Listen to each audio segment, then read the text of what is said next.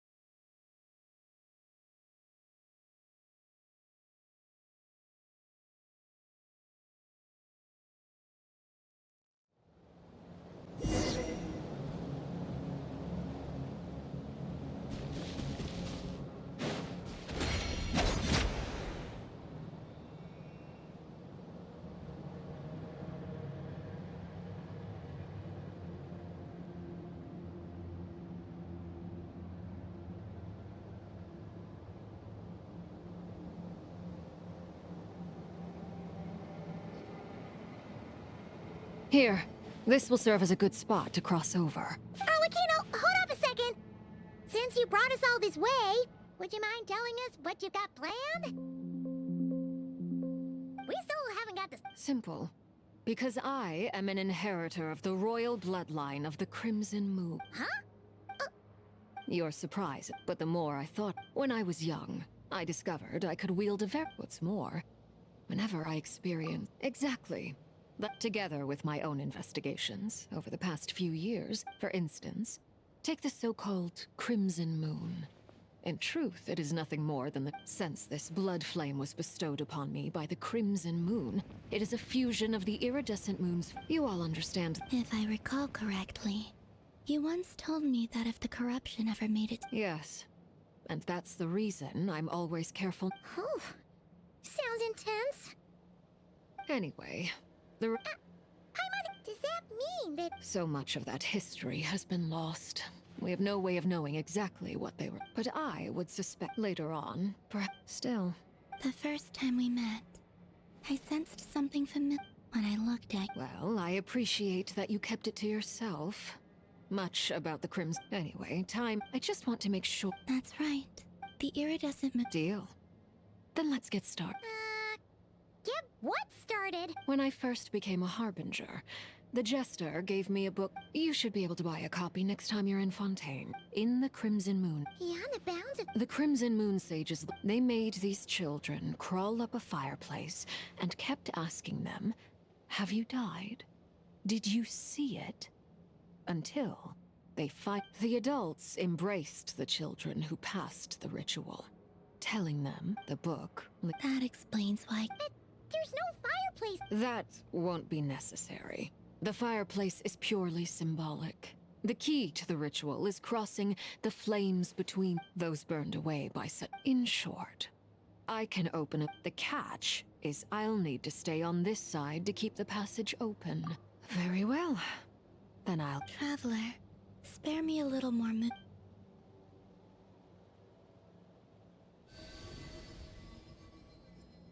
Thank you.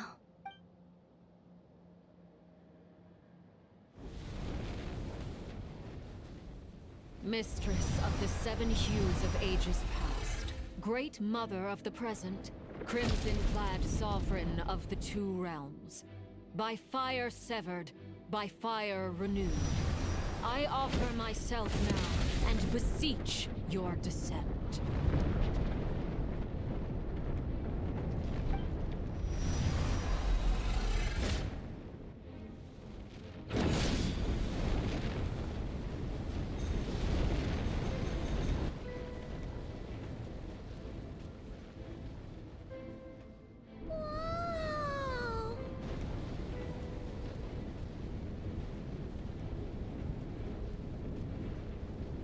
One word of advice. Got it!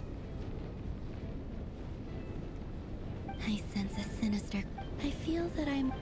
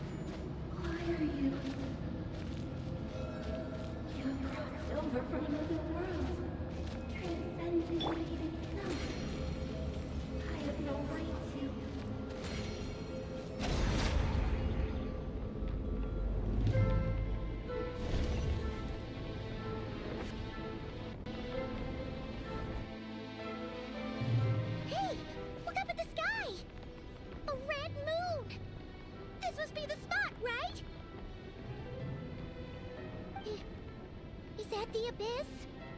It's practically filled the entire place! What now? What a tragic sight. Fragments of your broken body, seized by the abyss, and hung up aloft like mummified remains. Iridescent moon. Careful! There's something spooky about this place. Feels like something is lurking in the fog. Paimon's right behind you.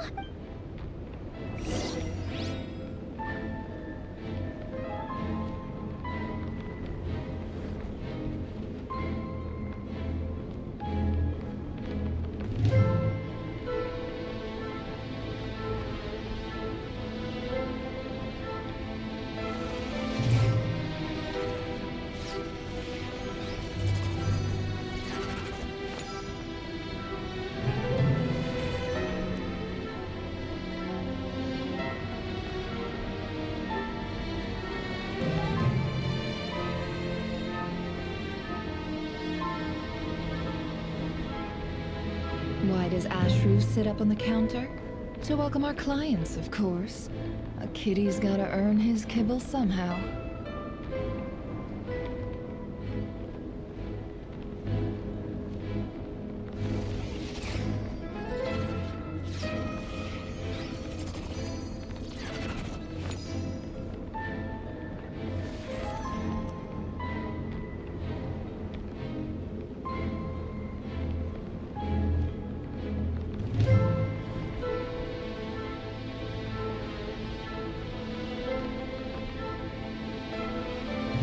Emotions are like a raging torrent that surges through the mind. More often than not, if you try to hold them back, you'll be swept away by their unstoppable force. And if you try to ignore them entirely, you'll end up tearing yourself to pieces.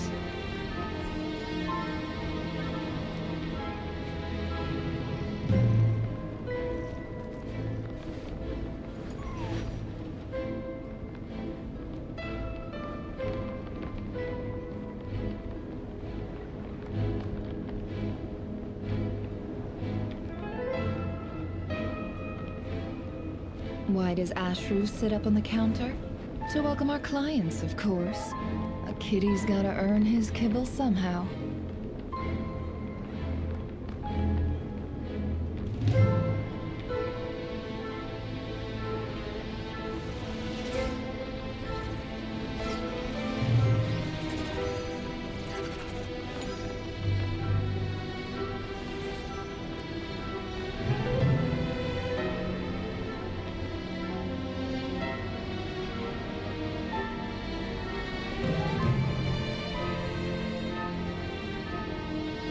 Don't trust your eyes uncritically. People only see what they want to, so don't be your own fool.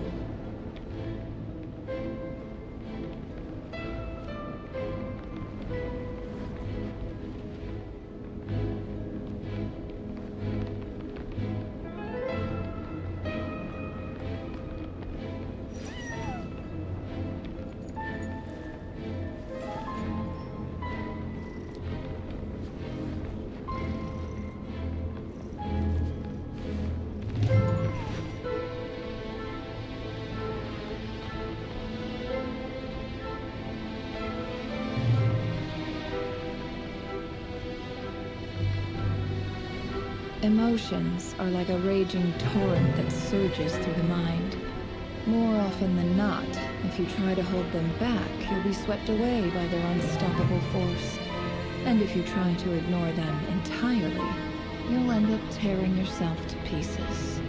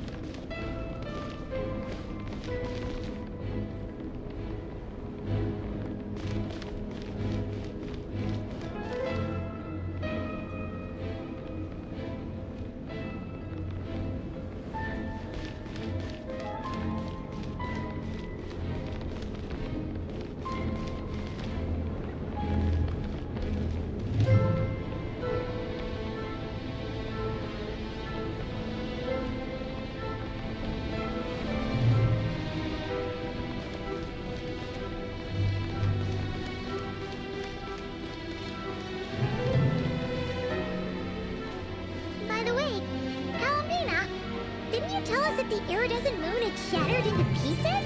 The moon up there looks pretty whole to Paimon. How is that possible?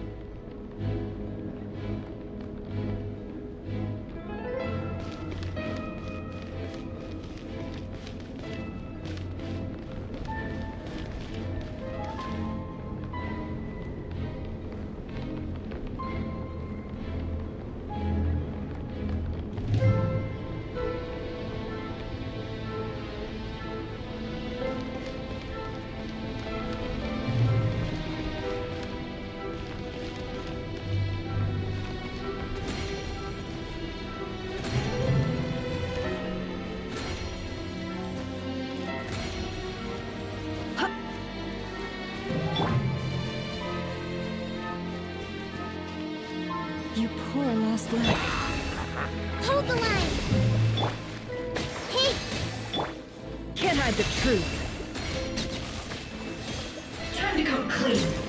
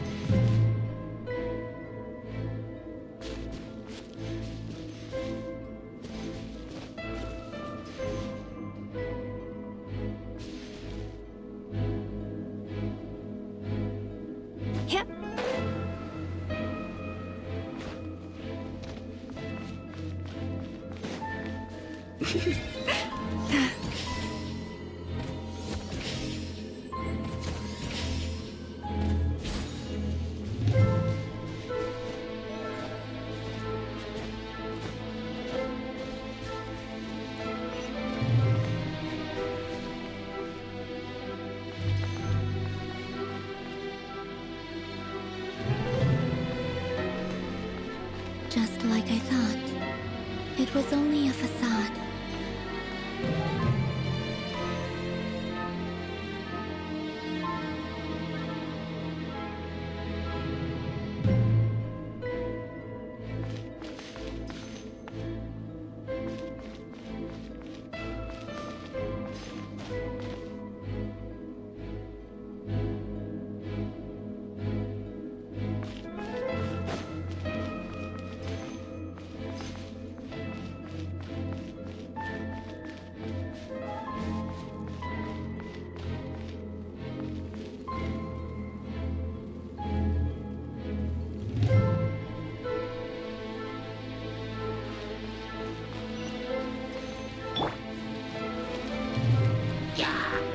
Everyone hold hands! Leave this.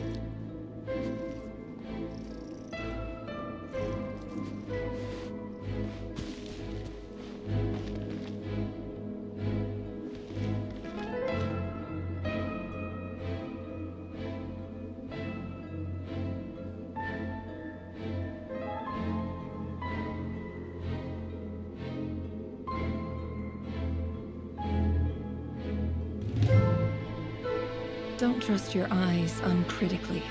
People only see what they want to, so don't be your own fool.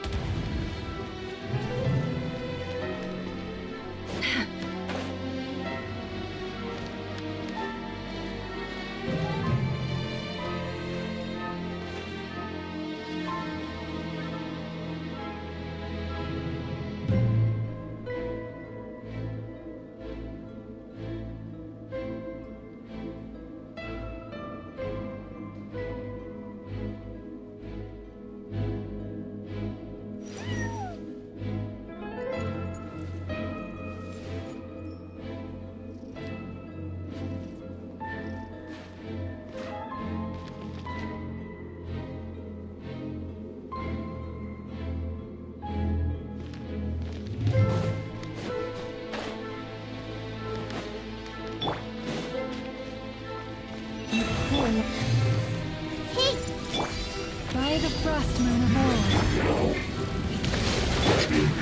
Can't hide the truth.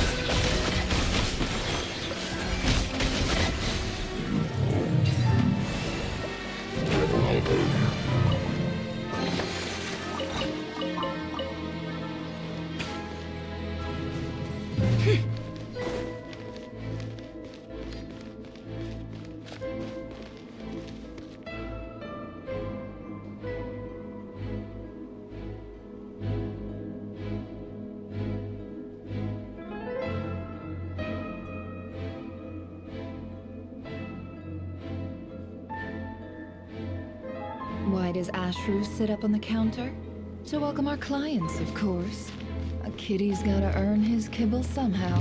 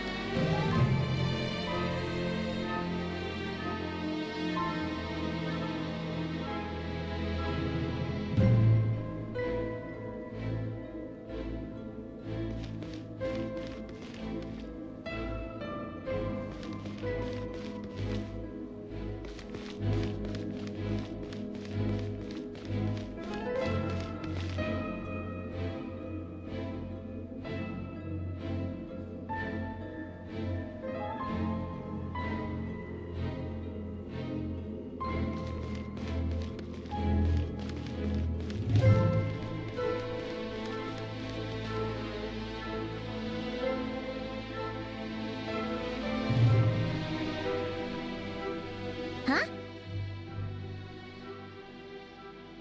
Huh? For real?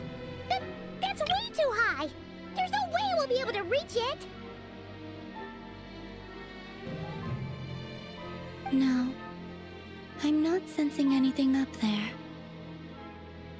It's coming from under the mountain. Let's see... Ah! There's some kind of weird shadow over the water!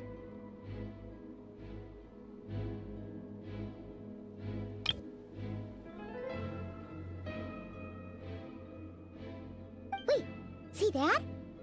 Looks like a mechanism of some sort. Let's check it out!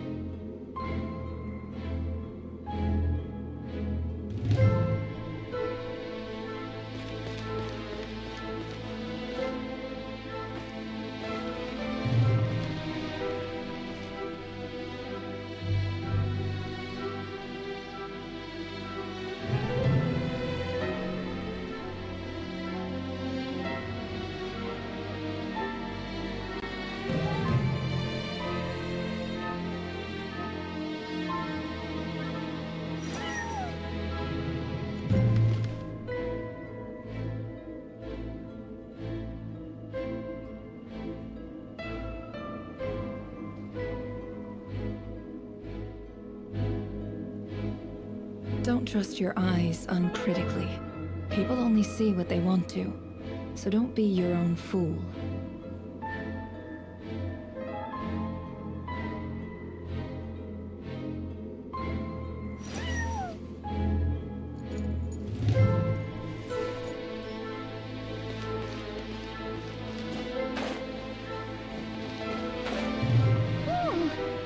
Looks like a device from the time of Kalia.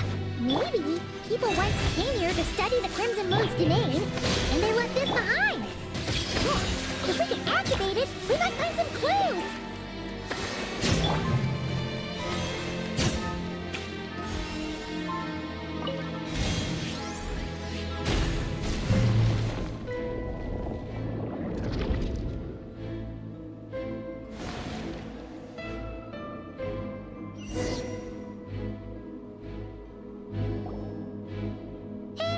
Look at that!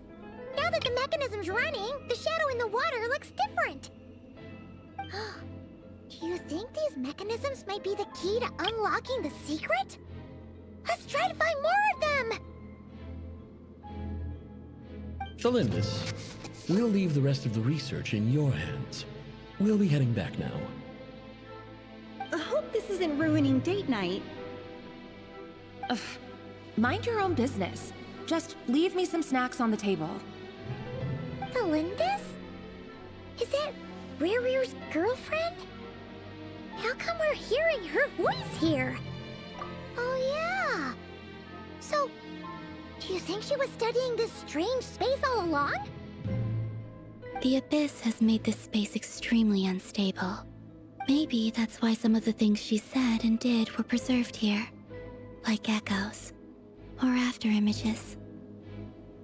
Whenever I see this view, it takes me back to a poem from my childhood. Waning moon, oh lifeless damsel, weeping on the mountain crest. Mourning still in wistful tone, her for me, of all people, to be here investigating the mysteries of the Crimson Moon space. Is it a coincidence? Or something more?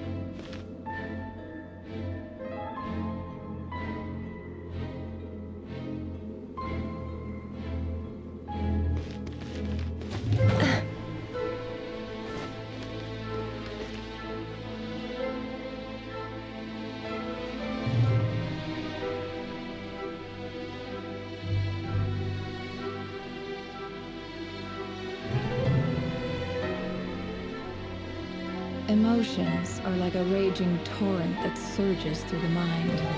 More often than not, if you try to hold them back, you'll be swept away by their unstoppable force. And if you try to ignore them entirely, you'll end up tearing yourself to pieces.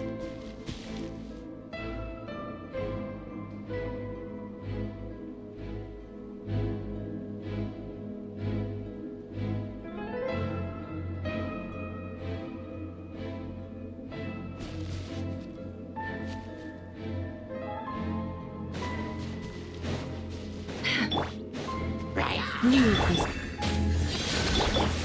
I see everything!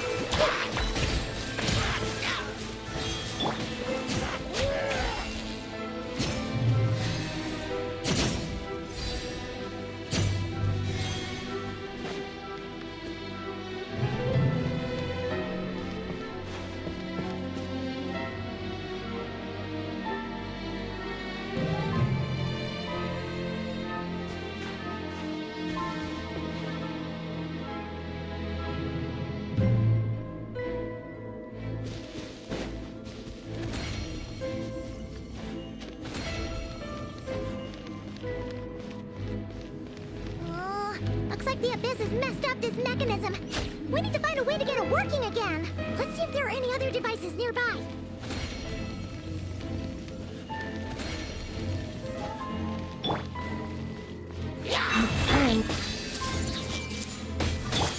Let's move out.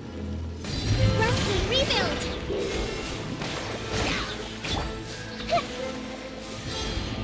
Kate! Let's see what you're made of.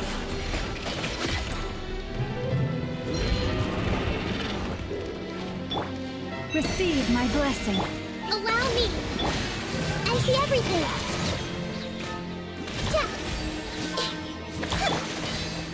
Yeah.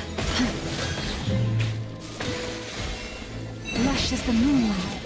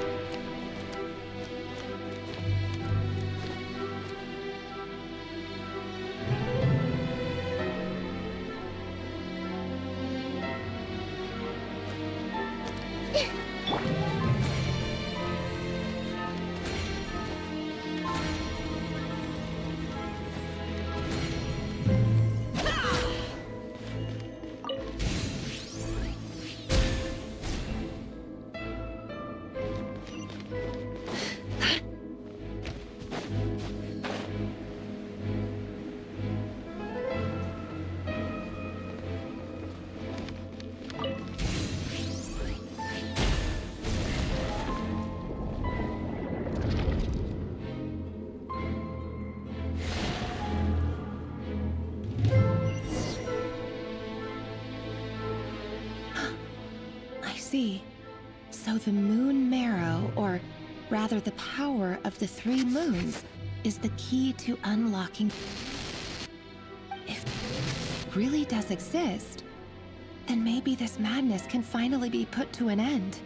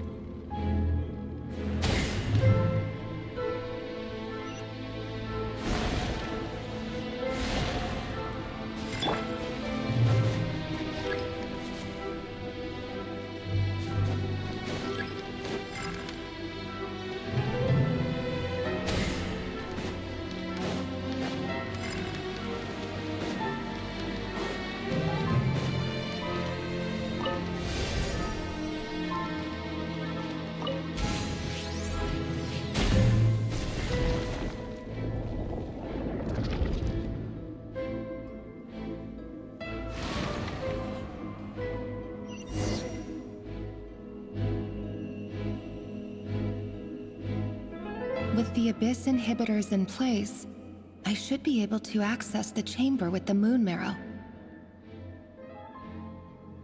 Oh, Revier, with every step you take, you're drifting further from what you truly desire. But you're not the root of the problem. Ever since that outsider set foot in Conria, the Vinster King has sunken deeper into madness. If only I could get my hands on that outsider.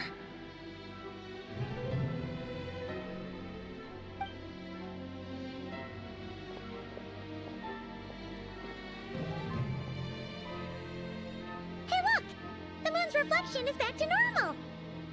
Felindus's voice mentioned a chamber with the moon marrow. Do you think maybe it's hidden in the moon's reflection? It must be. For within it, I sense the fragile aura of a dying soul. Then there's no time to lose! Let's go!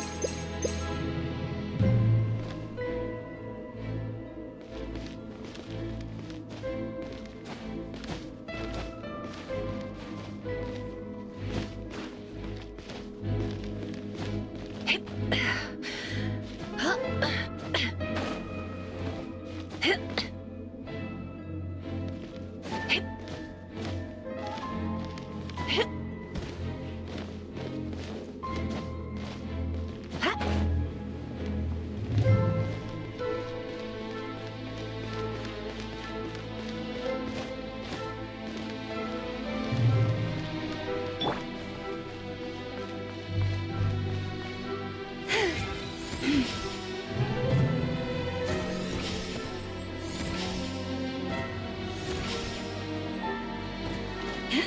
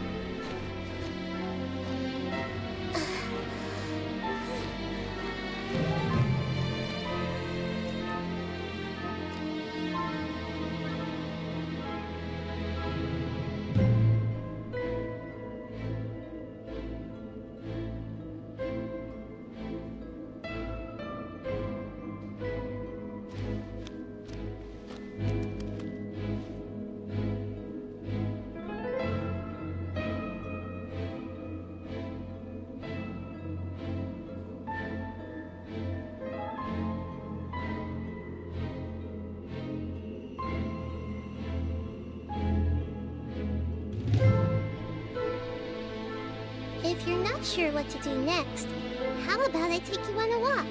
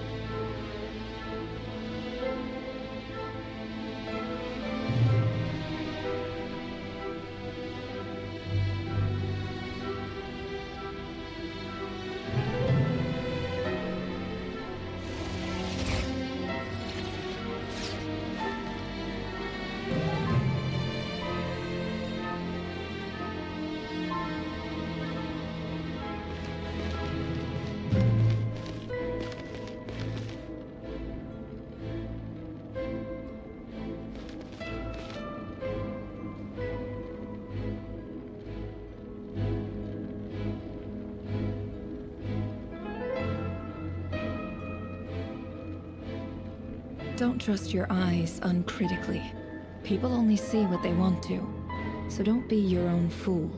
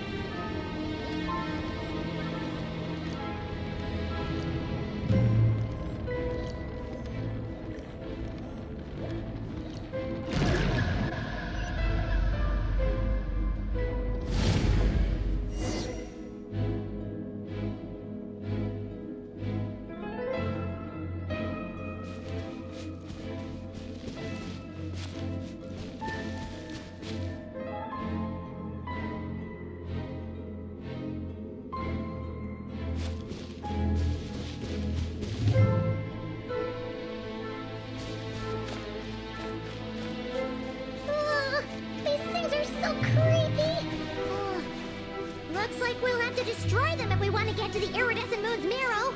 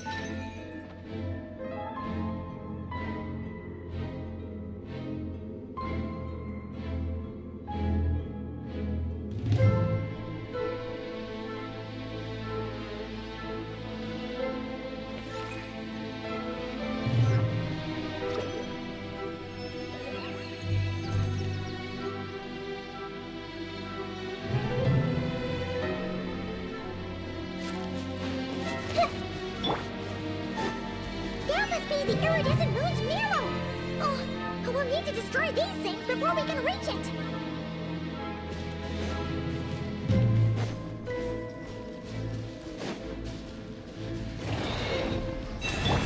Hold the line! Haste! With one heart, we play.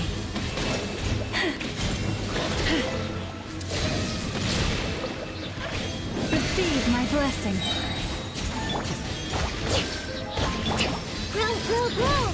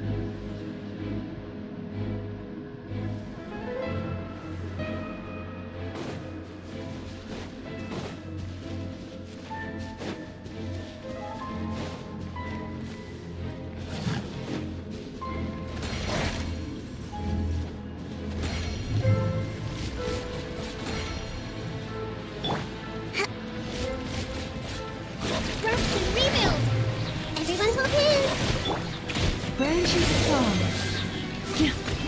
By the frost moon of old. It all adds up.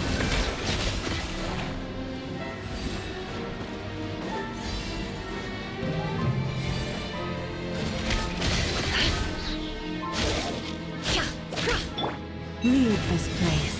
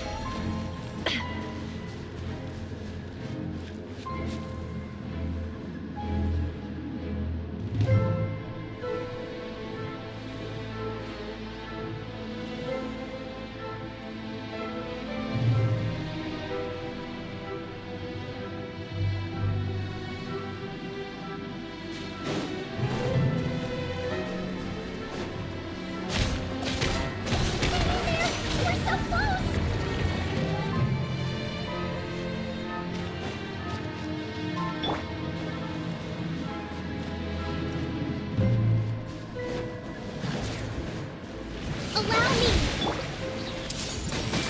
The Temple of Wisdom! For the everlasting forest. A future made of.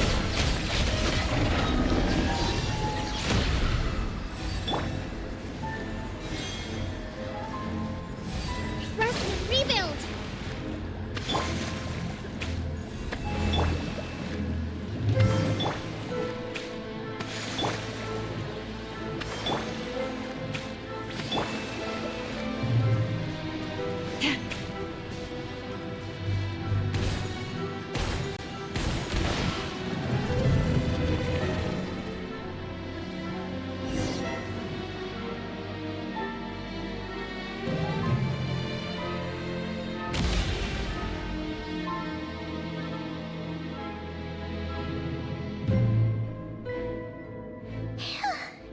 I finally did it!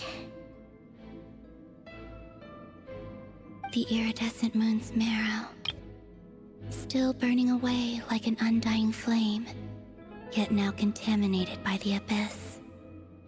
It has taken on a new form entirely. If we can purify the abyssal power within, we should be able to obtain its untainted essence.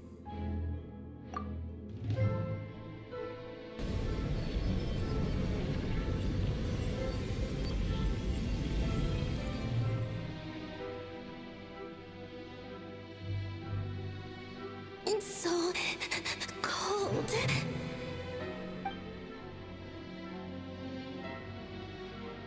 Is it you? Are you here?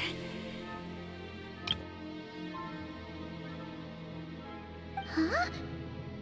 Are you talking to us? At long last, I can see you once more. Our fates have crossed, and I am finally free. I'm sorry, I lied to you. Even knowing what was to come, I still couldn't let go of the fear in my heart as death drew near. The moment the moon shattered, my body began to split apart piece by piece. Like I was being cut into pieces by 1,000 blunt blades. My thoughts scattered as the cold crept in.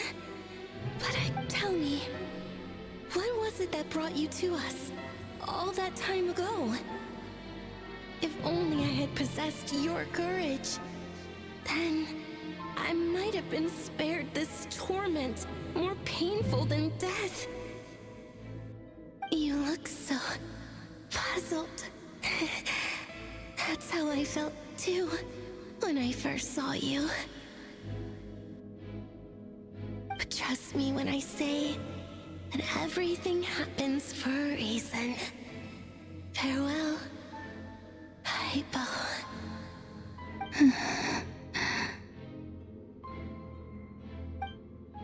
What was that all about? Was that the goddess of the iridescent moon? Oh, it sounded like she was speaking to a long-lost friend. But none of us have ever met her before, right? Perhaps. She took me for the goddess of the frost moon she once knew. For a fading soul like hers, our auras must be too similar to tell apart. But anyway, we've got the iridescent moon's marrow now. That should help you regain your strength, right? Alright, time to leave this place and meet back up with Arlecchino. Let's go!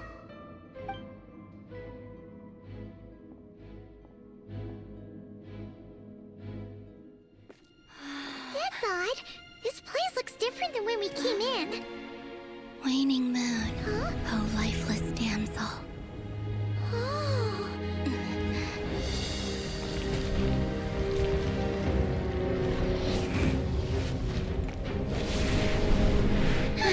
Hurry! The place is collapsing!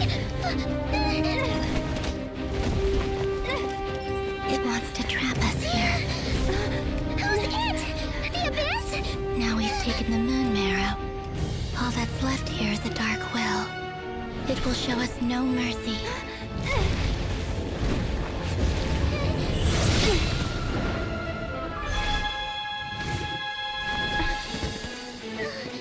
Give it back! The crimson moons! My marrow! My heart!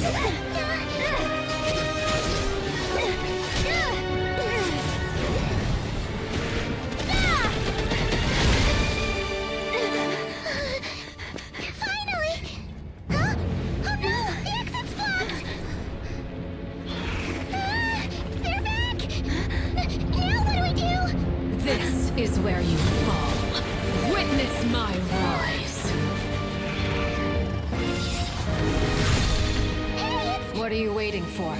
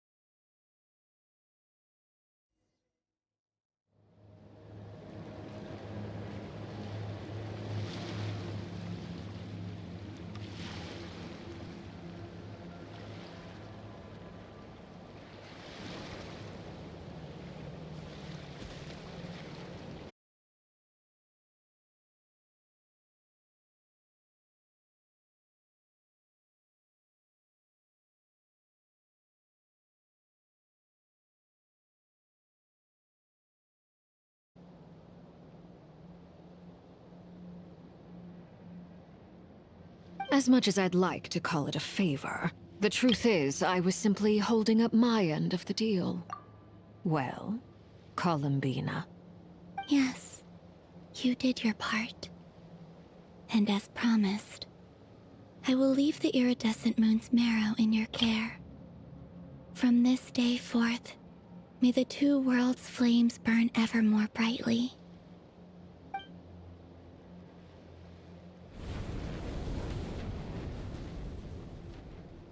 I'll take that as a blessing. Now, Columbina, give me your hand. Accept this moonlight I offer in return.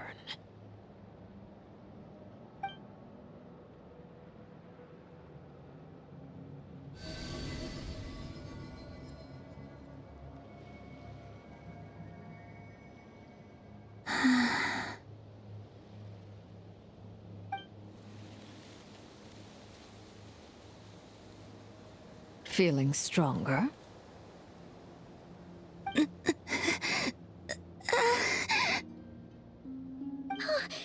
Columbina! Are you okay? I'm fine. Our powers are a little at odds, that's all. By the Frost Moon's authority alone, wielding the power of the other moons was always going to be a stretch. Still, I think it's fair to say that your strength has returned, at least to the level it was at as Third Harbinger. It's still not enough. There's no way I can hope to challenge Rayrier like this. Just one more ray of moonlight, if you would. It's okay. I can take it.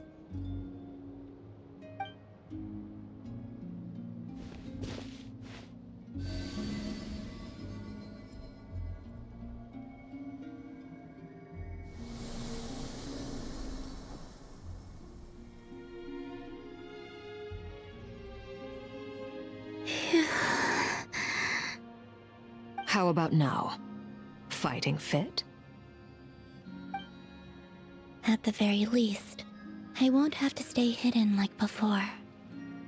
I want to see him gone from Not Cry. The Ray here of Solnari and his wild hunt must be sent back where they belong. Well, it's good to have something to aim for. You certainly seem more alive now than you did earlier. When I first met you, you didn't strike me as a ray of moonlight. More like a wisp of fog drifting in from who knows where, ready to scatter at the first sign of a breeze. But now, you're full of vitality. Just like the Frost Moon, once the brightest of them all. May you keep shining, Columbina. This is who you are. Thank you. Look after yourself too, Arlecchino. I know you have plans of your own, and that's why you're always seeking to grow stronger. But whatever you're after, don't let the Abyss take a hold of you. I do not wish to see you go down the same path as Rayrier.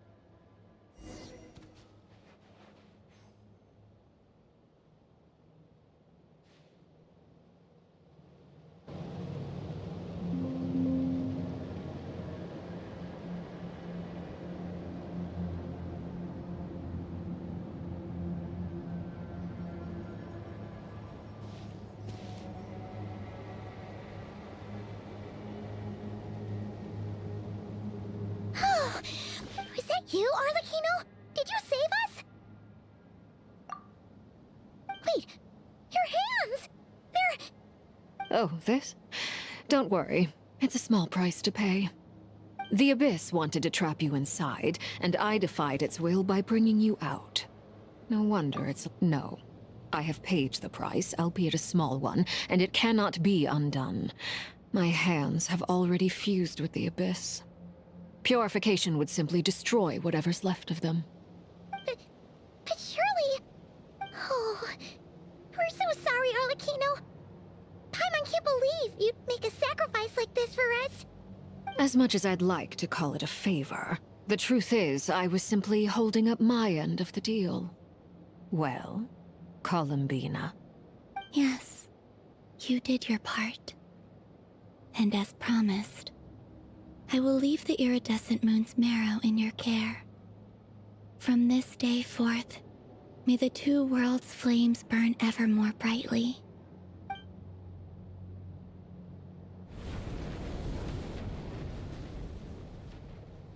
I'll take that as a blessing. Now, Columbina, give me your hand. Accept this moonlight I offer in return.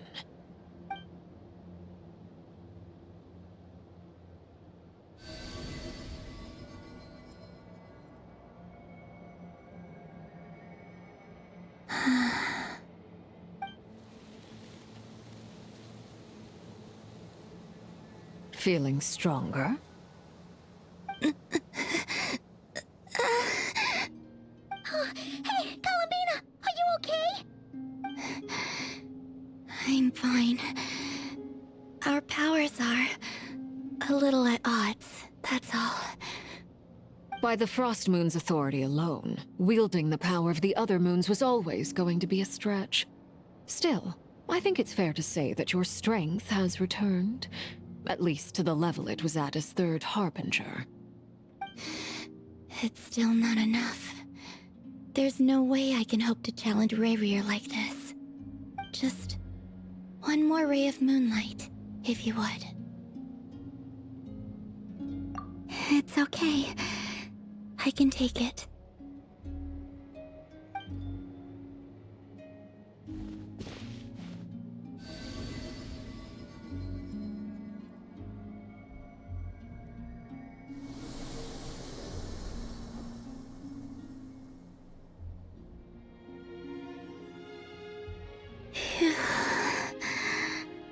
How about now?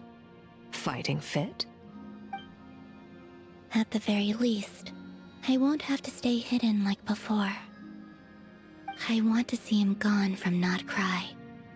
The Rayheer of Solnari and his wild hunt must be sent back where they belong. Well, it's good to have something to aim for. You certainly seem more alive now than you did earlier. When I first met you, you didn't strike me as a ray of moonlight. More like a wisp of fog drifting in from who knows where, ready to scatter at the first sign of a breeze. But now, you're full of vitality. Just like the Frost Moon, once the brightest of them all. May you keep shining, Columbina. This is who you are. Thank you. Look after yourself too, Arlecchino. I know you have plans of your own, and that's why you're always seeking to grow stronger. But whatever you're after, don't let the Abyss take a hold of you. I do not wish to see you go down the same path as Rayrier. I appreciate the concern, Columbina. Although perhaps it's time you took a new name. A new name? Kutar, the Moon Maiden, Columbina, they're nothing more than code names. They describe who she is and the roles she's played, but they're not her real name. We often use code names in the House of the Hearth, too. But it's knowing your real name that keeps you grounded. Up till now, you've been living a wandering life, so you've probably never really cared. All I'll say is this. Once you've defeated Rayrier, give it some thought. All right, that's it from me. I'll get you back safely first, then go meet up with Sandrone. You're the best! I appreciate the gesture. It speaks to your good character. Anyway, let's get going. There are more urgent things to do right now than trade compliments.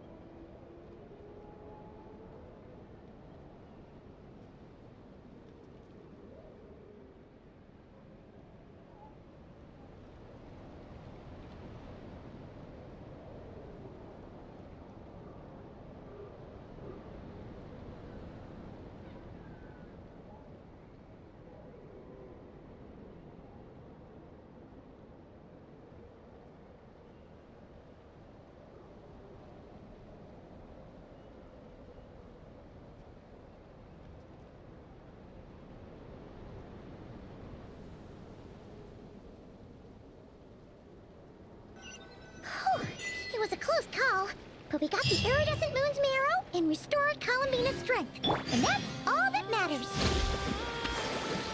In other words, mission accomplished. Paimon wonders how everyone else is doing.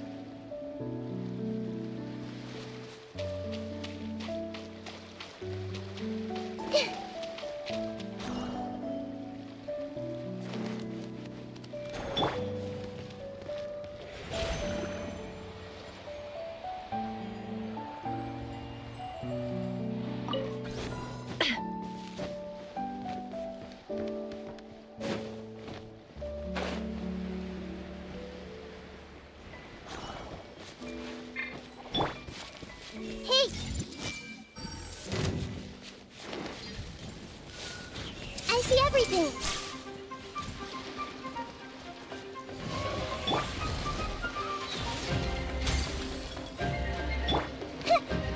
Everyone hold hands.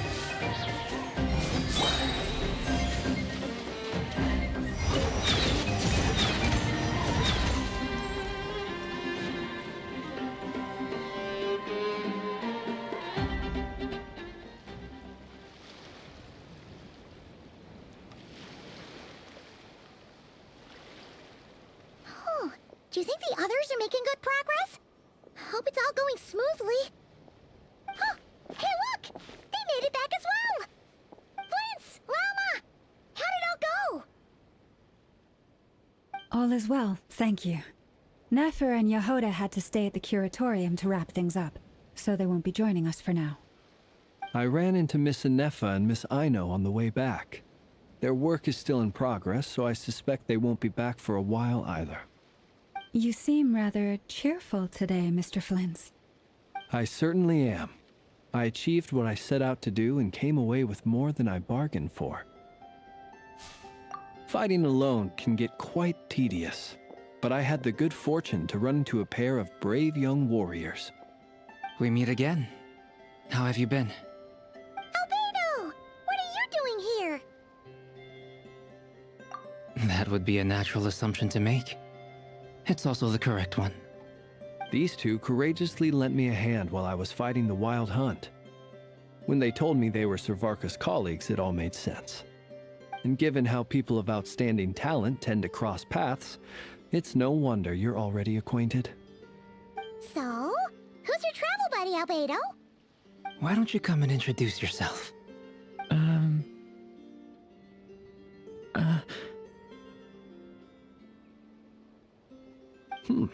A gentleman of few words, I see.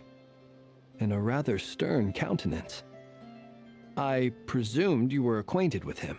Is that not the case? It's nice to meet you. Again. We've technically met before. Wait a sec! You're Minnie Durin! That's right. It's me. I'm glad to see you again. By the way, he says it's okay if you drop the mini. Yeah, I'm not as mini as I used to be. Interesting, isn't it? The first step towards blending into human society appears to be reflecting on whether one's name really reflects who they are. Wow! You look so different! In a good way, of course. It's great to see you looking so healthy. Thank you, Paimon. And although you're as mini as ever, I understand that diminutives don't always convey endearment. I'll be sure to simply call you Paimon, as a sign of my great respect for you. Wow! You're such a smooth talker now. Paimon could get used to this. From now on, you may refer to her as your esteemed guide, Paimon. Personally, I think our little Paimon is the perfect size. When people call her Little Paimon, it's just because she's so adorable that they can't help themselves. If that's not a sign of endearment, what is? You're absolutely right, Miss Lauma. My brother still has a long road ahead of him when it comes to understanding human relationships. Anyway, speaking of long journeys, didn't Columbina, leave with you? How come she isn't back yet? She's been catching up with old friends. Wouldn't be surprised if she stopped for a cup of tea or 10 on the way back. Uh-oh. People are talking about me. Hope it's nothing negative.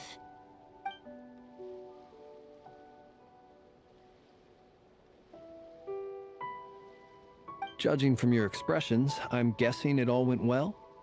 It's getting crowded here. I'll go grab some chairs. No need. This is a job for an alchemist. I'll whip some up momentarily. Thank you for your hospitality, ladies and gentlemen, but I was merely escorting my friends back. I'll be meeting Zandrone shortly, as we still have some things to discuss. It's been a pleasure, everyone. But this is where I'll say goodbye. We really appreciate your help.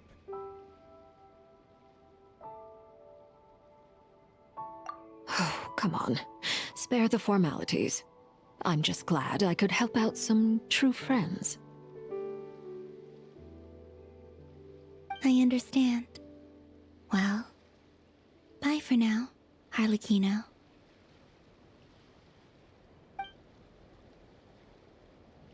Oh, this place is hopping. It's probably a good thing one of us left. Otherwise, we might not fit all these people in. Are you saying we're about to run out of chairs? As a matter of fact, I am. Come on in and see for yourself.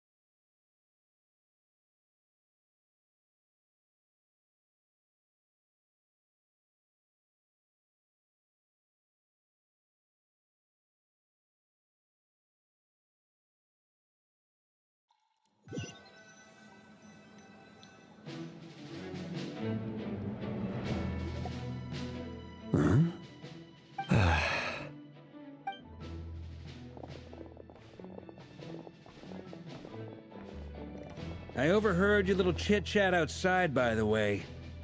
With Miss Columbina's colleague gone, we should be back to the original crew plus the other colleagues I brought in. Though, it looks like we have another new face. Someone else managed to rope in a colleague too?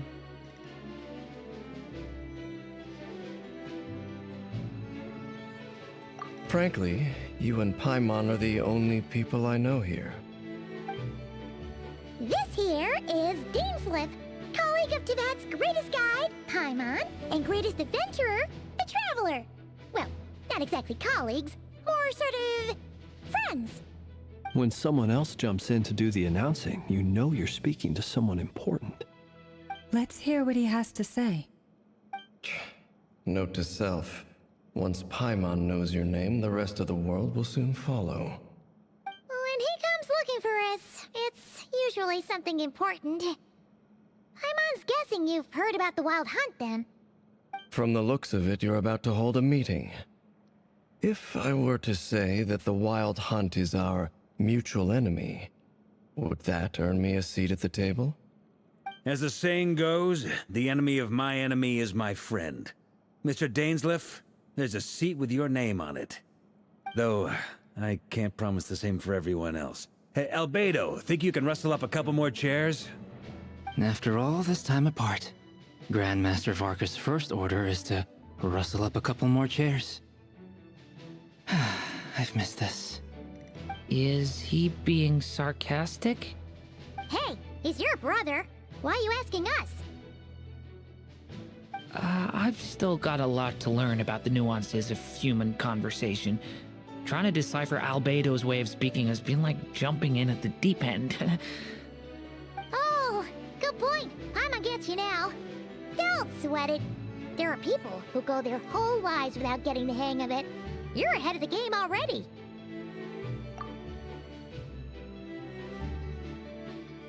I wonder what's taking Nefer so long.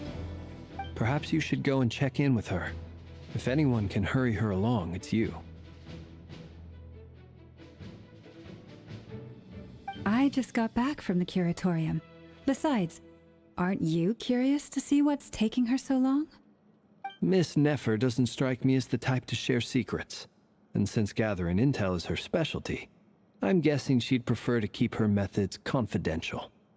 Under such circumstances, would it not be tactless for me to impose? Oh, but it's fine for me to impose. What can I say? You have an unrivaled ability to garner people's affection, Miss Moonchanter. Besides, you have far more in common with her than I do. All right, then. Impressive. She barely fought back at all. I admire your powers of persuasion, my friend. As I'm sure Miss Lauma will realize soon enough, the trick in life is to always pitch in with other people's responsibilities so that you can be selective with your own. Another trick is to simply hide in the background. Spoken like a true sage. Anyway, looks like we've got some time to kill before the meeting. Let's take a little breather, folks. And feel free to chat amongst yourselves. We'll get down to business once the other two arrive.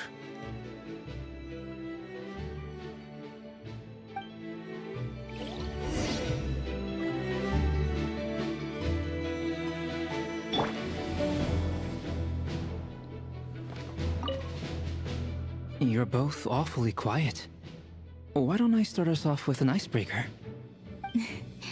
Much obliged. Have either of you ever had your portrait painted? If not, I'd be glad to help. That sounds like a lovely idea. You know how to paint, then? I dabble occasionally. He's an excellent painter. Tables, chairs, people, dragons, you name it. He'll paint it for you. I'm flattered. If I ever get the chance, I'd like to give it a try myself. I'll bear that in mind. Anyway, how about you, Durin? What sort of portrait would you prefer? Oh, I'd be fine with anything. Whatever style feels best to you. Very well. Then I'll play it by ear. You can replicate any style I want? I can try.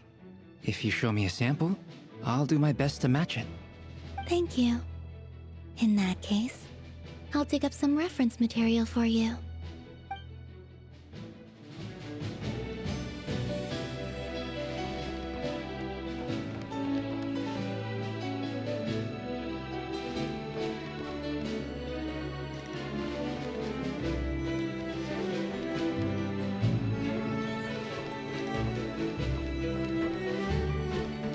Is there something you'd like to say to me? Yeah! For starters, why'd you just show up here without even giving us a heads up? If you think back to our previous interactions, you may recall that that's hardly out of character for me. You do have a point there. Oh yeah! You'll need to find somewhere to stay the night too, right? Want to tag along with us? You never know. We might get a group discount. Sure, let's do that. Great! Paimon will handle it. And in return, we can get Dainsliff to be our very own personal bodyguard. If that's what you had in mind, you should have said so sooner. I'd be happy to help. Oh, okay then. Paimon was only kidding, but good to know. Anyway, since we're all here together, we might as well watch each other's backs. That's just what friends do, right? Indeed. Thank you.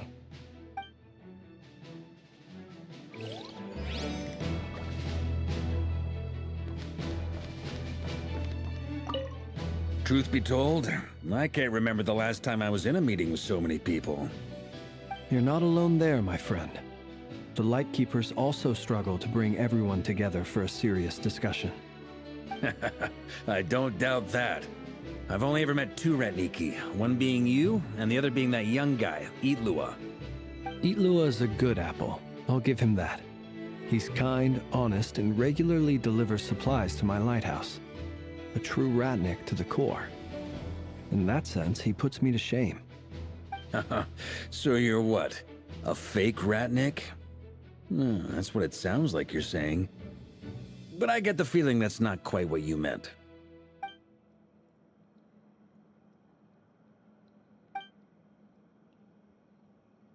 Come on, why the awkward silence? Sorry. I'm not even gonna bother trying to hide it. You've known all along, haven't you, my friend?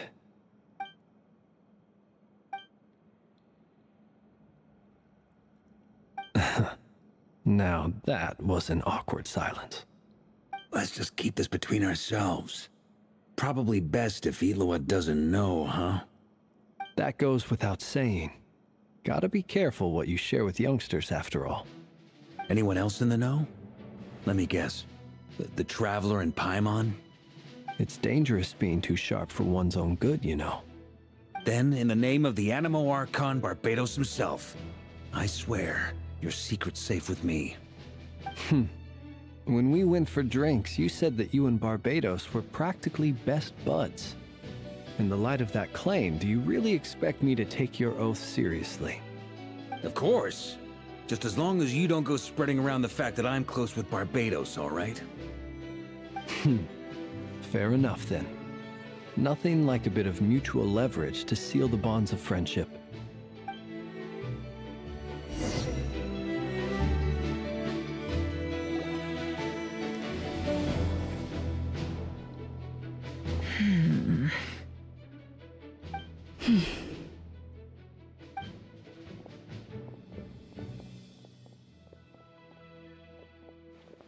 Ah, Miss Nefer.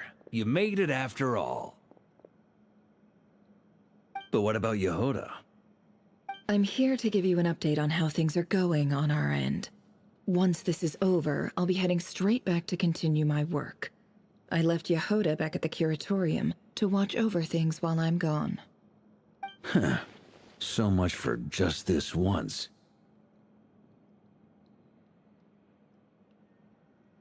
Shh! Not so loud! We're on a roll here. What if she remembers and suddenly decides to back out? Did you say something, Mr. Varka? Huh? I didn't say anything. Right, Flints? Must have been a frog.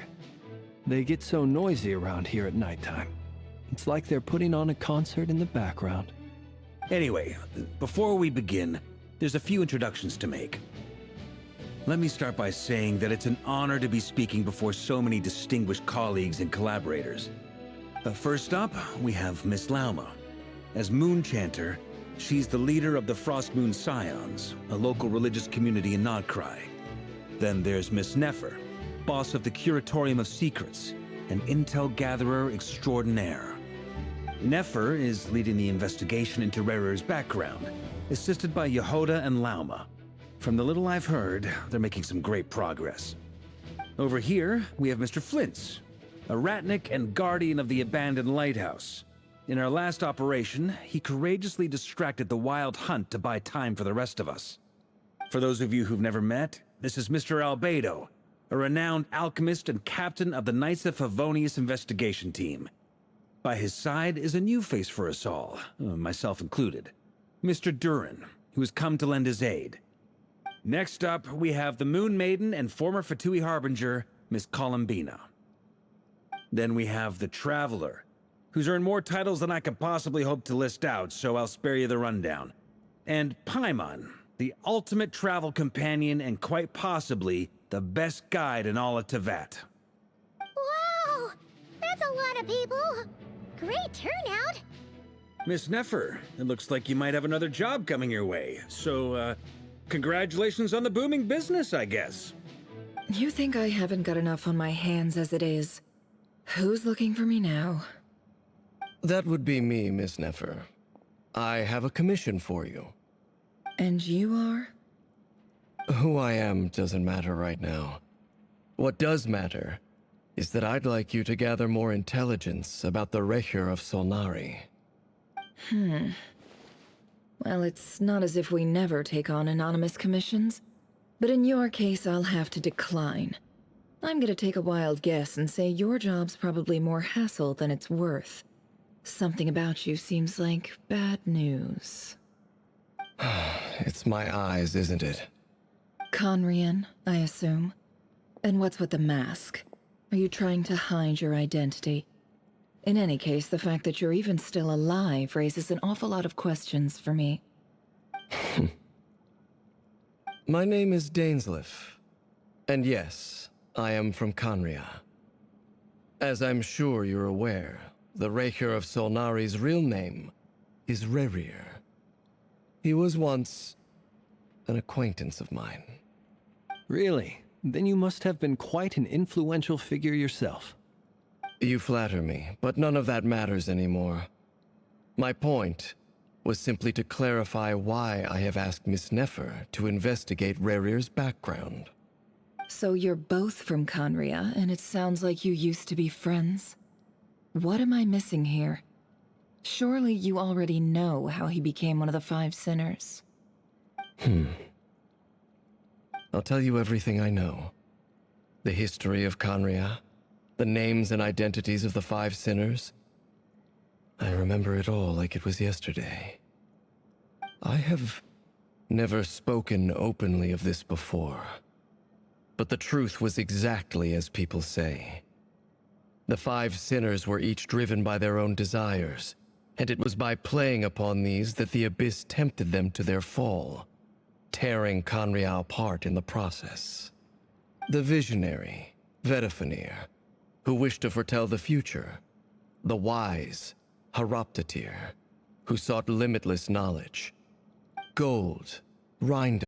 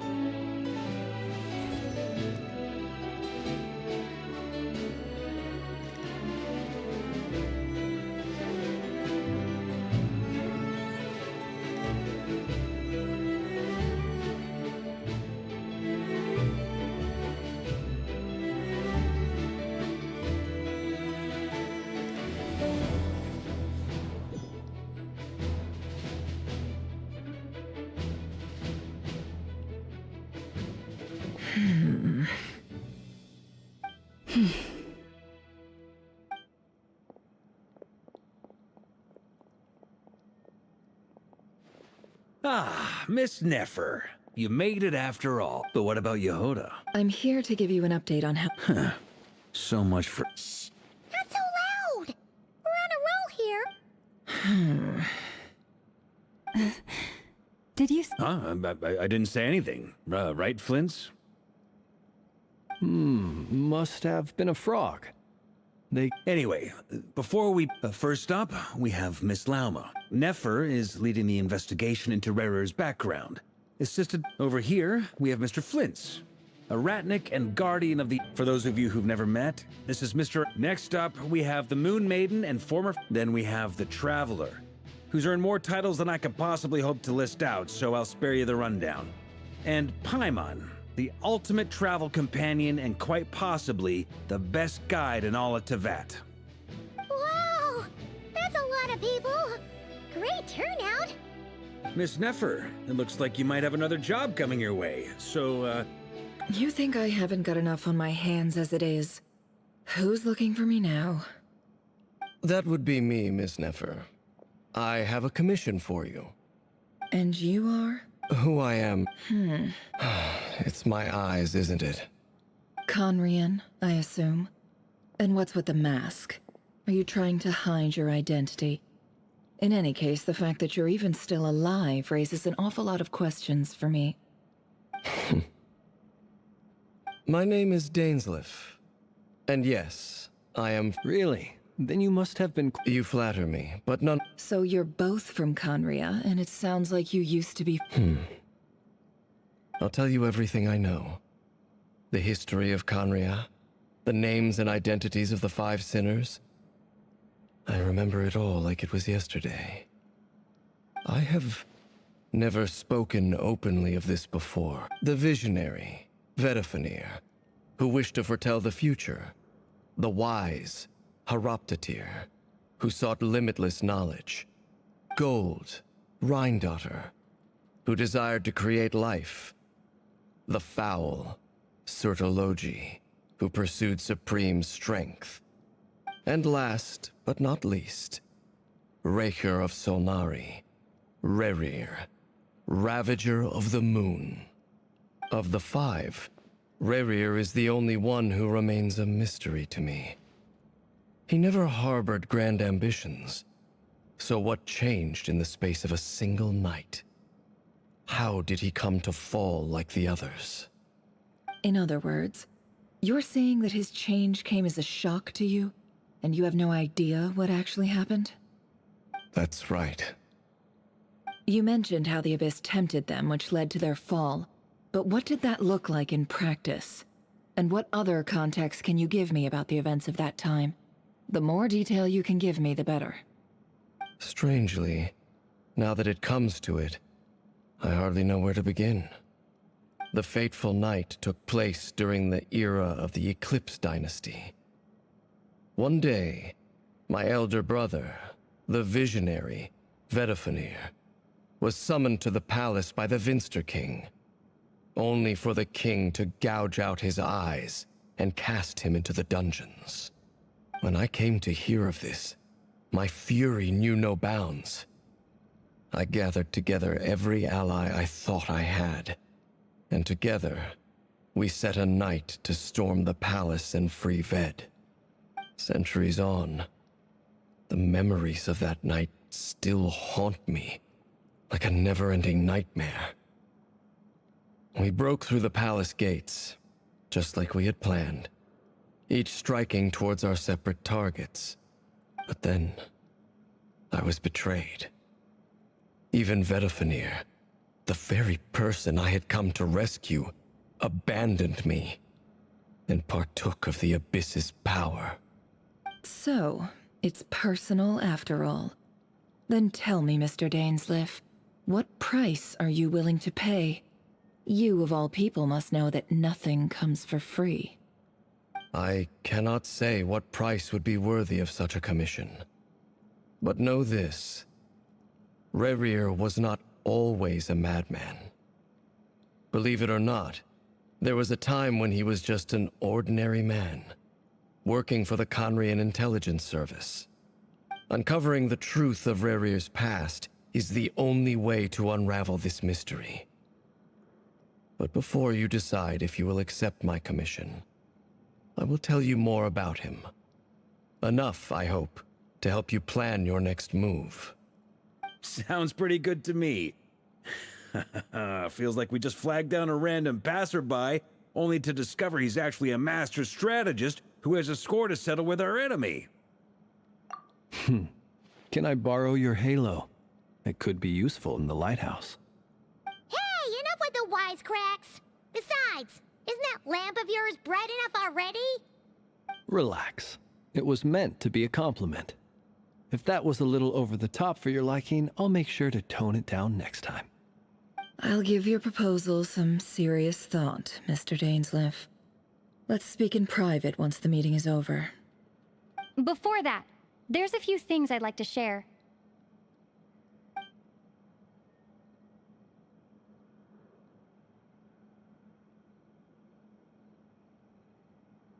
Now that we've united the hearts of the three moons, your power should be greatly enhanced. But it seems like that hasn't happened yet. I believe it will take a little longer. You've done so much for me, so I want to be completely honest with you all. Even though I'm doing a lot better now, the truth is, my recovery will likely be an ongoing process. From the moment I was born, my power has been slowly ebbing away. And that is because Tevat has never accepted me. Even with the moons united as one, it seems my rejection cannot be undone. So far, I have yet to find a solution. It may turn out to be a problem that will plague me until the day I finally leave this place behind. Even so, I will do everything in my power to help you drive out the Ray here of Solnari. As Arlecchino put it, this is not about chasing the spoils of victory. It's just a gesture of heartfelt gratitude. Kutar.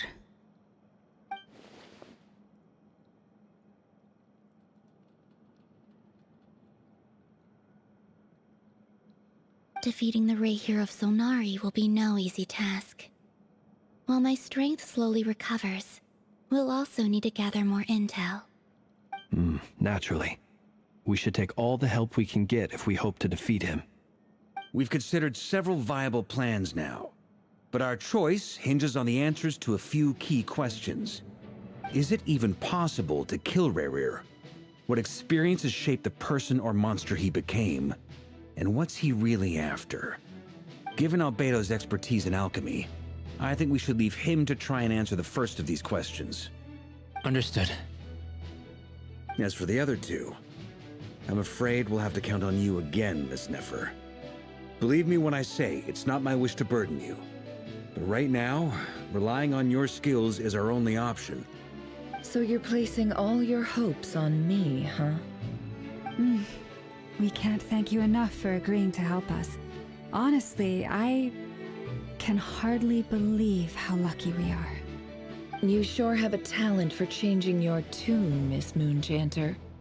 Timid like Yehoda one moment, then flinches insincere flattery the next.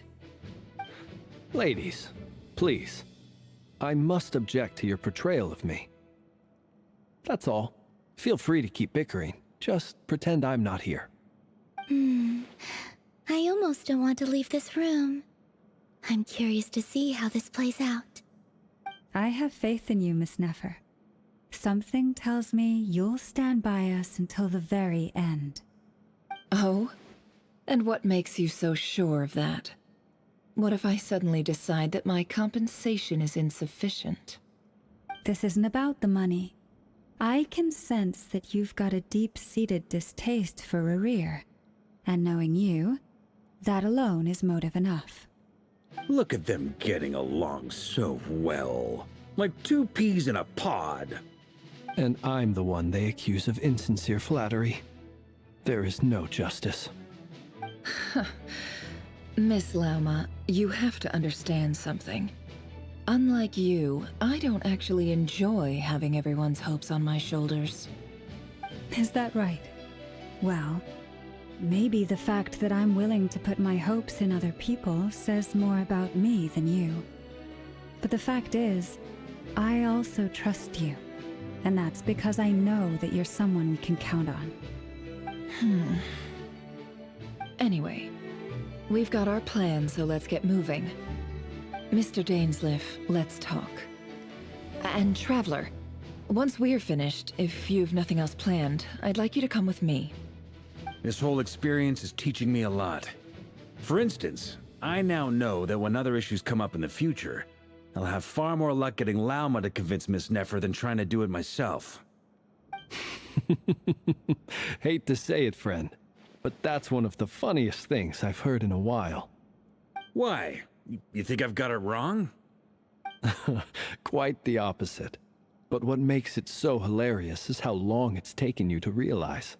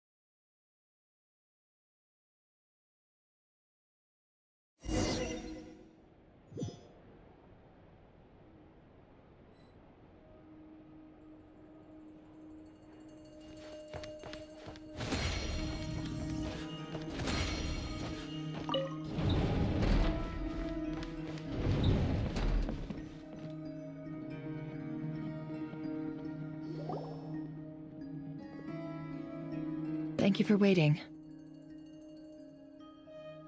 It's okay. We actually used the time to help Dainsleif get a room at the hotel. That's very considerate of you. Now, I trust you share my curiosity about Rarier's past, and you seem fairly familiar with Mr. Dainsleif already. We spoke at some length after the meeting. He was the one who suggested I should invite you to join this operation. He feels confident that these secrets will be safe with you. Dane has a lot of faith in us, that's for sure.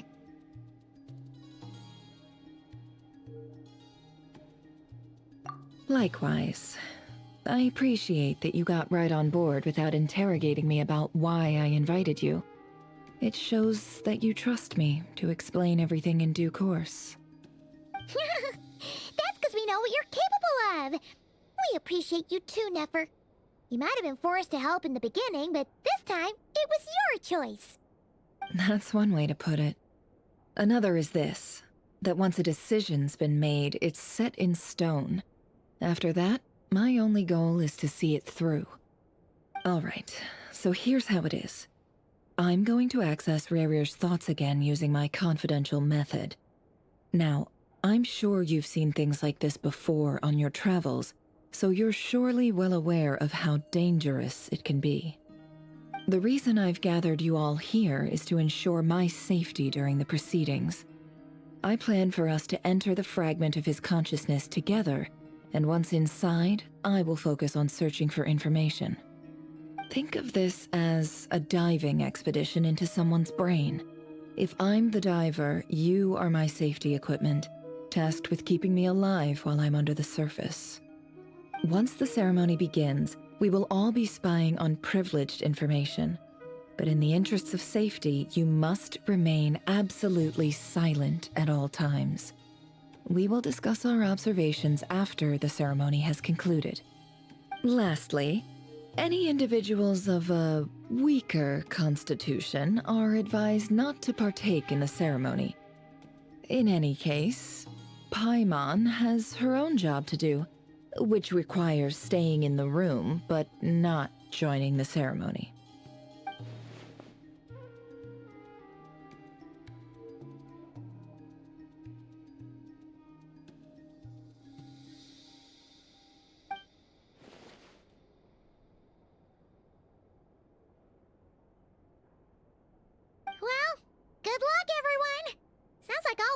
can do is cross her fingers and root for you guys. There's a little more to it than that. I was being serious when I said you have a job to do. While the rest of us are inside Rarir's mind, it's imperative that we have a team member on the outside. In the event that something goes wrong, you will be our first responder. I don't anticipate any issues, but the extra level of safety will be greatly appreciated. I second that. This is a dangerous operation here, and you're our whole rescue team. That's pretty much the most important job in the crew. So, Paimon's like the lifeguard? Yeah, that makes sense. All right, got it. Good. Please, take a seat. We'll get started momentarily.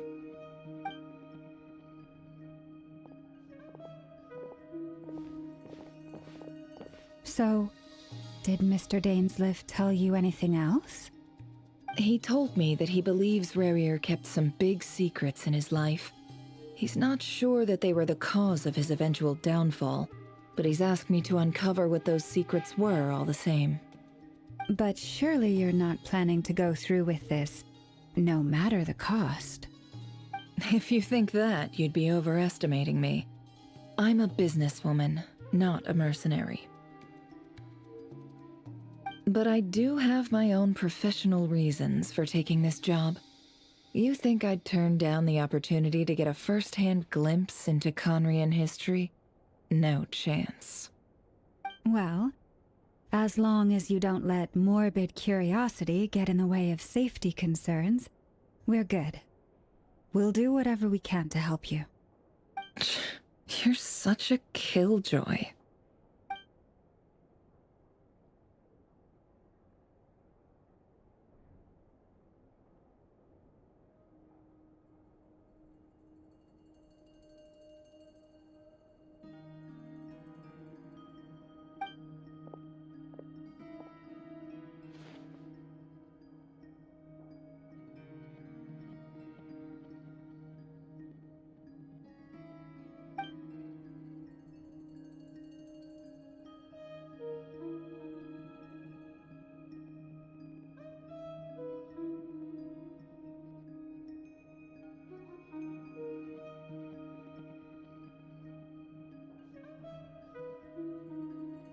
All right, I'm good to go. All set over here, too. Promise, Paimon, you'll be extra careful. All right. Let your whole body relax. We're about to begin. Close your eyes.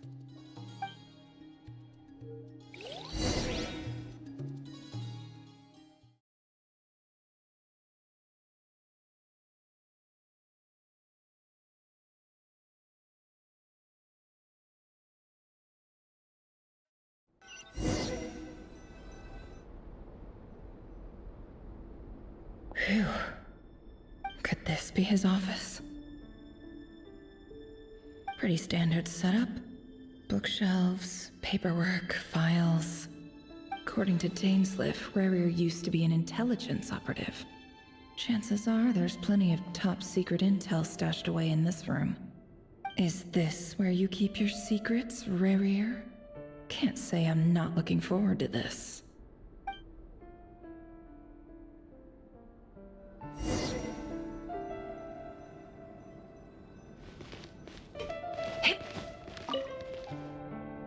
Bookshelves full of documents. Looks like these are all files, packed with the personal details of individual Conrians. The Crimson Moon dynasty preceded the eclipse.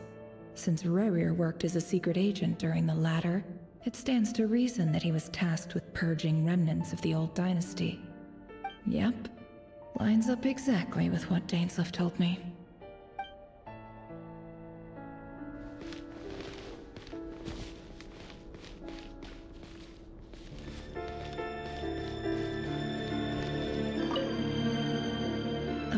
Tucked inside a folder.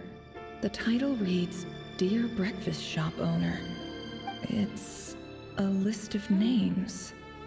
But at this stage, I have no idea who any of them even are.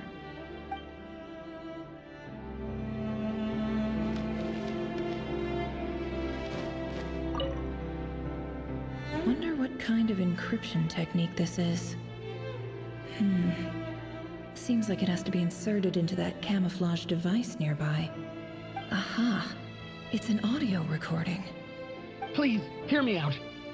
I can't shake this feeling that someone's been spying on our house. No, I'm not being paranoid. It's true.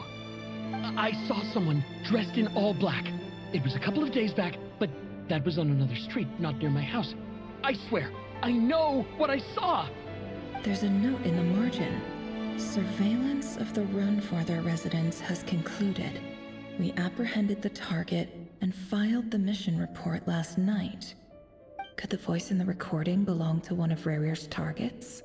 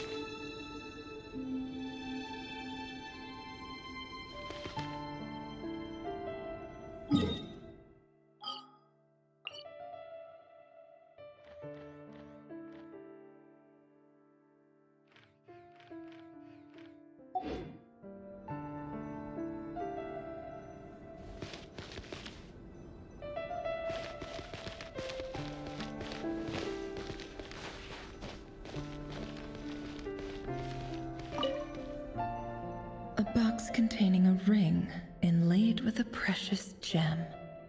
Must be for his girlfriend.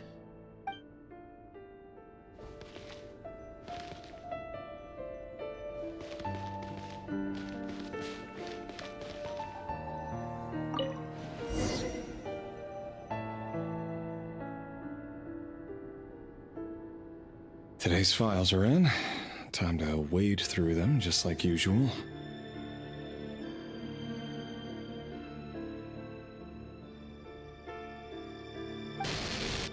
Male, 51. Occupation, cook. Confirmed Crimson Moon descendant. Has maintained frequent contact with other descendants over the past year. Poses a threat to the dynasty. Neutralized.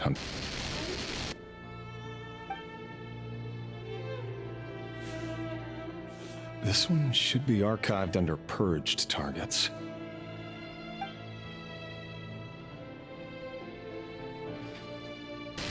Female, 23. Occupation, office clerk. Confirmed Crimson Moon descendant. Has maintained frequent contact with other descendants over the past year. Poses a threat to the dynasty. Neutralized.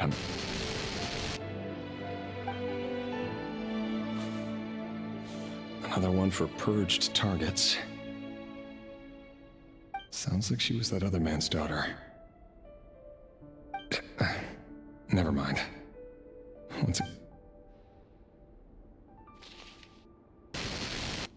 Male, 40. Occupation, teacher. Confirmed Crimson Moon descendant. Has been observed making contact with other descendants during the past year. Poses a threat to the dynasty. Neutralized on...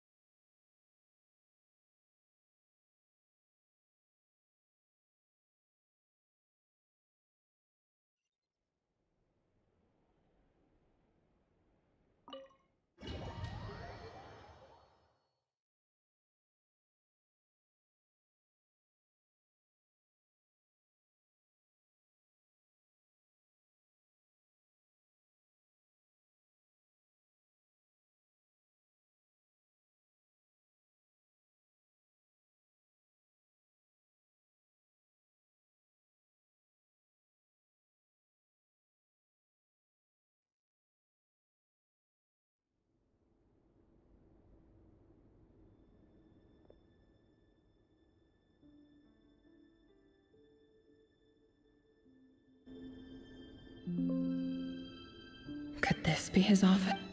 Pretty according to Tick. Is this where you keep your...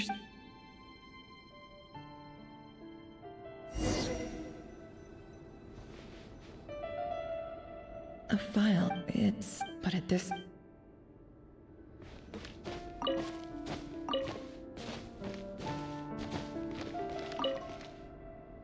Wonder what Aha.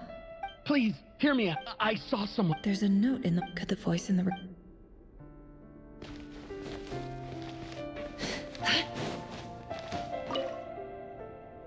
Bookshelves full of documents. Looks like these... The Crimson... Yep. Bookshelves full of documents. Looks like these are all files.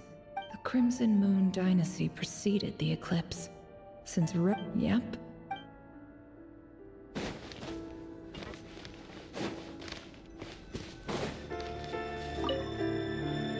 A box must be...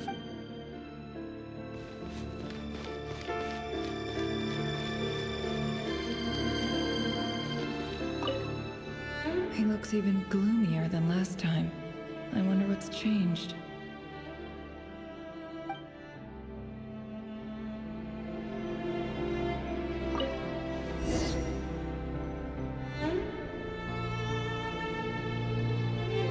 Today's files are in.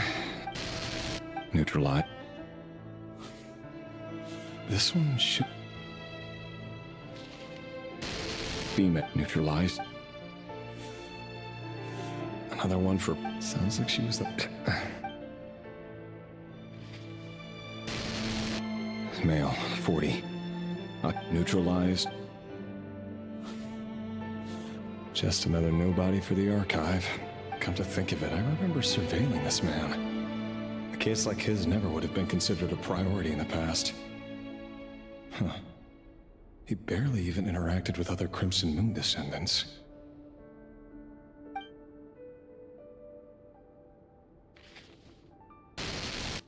Female, 16. Occupation, none. Orphan and confirmed Crimson Moon descendant. Has been observed making contact with other descendants during the past year. Poses a threat to the dynasty. Neutralized on...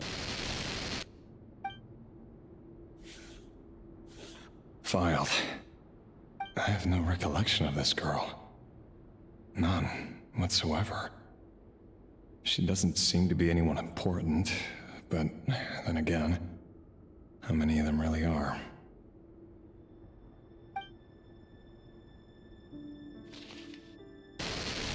Female, 13. Occupation, none. Orphan and confirmed Crimson Moon descendant. Has been observed making contact with other descendants during the past year. Poses a threat to the dynasty. Neutralized and...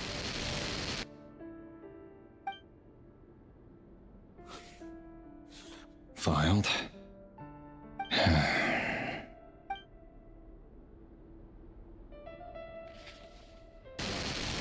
Male, 11. Occupation, none. Orphan and confirmed Crimson Moon descendant. Has not been observed making any contact with other descendants during the past year. Poses a threat to the dynasty. Neutralized and...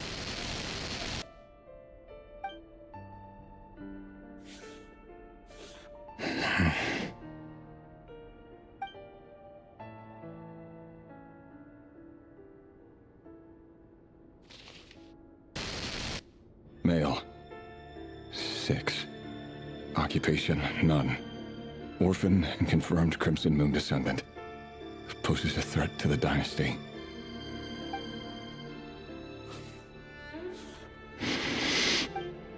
It's funny, isn't it? Your job is becoming both harder and easier at the same time, depending on how you look at it. Sooner or later, the Crimson Moon descendants will be completely wiped out. But as their numbers dwindle, they become harder and harder to track down. That's not how it is. Fortunately, however, most of the able-bodied adults have already been taken care of. The remaining weaklings will be increasingly easy to deal with. No! No. My job is to ensure the survival of the Eclipse Dynasty. And the only way to do that is by eliminating any and all potential threats. It's a perfectly legitimate line of work. Every single one of my colleagues can attest to my fairness. And if my friends were aware of the facts, I know they'd back me up too. Assuming, of course, that they were aware of all the facts. He looks even gloomier than...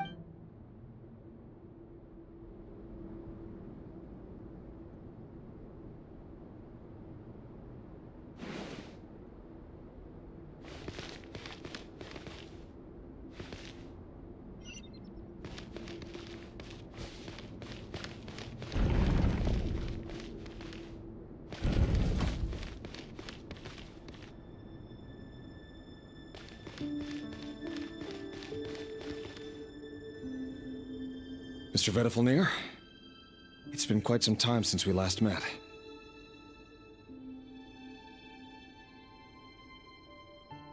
Revier, I trust you're here because you have something important to discuss. Forgive me.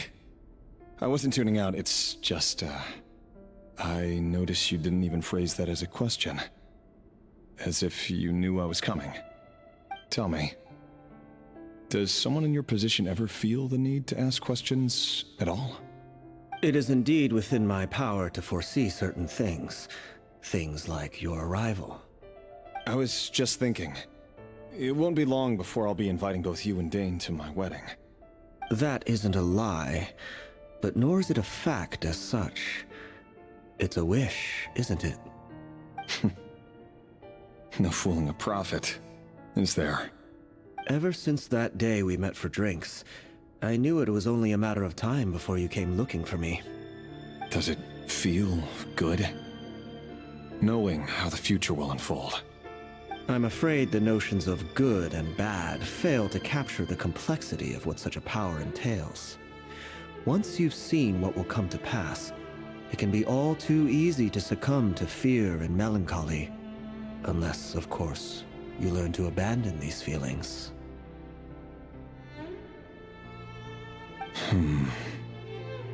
You fear my silence, and long to hear the words I left unspoken that day. That's right. You must have noticed my reluctance to broach the subject. And the reason is simple.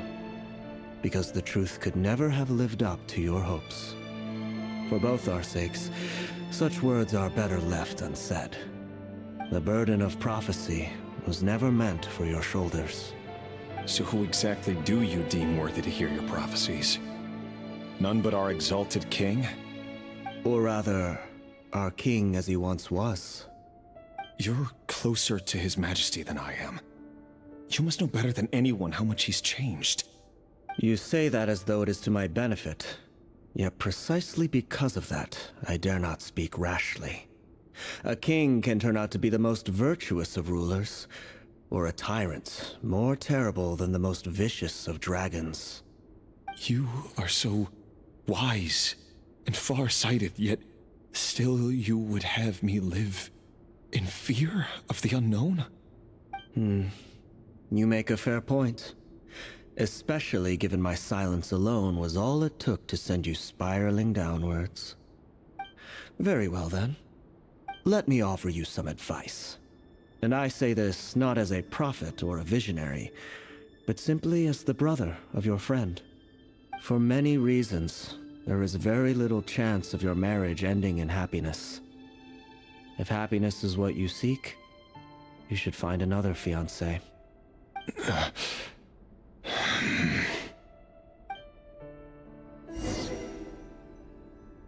Hold on. There's that same black fog again. Could this memory belong to Thelindis? Guess I'd better tread carefully.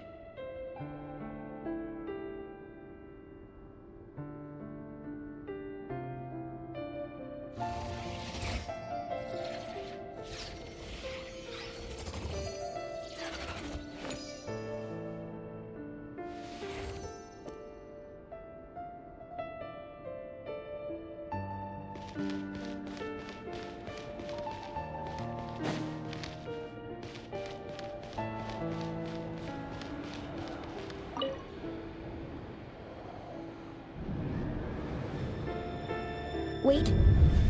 Hear me out. This time we finally got a clear look at his face and learned his true identity. His name is Rayrir, and he claims to be one of the king's guards. What did you say? A cruel irony, isn't it?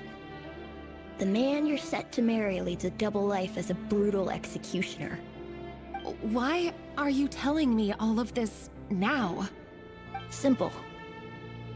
It's because I want you to kill him.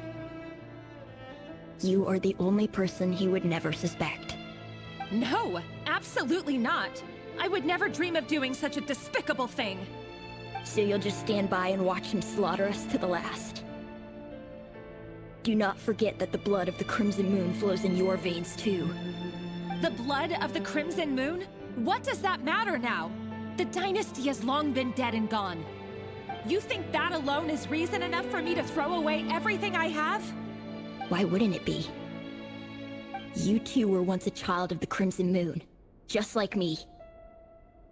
Don't tell me you've never felt so much as a flicker of fury for the way we were trampled into the dust.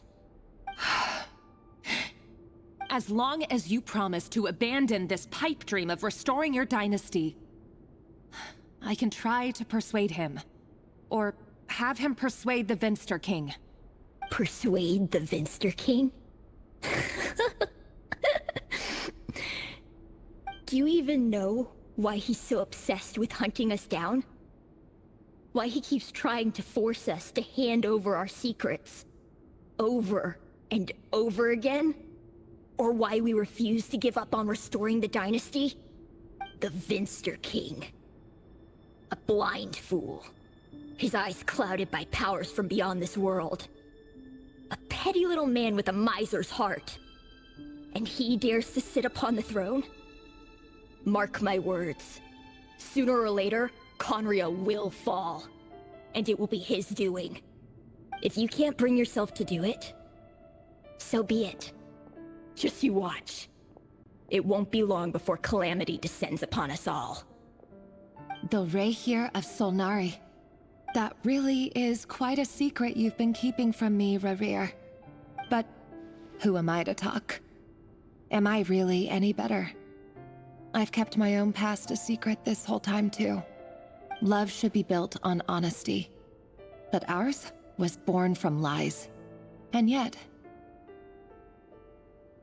is it really so wrong to hide things that would only make life harder? If we don't cover up the parts that no one else should see, how can we go on pretending to be normal? Vedifulnir must have known all this. And that's why he made his prophecy. In the end, nothing stays hidden forever.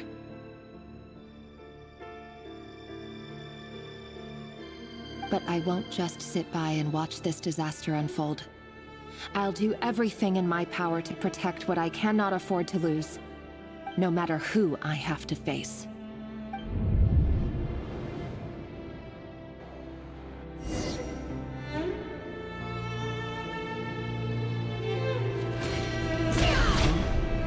Was that Rayrir who just walked past the window? Doesn't it give you the chills that he still takes the same road to work every day, as if nothing ever happened? Those people at the deli. Enough already. They're clearly pretty taken by their own disguises, so just smile and play along. Pull the rug from under beasts like that, and you'll risk having your throat torn out. Deli. They're talking about those people from the opposition. Right. I'd almost forgotten they used to run a deli. People of no consequence always vanish so easily. And no one even remembers them.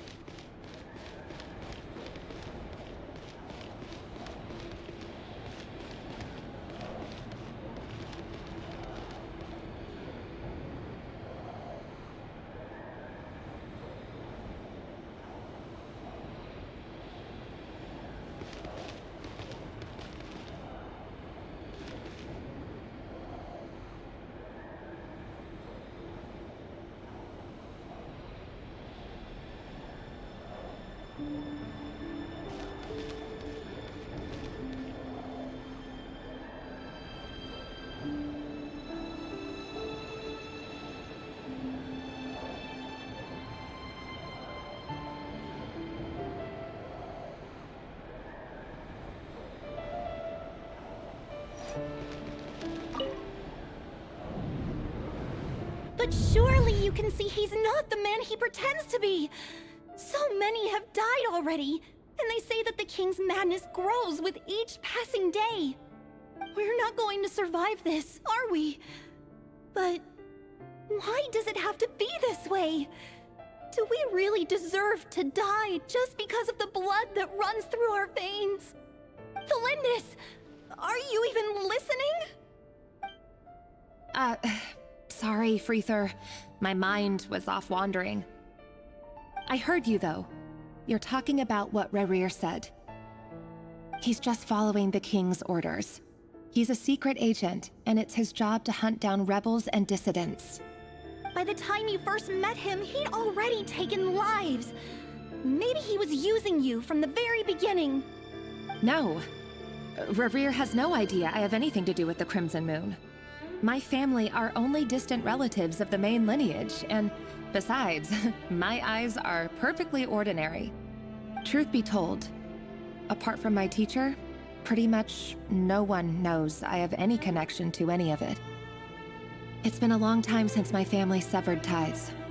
But as Orlog said, who could possibly talk sense into that raving lunatic of a king? No one! I'll work something out. Trust me, I'm with you all. But for now, you need to keep yourselves hidden. Don't let anyone find you, anyone at all. Don't forget that Rerir is an Eclipse operative. You need to be extra careful when he's around. And when I am too. For now, don't come looking for me. And if anything happens to me, just act like we've never met. If even you can't escape this, what hope do the rest of us have? But after all this time together, surely he wouldn't lay a hand on you. I won't speak in his defense, nor can I give you a clear answer to that question. But I'll do everything I can to put an end to this. Here, hold on to this. If an opportunity to escape presents itself, take it. You'll be glad you took some spare change. You call that change? But what about you? I've got a job, and there's still money coming in. But you can't go anywhere right now. Please think about yourself for once.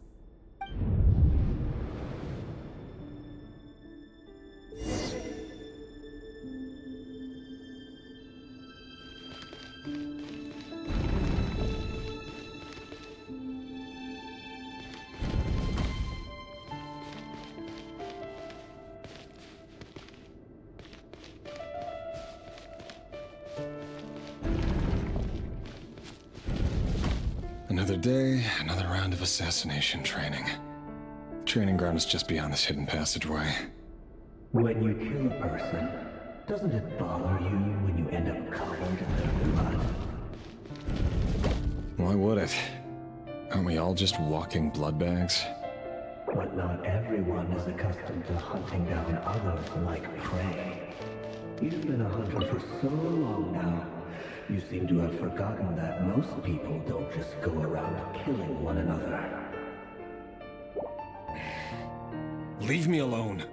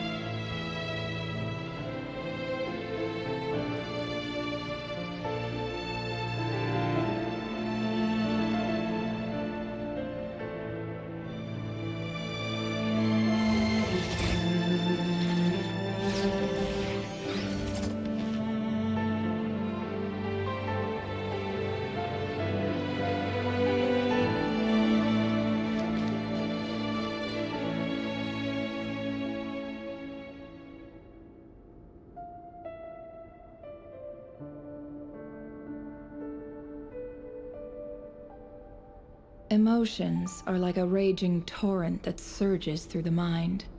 More often than not, if you try to hold them back, you'll be swept away by their unstoppable force. And if you try to ignore them entirely, you'll end up tearing yourself to pieces.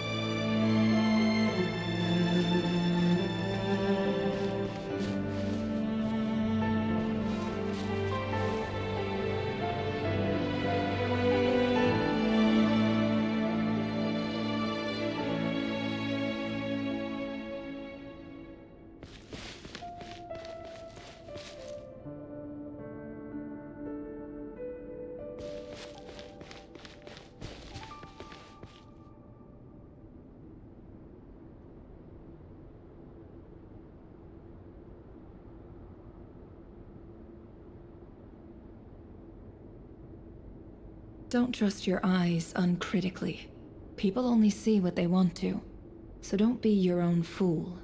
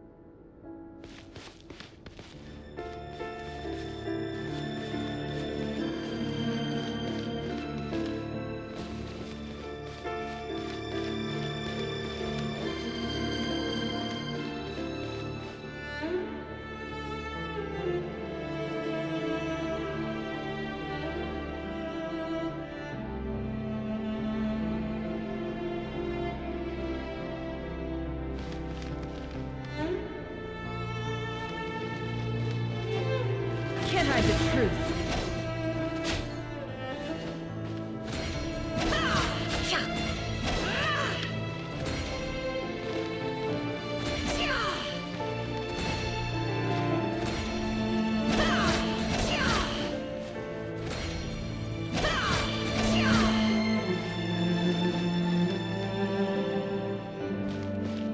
No more lies.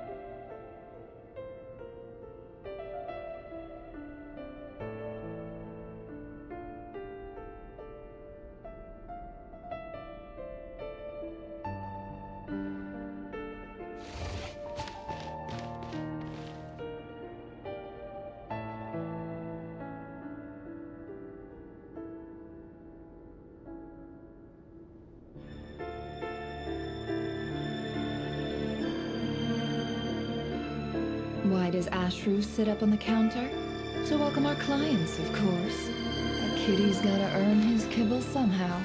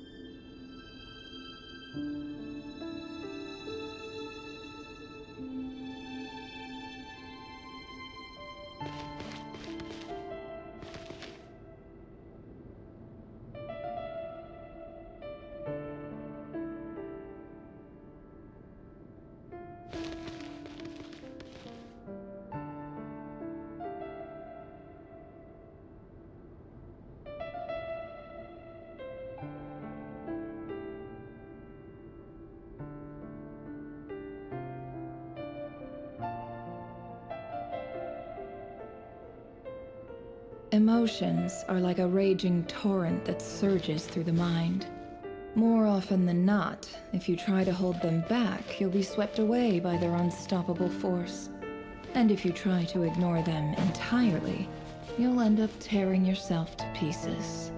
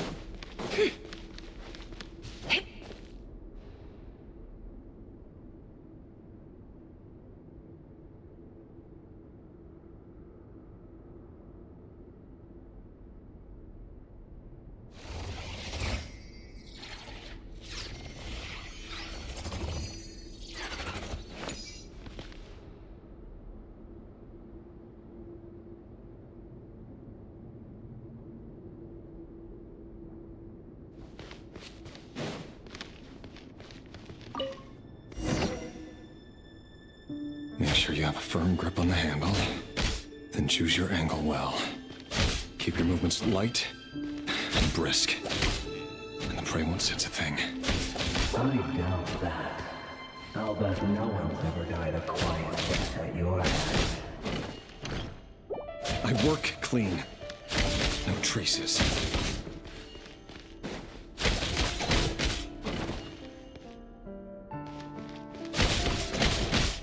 That doesn't make it open to the front door, though. The king just happens to need you right now. What if he doesn't? That won't happen. You see, ever since you fell under the spell of that house, he only had you take out a handful of the guilty. The ones I've dealt with have always been guilty. And I've carried out my work flawlessly.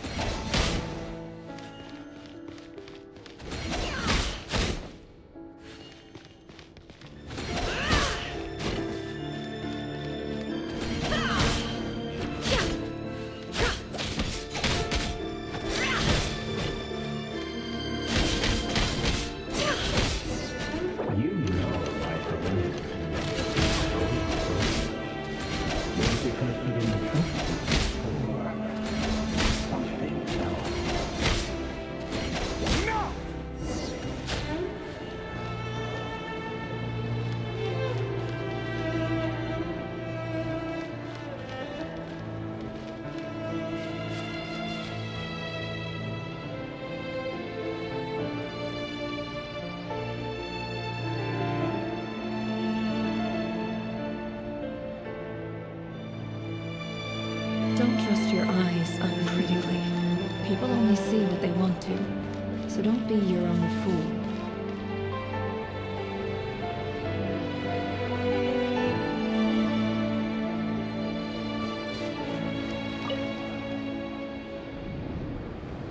Delindis, do you still remember Orlog? Orlog. The boy who was pretending to sell flowers. You spoke for quite a while, didn't you? Yes, we did. What about him? He was arrested 2 days ago. Chances are he's already dead. He... I just don't get it! After everything he's done, why do you still stand by him? Or does it mean nothing to you that people keep dying? No, that's not... Just hear me out. I need to go now, Delindis. They're looking for us. You take care too. If you ever need a place to hide, come find us.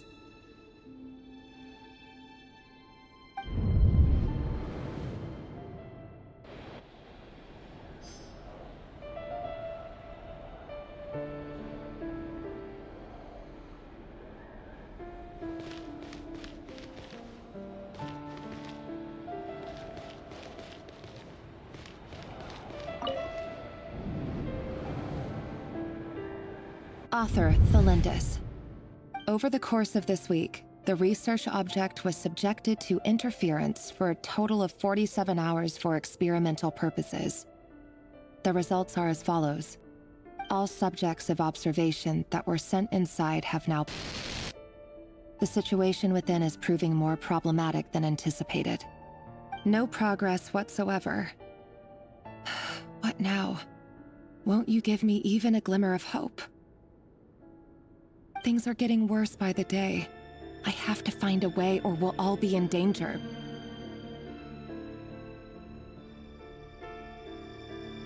But I... If all this research comes to nothing, what then? Sooner or later, it'll be my neck on the line. But could he really bring himself to kill me? No. Surely he wouldn't have the heart.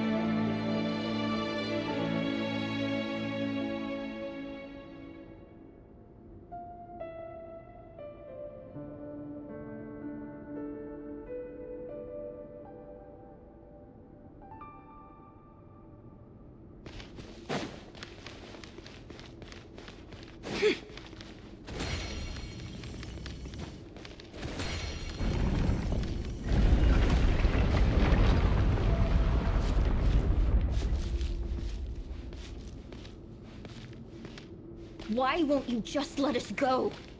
We don't even know each other. All we want is to live ordinary, peaceful lives. You want to live?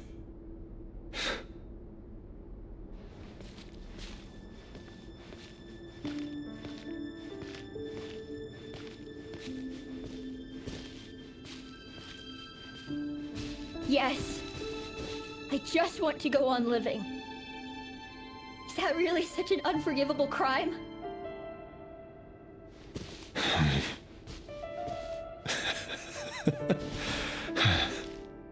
You want to go on living. I want to keep living too.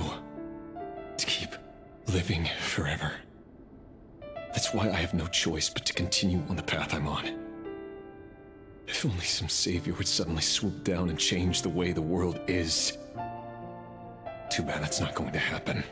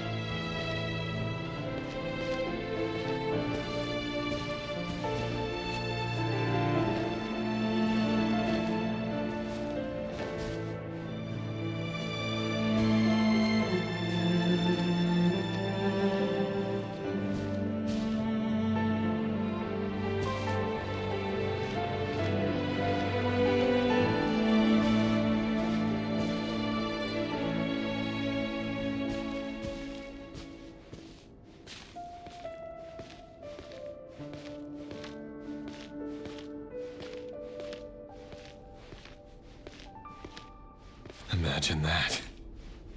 If there really were such a person, you and I wouldn't be standing here like this, would we?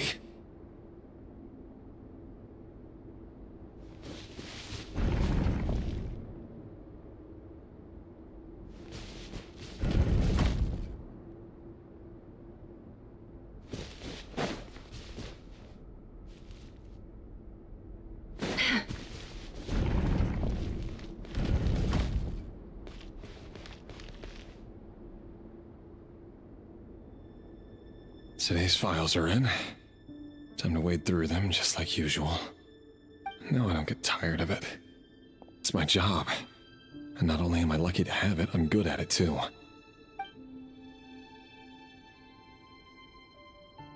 Huh. Wait. That's... Thalindis?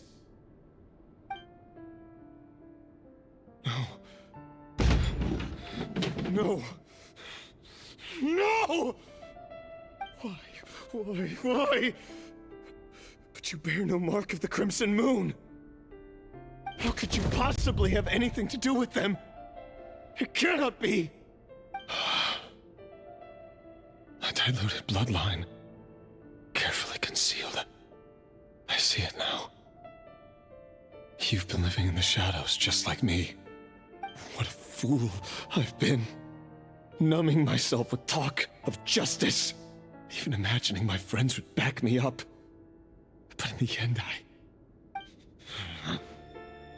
Irminsul. Finster King! How far are you going to take this? From the direct bloodline to secondary offshoots? And then what? Today it's the descendants of the Crimson Moon. Who will it be tomorrow? Will you not rest until everyone down here is dead? No. This cannot go on. This is where it ends.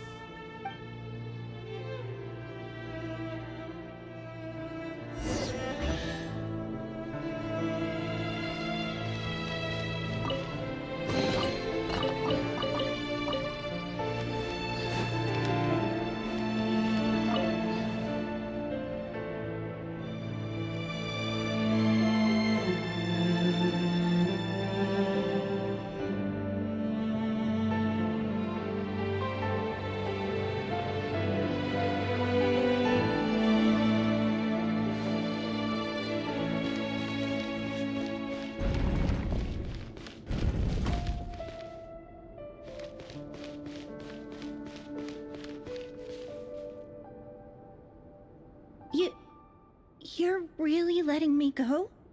I am. As long as you can guarantee that no one will find you.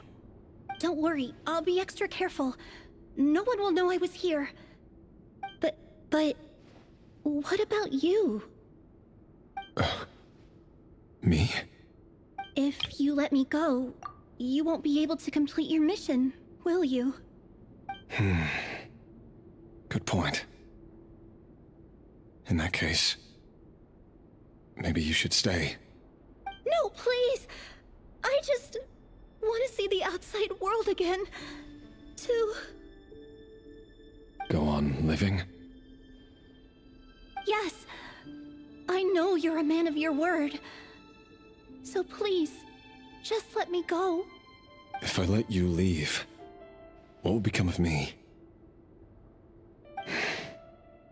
Just kidding. Go, now. But remember, don't let anyone know you were caught. We'll be seeing each other again very soon if you do.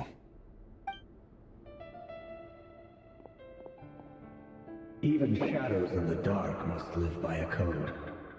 But you can't save everyone. You've been whispering in my ear for days now, Vedifilnir. What are you trying to do? Break me down? I only say this because you long for an answer to your problems. Let her go, Rerir, or you risk losing everything. I will not abandon Thelindis. Then you'll need a little more vigilance and a lot more power.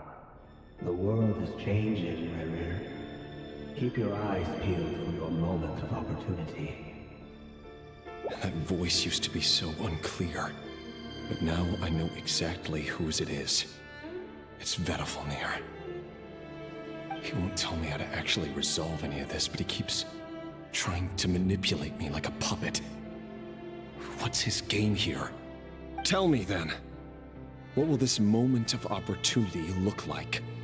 And no answer. He's like a ghost. Always disturbing me when I'm on edge, but never answering when I need him most. So, the Eclipse Dynasty was purging, well, massacring the descendants of the Crimson Moon. And it seems like it was all connected to the Vinster King's research. The King's obsession with abyssal power left the future of Conria hanging in the balance. No wonder every aspect of Rerir's life was so unstable.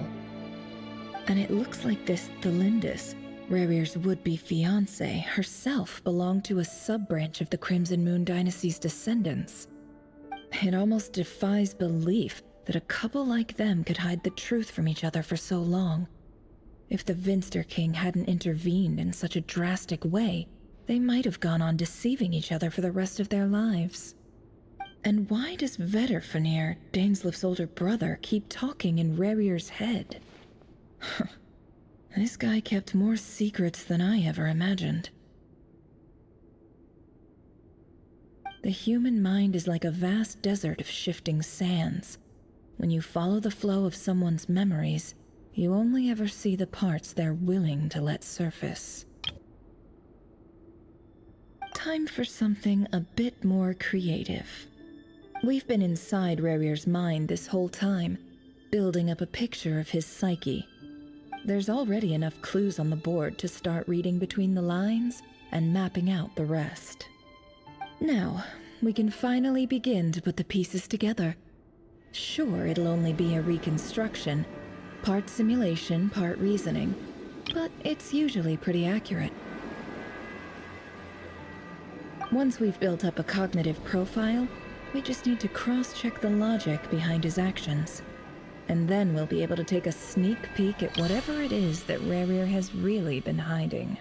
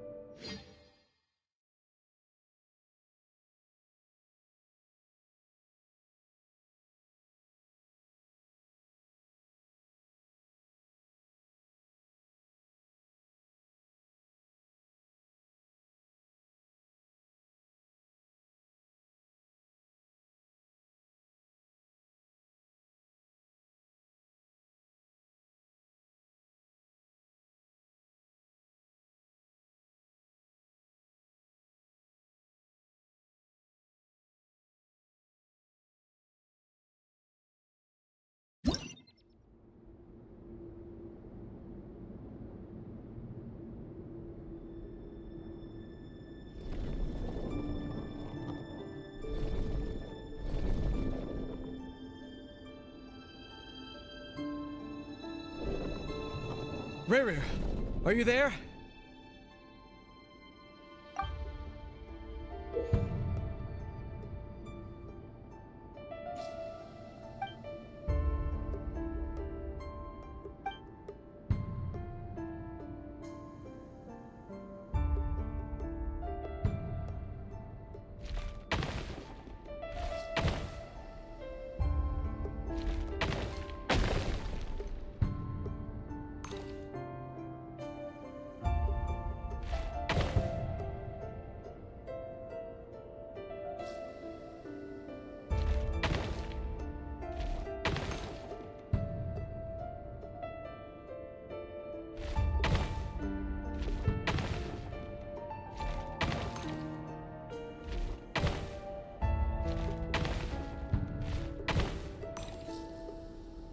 Hey, Rerir! Come out, it's urgent! Dane? What's wrong? Quick, come with me. I'll explain everything once we've met up with the others.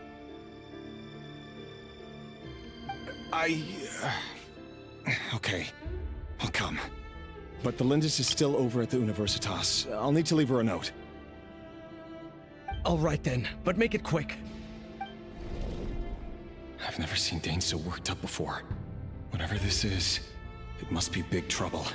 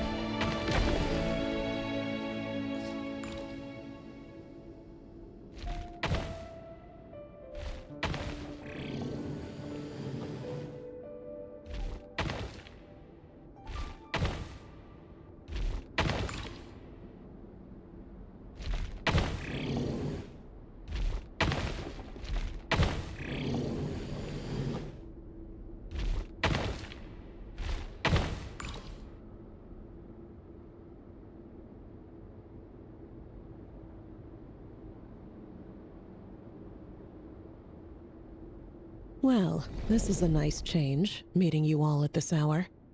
When men and women of ambition can speak face to face in broad daylight, I say that's a big step forward for our dear Conria. Don't be ridiculous. We do not fear the day. Why would we seek refuge in the night? You might ask your blade that same question. I'm told it prefers the cover of darkness. The word on the street is that Sertologi only strikes when he has an unfair advantage. But that is patently false. I see you're missing an arm and a leg. Surely only a fair fight could explain that. If this is your way of offering me replacement limbs, believe me, I'll take them. Oh, we can certainly discuss that. With bioalchemy, anything is possible. Assuming I have your full support in my research. Lunatic. Robtatir, what brings you here?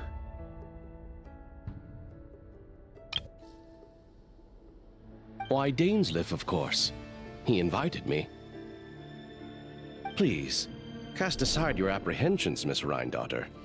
Whatever the rumors may say, I am but a humble servant of the king, and I can assure you he affords me no greater convenience than he does you. Well, the Universitas Magistrorum won't stop fawning over you, so at least some of the rumors must be true. You're clearly doing well for yourself, so drop the humble servant act. You're president of the Universitas Magistrorum, the chief royal mage known as the Wise by royal appointment, and by far the most favored among the 4 pillars of Conria. Vice President Veit doesn't even try to hide his envy when he sees you. My success is the product of hard work and good luck. It's as simple as that. Were the king not such an extremist, I hardly think I would have received a senior post at my age. Of course, no job is without its gripes. Serving a king like ours can be a challenging task, as I'm sure you can imagine. And as for Efterveit, in missing out on the presidency, he's dodged a mountain of stress. Like everything else in life, it comes... You're all here. I apologize for the short notice, but it was an emergency.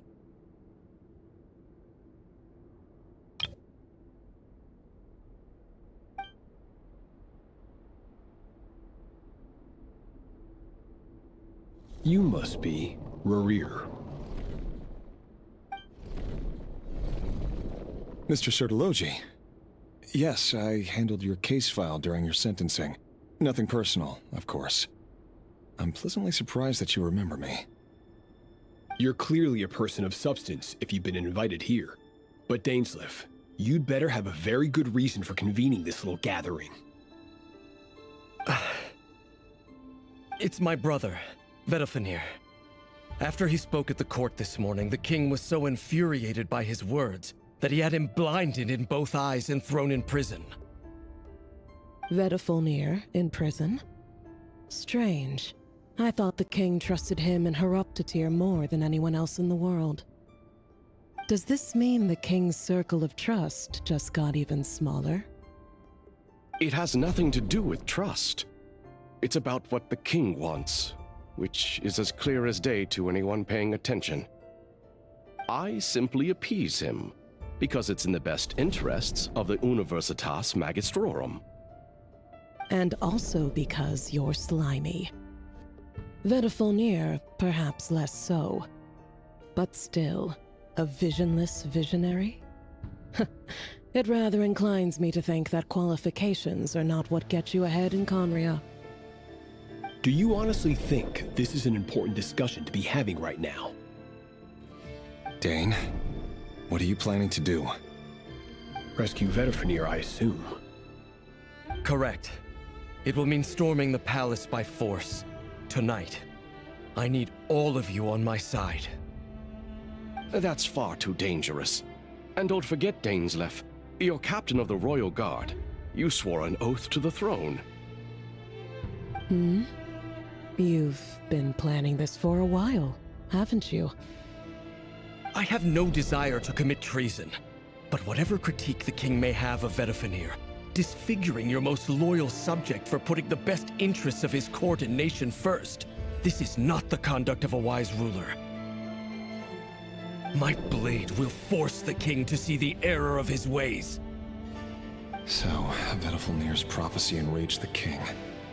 I'm sure it wasn't what he wanted to hear, but if he won't take counsel even from the visionary, that is deeply troubling news. The extent of His Majesty's madness is now all too clear. The question is, how does a man like me get out of this situation unscathed? You have noble ambitions, Dane, but I'm afraid they don't do much for a guy like me. I'm not interested in saving the world. All I want is a letter of pardon. A letter of pardon? For whom? Thelindis? The chances of the Vinster King issuing a pardon for anyone connected to the Crimson Moon seem vanishingly slim.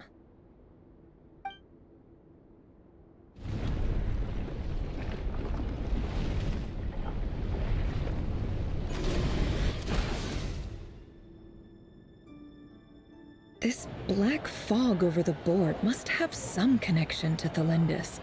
But why is it taking this form? Does it have something to do with Rarir's past? Another mystery I'll need to unravel.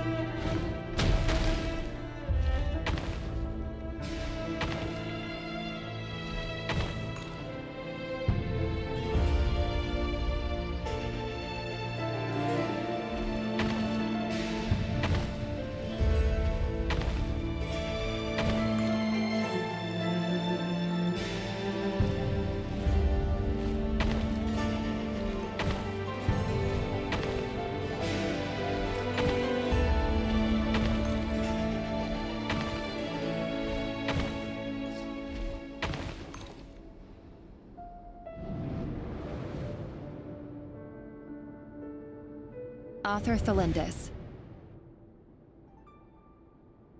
Over the course of this week, the research object was subjected to interference for a total of 60 hours for experimental purposes. The results are as follows.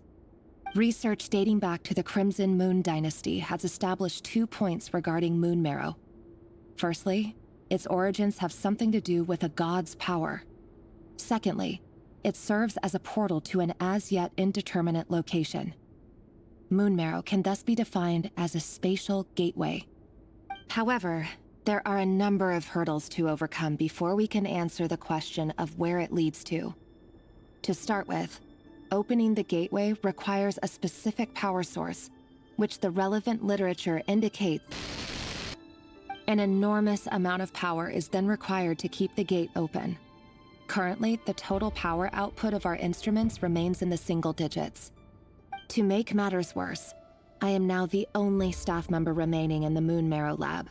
the Universitas Magistrorum recently decided to move most of its personnel into abyssal energy research, which has stymied all Crimson Moon-related projects. This is not a wise move. I have always maintained that placing all our hopes in a single source of power is risky, especially one as poorly understood as this. As well as making ourselves overly reliant on a single resource, we are neglecting other promising technologies. I apologize if this comes across as disrespectful. But as a Moon Marrow researcher, I desperately want to see the world beyond the gateway. If we really made it there one day, what would we find? And how would we go about taming the unknown? My imagination is endlessly fueled by questions such as these.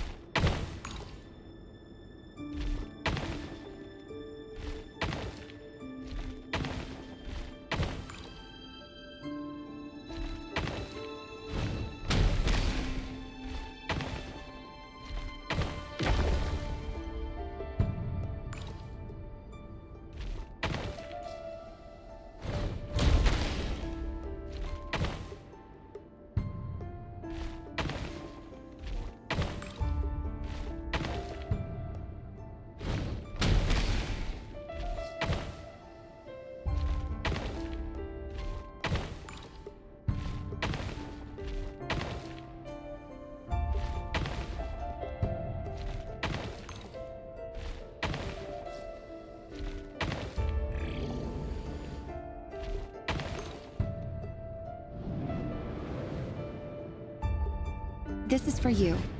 I heard you're gonna leave the city with your parents. The Lindis, did you hear about what happened? I've heard nothing.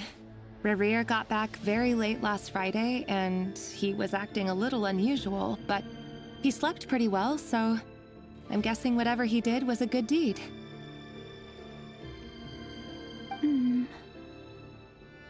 You never saw him, and I don't know what he did. And this conversation never happened. You understand? What if he finds out that you pried into his secrets? Don't be silly. I don't know what secrets he does or doesn't have. All I know is he's just a normal guy who happens to run some errands for the king. Are you scared of him? I don't know. The Rerir I know doesn't match the person you all describe. Logically, I should be scared of him. And yet, I don't want to lose him. But enough about that. You should get going, and be careful with the package I gave you. Keep it secret. Keep it safe. What's in it? A piece of the moon. All you need to know is that as long as you keep it safe, then in the future, everyone will be able to see a red moon. A red moon? You mean our moon? That's right. Our moon. Promise me you'll look after it. I promise, the Lindis. The Crimson Moon bloodline will never die out. Its light, the color of blood, will become like a fire that flows in our veins, no matter how long it takes.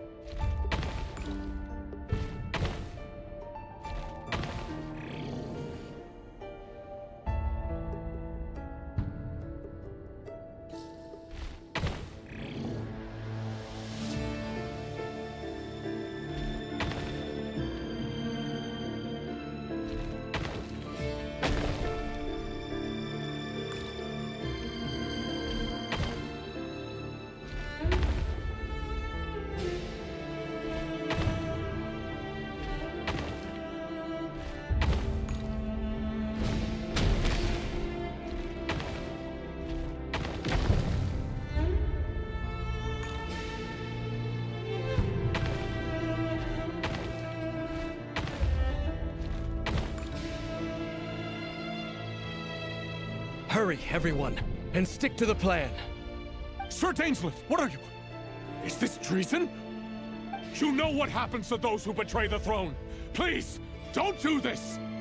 It is the king himself who has betrayed the throne. He has betrayed all of Conria.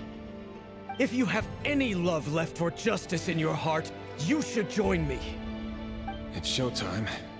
Dane and his group will handle the troops in the palace. Then Hraptatyr and Rhindaughter will disarm the security measures. My job is to enter the prison and rescue Vedifalnir. Stay safe. Wish me luck. Look after my brother. Draw your blade. It is time for justice to prevail.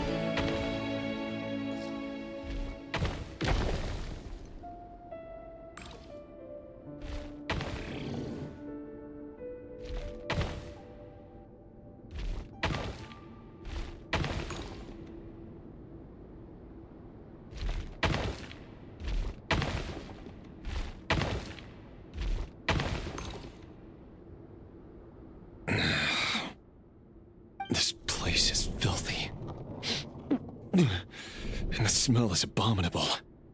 Clearly, the king doesn't allow his prisoners a single shred of dignity. This is dire. Found you. Hello, Mr. Vedifalnir. Ah, it's you. Surprised? Oh, wait. I guess surprise isn't an emotion that prophets feel very often. I certainly felt some surprise in the moment when I was blinded. Surprise at the king's sheer ignorance. Surprise at just how unfairly this world responds to words of earnest remonstration. I'm curious. What did you prophesize this time? It wasn't a prophecy. It was a word of warning. Someone had to say it. The king has forsaken all reason in pursuit of his obsessions. I simply told him that if he continues on this path, Conria will surely fall. But he didn't listen. Worse still, he stabbed you in both eyes and locked you away. Dane asked for my help. The court is in complete chaos now, but I'm sure you predicted that. Everything is transpiring as I foresaw, yet I am powerless to change it. Fate is an immutable force. I can but lament as the inevitable unfolds. I do wonder whether giving a man the power to see the future does nothing more for him than slowly crush his spirit. Forgive my curtness, Vedafulnir, but the king did not suddenly turn on you today. His suspicions have been brewing for a long time.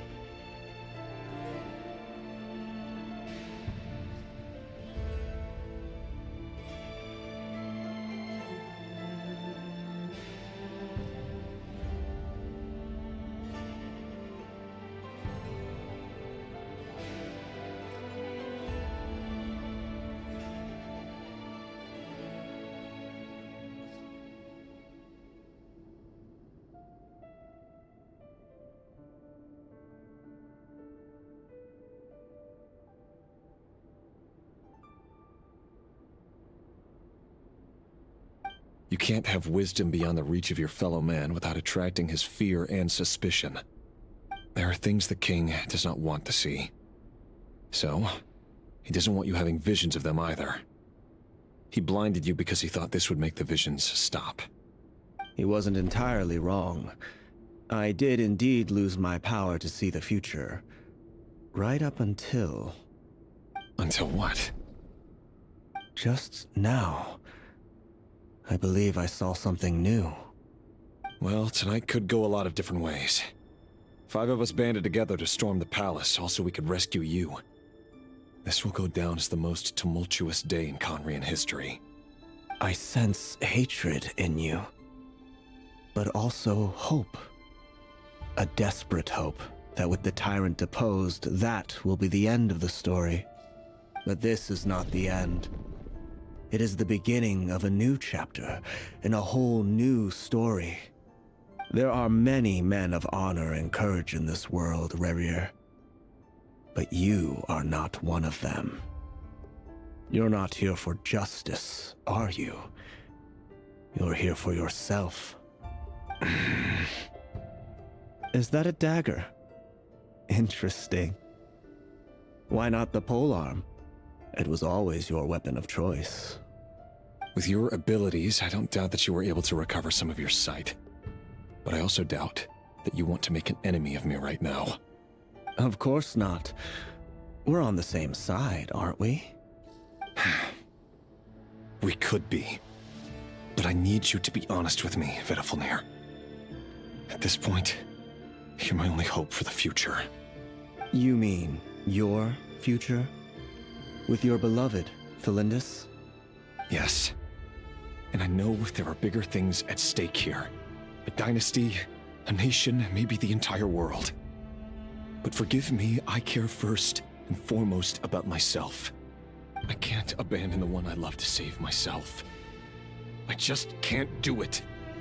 But you see a broader picture of the future than I. You see the solutions to the biggest problems of our age. So tell me, what is my solution? What's the answer? In matters of fate, answers are either right or wrong. What will be and what will not. Maybe you are willing to pay a certain price in the pursuit of happiness, but unfortunately, fate does not negotiate. That is the cruelest thing about fate. It is unmoved by your sacrifices. That can't be true. I know it's your voice that I keep hearing in my head, urging me to see how the world is changing, to seek more power, so I can protect the things I love. You show me disaster, but you won't show me how to avoid it? Why? Why are you doing all this? My voice. In your head.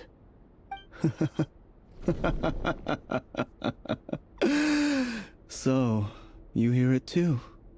The voice that steals your mind, gains your trust, and drives you crazy. It turns out that we are not so different, you and I. Vedafilnir just broke into the strangest smile I've ever seen in my life, as if he'd discovered some monumental secret. But then he suddenly switched to looking extremely weary. Very well then. My advice to you is as follows. You must persevere. Whatever trials and tribulations you may face, be steadfast in the belief that they are your path to the future. For as long as you live, your story with Thelindis shall not come to an end. That is the only chance you have of fighting back against fate. It is up to you whether you believe my words. Regardless, that is all I will say on the matter. I have no right to intervene any further. I will hold you to your word. Thank you for setting me free. In return, I will tell you one more thing that you cannot afford to ignore.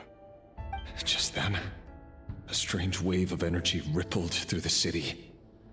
We had no idea what it could mean. If I were you, I would head to the Universitas Magistrorum.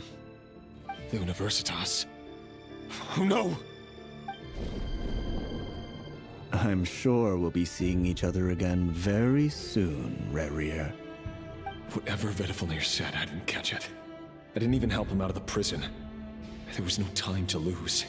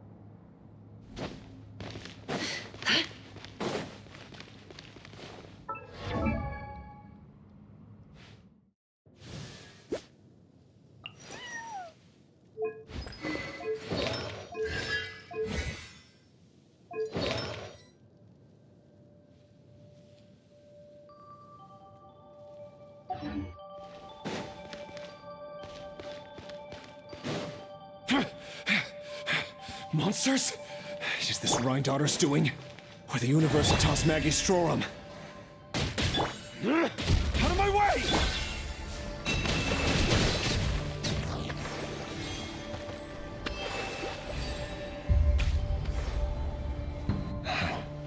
The Universitas. That reminds me of a rumor I once heard. Allegedly, the king installed secret mechanisms in the palace and around the city. No one knows where they are or what kind of power they hold. But if they were ever gonna activate, it would probably be on a night like tonight. Help! Help! Hold on! Don't let them anywhere near you! Save me! I can't! Ah! That sounded like an explosion. So, the rumor is true? The king really went through with it? What other means does the king have at his disposal? They must run on power from the Abyss.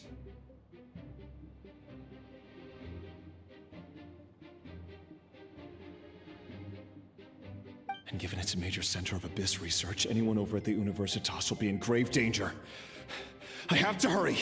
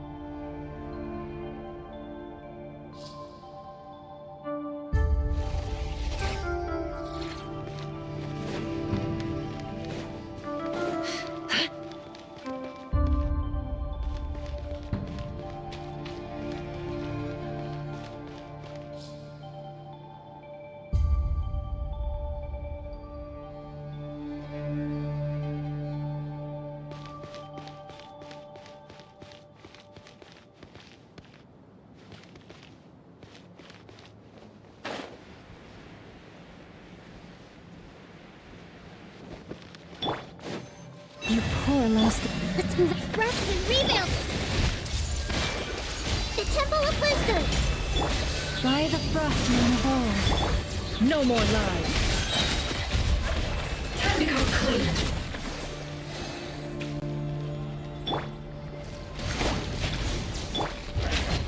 I see everything! Leave this place. With one heart, we pray. No life lasts forever. Time to go clean.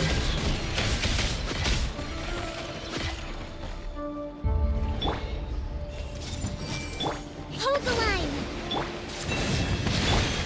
Here, interrupt you!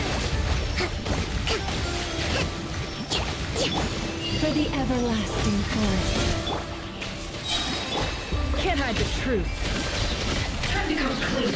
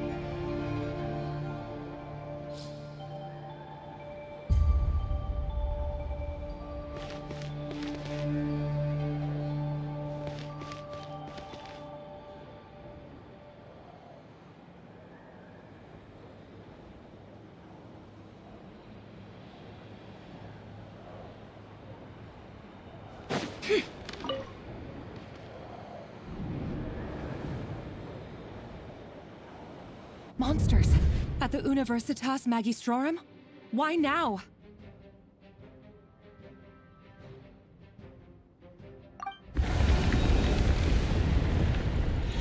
Oh no! They're coming! It's no use. The table won't hold out much longer. The weapons. Where are the weapons? Of course. All the lab equipment was upgraded after the inspection last week, but the new weapons haven't been allocated yet. I'm done for. Is anyone there? I need help! Ah!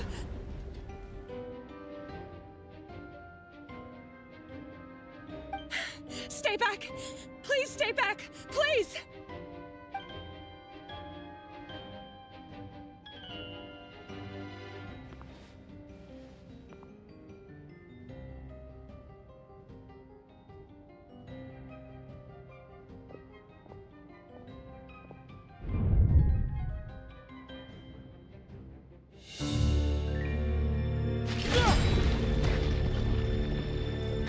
What's that? Rear. So the rumors about your work are true. What? No! Listen, something happened at the palace tonight. We have to leave! You don't need to lie to me anymore. What do you mean? I know why you're worried, and I will respect the decision you've made.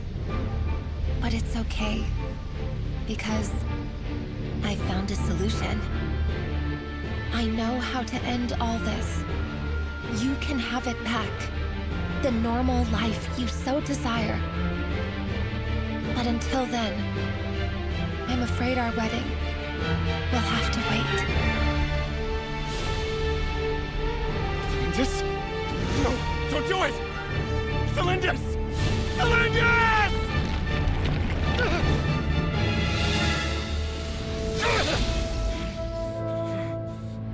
I told you, Rerir. Let her go. You will find someone better. No!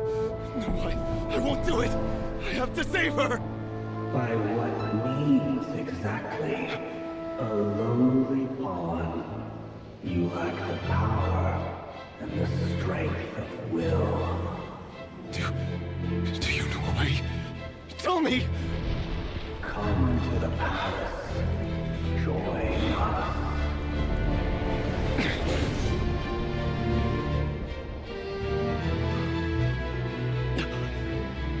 Rerir, thank goodness we... Step forth and take your share. You made it. Not you too.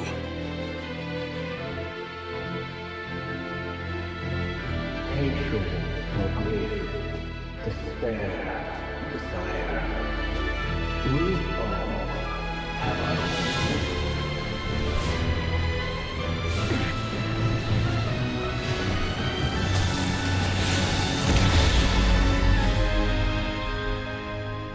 Rerir. Rerir. Celindus? Were you daydreaming?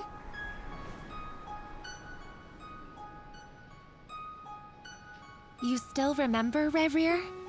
That question you asked me a couple of weeks ago? Oh. You mean the proposal? Yeah. I'm wondering, where do you think would be a good place to discuss it? Maybe in the garden? Or were you thinking a fancy restaurant? It's your choice.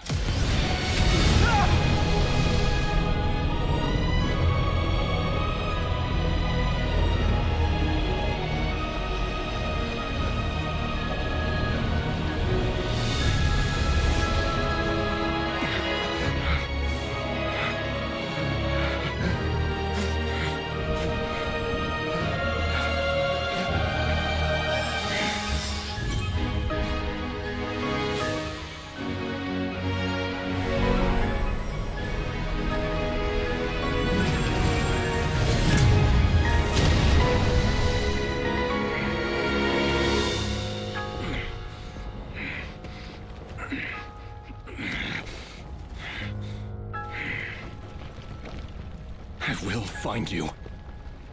And then, you can give me your answer.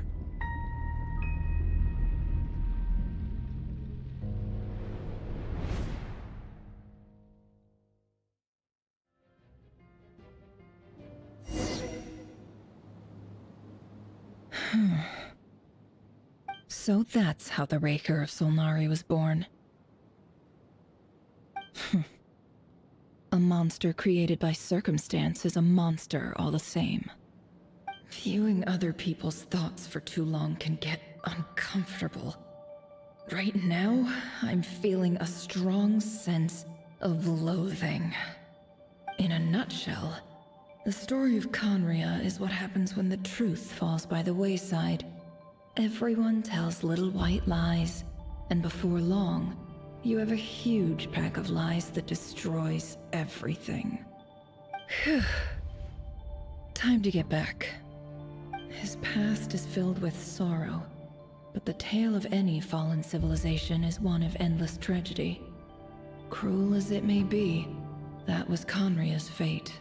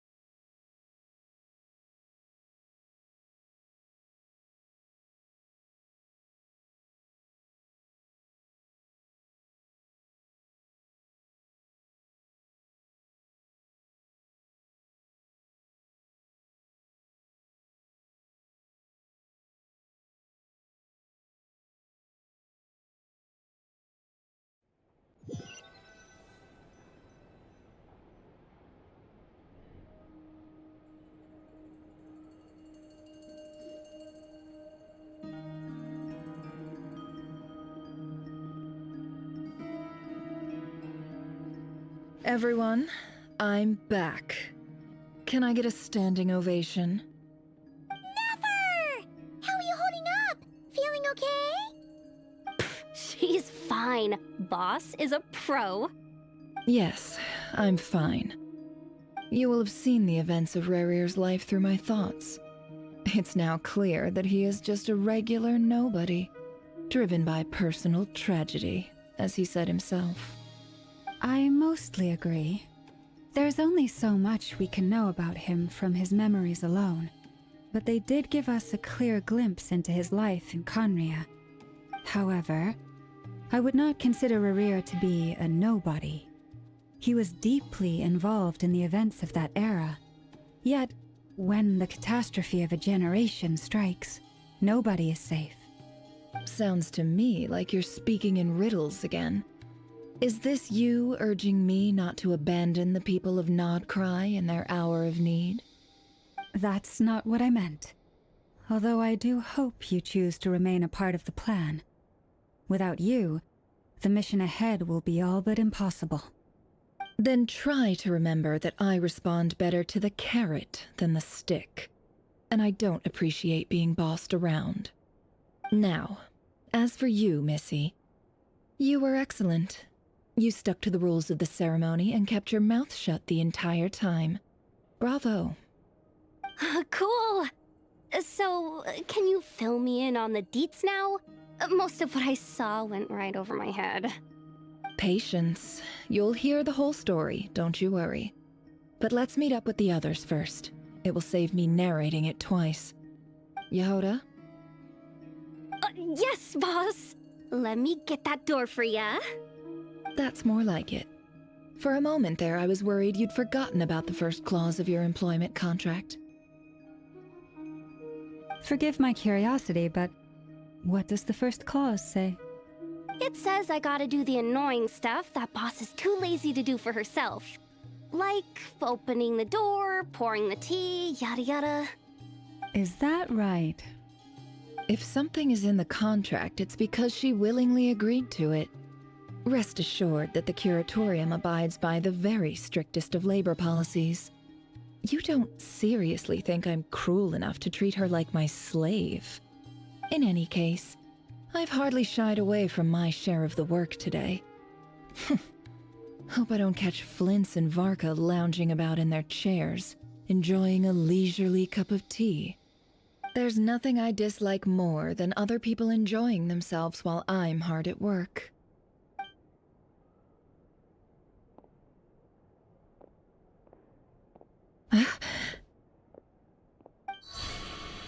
Oh no.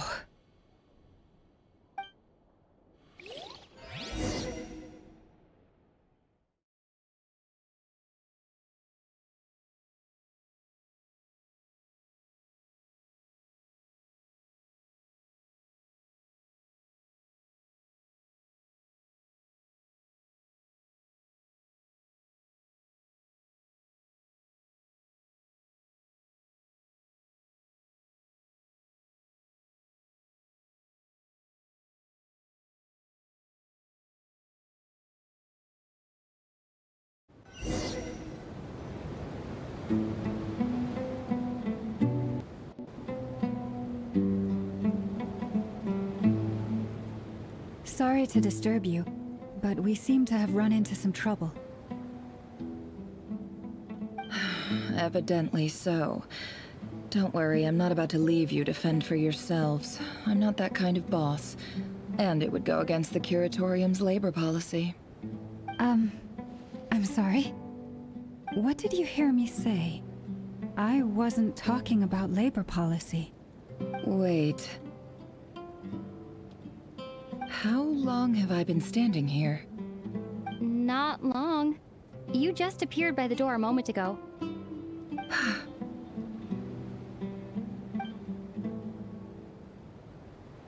Boss, what's wrong? You look like you've seen a ghost. We've been tricked. We never left at all. Somehow I hallucinated that whole scene back inside the office. Hallucinated? But how? How indeed. This place should heed my will alone. All thoughts and actions that occur in here are just a result of pawns moving across the chessboard in a carefully calculated manner. And nobody has access to this chess set but me. So you control everything in here? More or less. But yes, it's a special technique of mine. Has anything like this ever happened before? Only once. It was the first time I used the chess set. Is there any similarity between what happened then and what's happening now? I suppose my thoughts are a little turbulent, which was also the case my first time. Is there anything I can do to help? The first clause of your contract clearly states that I only need your help with things that I'm too lazy to do myself. Meaning, you're not feeling lazy right now? Meaning, this is not something Yehoda can help with. The chess set is a personal treasure that I alone understand. I must be the one to find our way out of here. Boss, it's fine. Really. Let me do something useful. Oh, listen to you. Whatever would I do without you, Yehoda? What? Really? Yes, really. Where would I ever find another employee as obedient and servile as you? God forbid anything ever happens to you. Oh, okay. Well, anyway, I was thinking of fetching some water. There's gotta be a source around here somewhere. I suggest everyone finds someplace comfortable to take a rest. We gotta conserve our energy. Even though all this chess malarkey doesn't exist in a physical sense, mentally speaking, it's all real. And so is our tiredness and fatigue. You don't want to dismiss mental fatigue. Just because it isn't physical doesn't mean it's any less serious. But anyway, I got your backs, so don't worry about a thing. Don't I have the best employees? Jealous much? If we can find a suitable time, I'd love to borrow Yehoda for a day to help out at the Frost Moon Scions. Would you be amenable to that, Boss Nefer? Oh, Lauma. Have I ever told you just how pretty you are? Beauty runs from the tips of your antlers to the depths of your imagination. Time to rally, everyone. Follow me. As we continue our journey, the same rules will apply. That means stay focused and no talking no matter what we encounter. And don't disturb the chess pieces. You have my word that I will get us all out of here.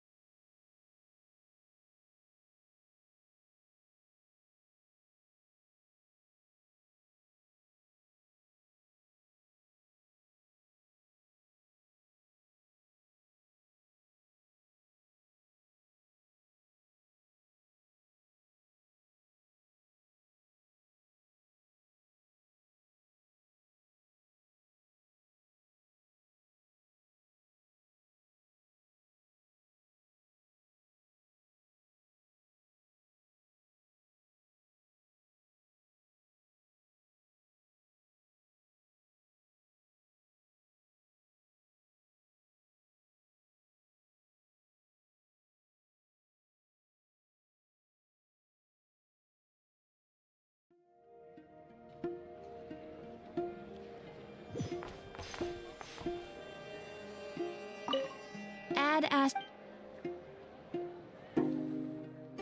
Thank you for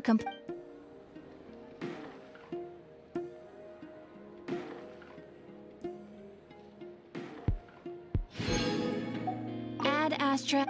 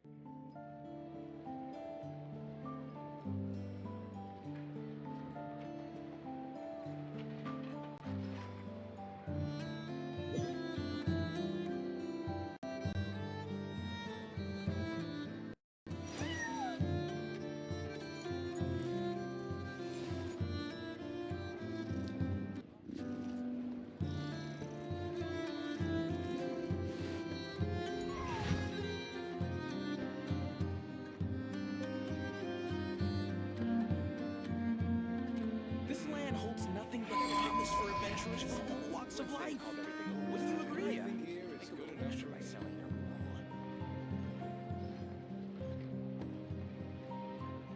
Why does Ashru sit up on the counter? To welcome our clients, of course.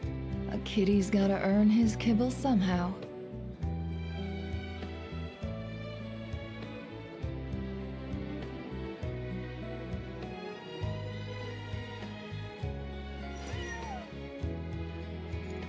This land holds nothing but promise for adventurers from all walks of life. Wouldn't you agree?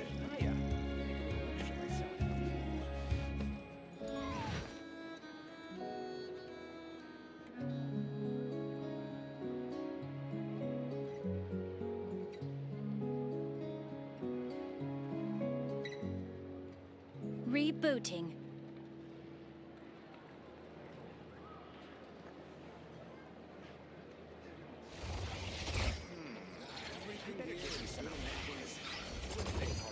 This land holds nothing but promise for adventurers from all walks of life.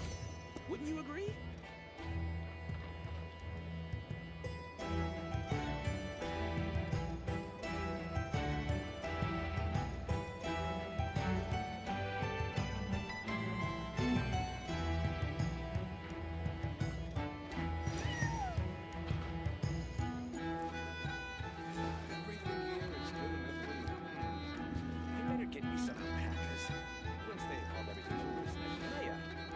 This land holds nothing but promise for adventurers from all walks of life. Wouldn't you agree?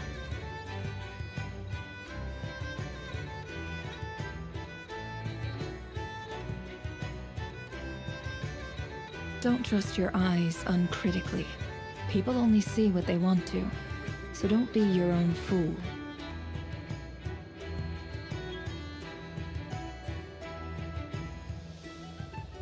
This land holds nothing but promise for adventurers from all walks of life.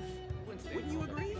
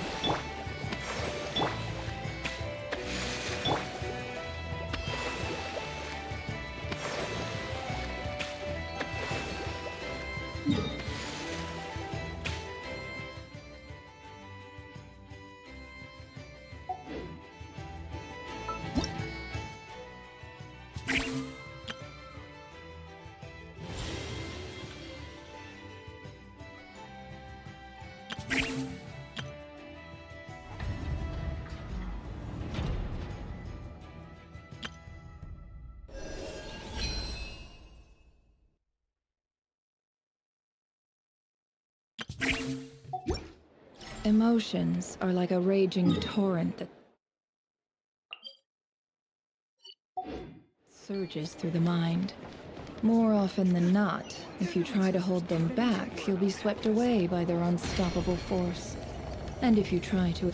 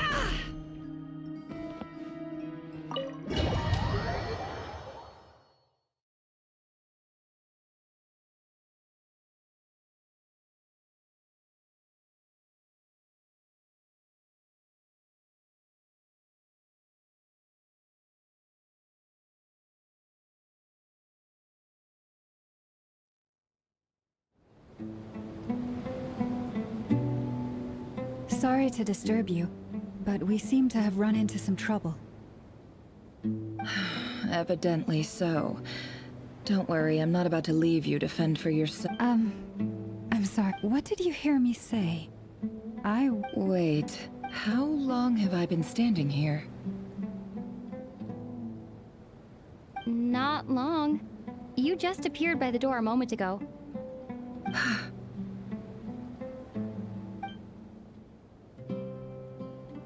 Boss, what's wrong?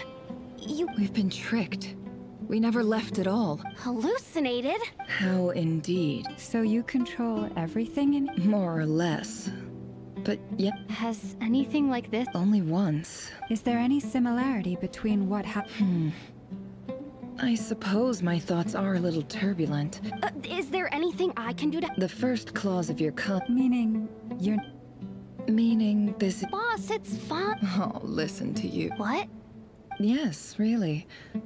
Well, anyway, I suggest everyone finds, even though you don't want to dismiss mental fatigue, just because... Don't I have the... If we can find us... Oh, Lauma. Have I ever... Time to rally, everyone. Follow me. As we continue our journey, the same rule. You have my word.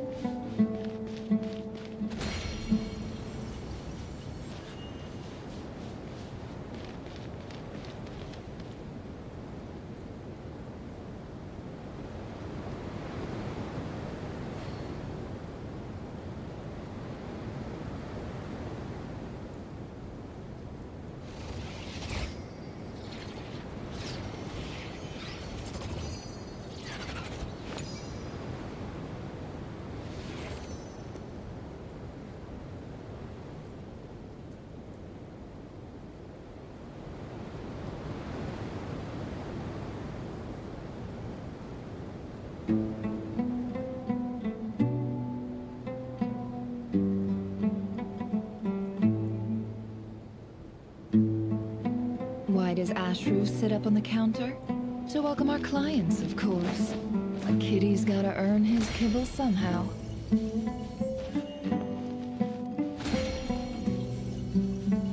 This place looks familiar. That's not a good sign. There's someone up ahead. I wasn't expecting visitors at this hour. Wait, is that? Oh, it's him. There you are! Sinue's been looking for you all day. I think he has some news for you. Oh yeah? What were you doing just now, Uncle Retinue?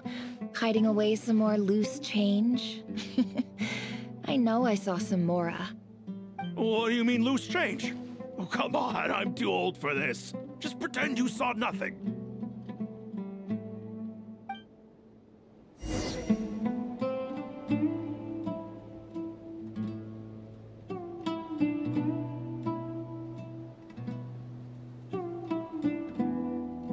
It all adds up.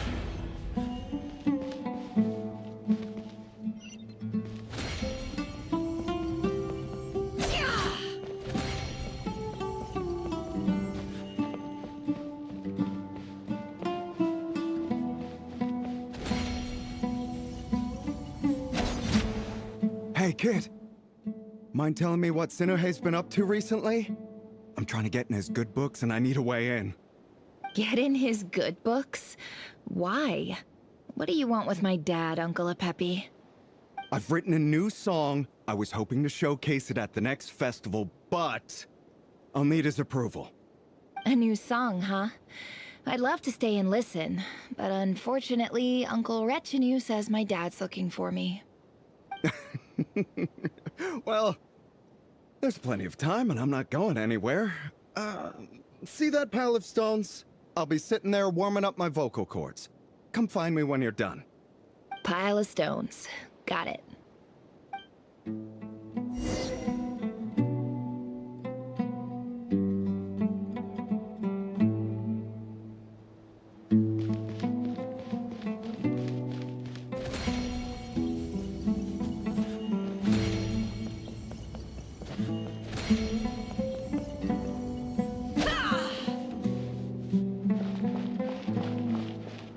Dad. Uncle Retinue said you were looking for me. Ah, there's my little princess. If you'd gotten back just a little sooner, you could have shared the spoils of war with me. Spoils of war? Who were you fighting against, Dad? It was just a figure of speech.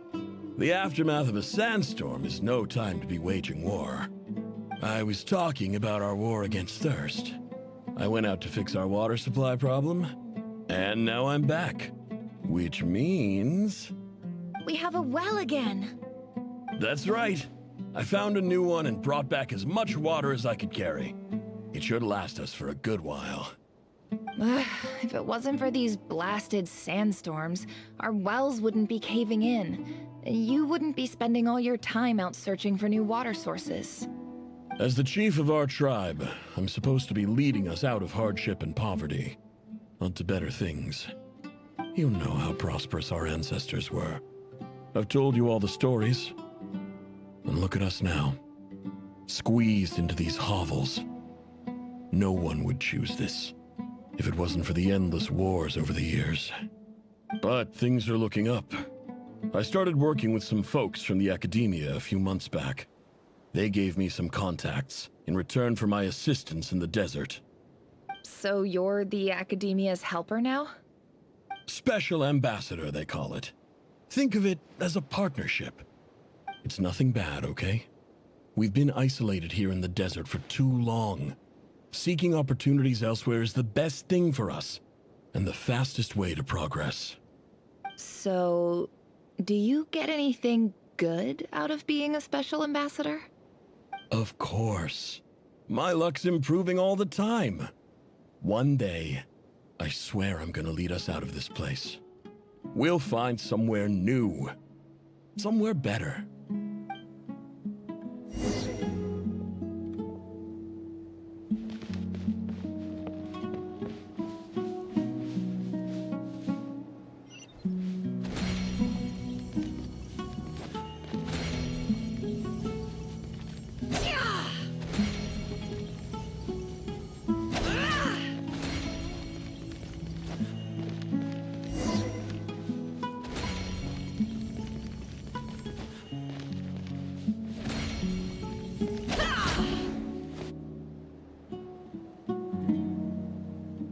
That's our well, and you know it. You stole from us. Well, you've gone from chief to thief, and now you have to face the consequences. Did you really think you could take our water without permission and get away with it? You're either brave, stupid, or both. And that special ambassador act? Yeah, nice try. We spoke to the academia. They said it was all news to them. You're a liar and a cheat!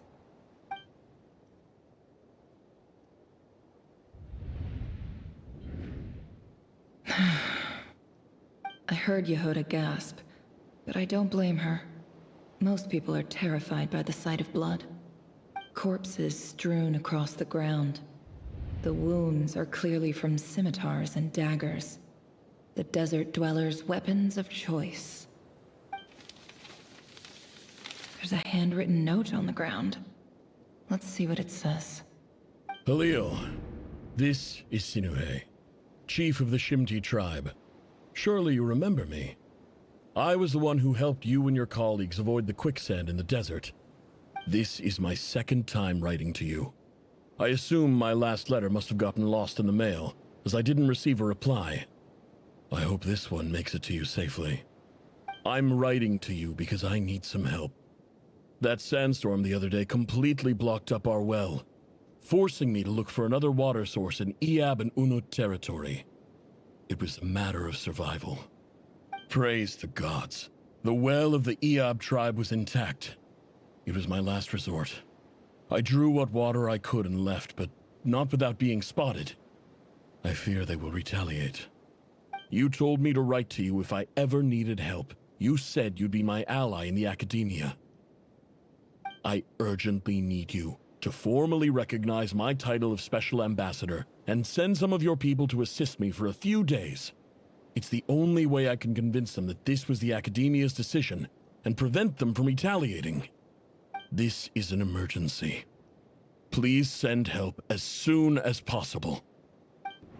Looks like this letter never got sent. The writer died a grisly death, and the letter was trampled into the ground. It's badly defaced. Some parts are barely legible. What a ridiculous lie the surviving Shimti tell. Their whole village was butchered over a sip of water.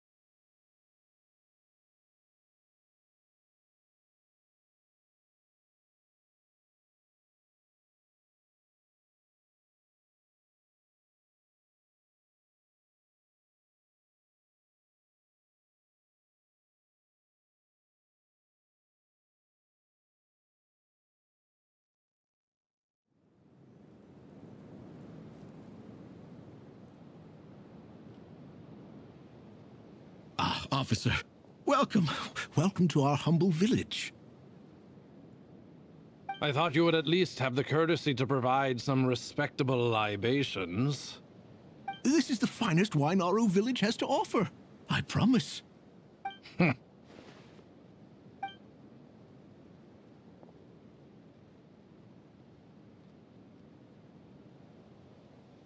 The Academia has agreed to reserve a single space for a candidate from your village.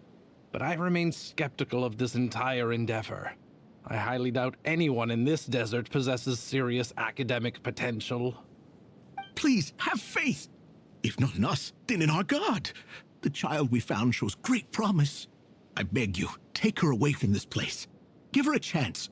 Don't let her talent go to waste. I don't recognize her. New arrival? She showed up here a few days ago, and we took her in. She's a really bright kid. Please help. I'm begging you. So, where are you from? Nowhere special. Just a sand dune. What about the rest of your family? How many of you are there? Just the one. It's only you? Correct.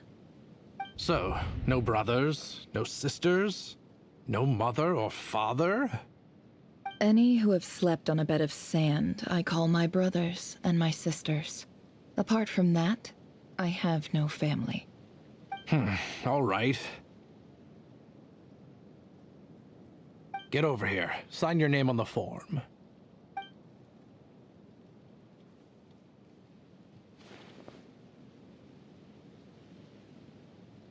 Never? You're rather fair-skinned for a desert dweller.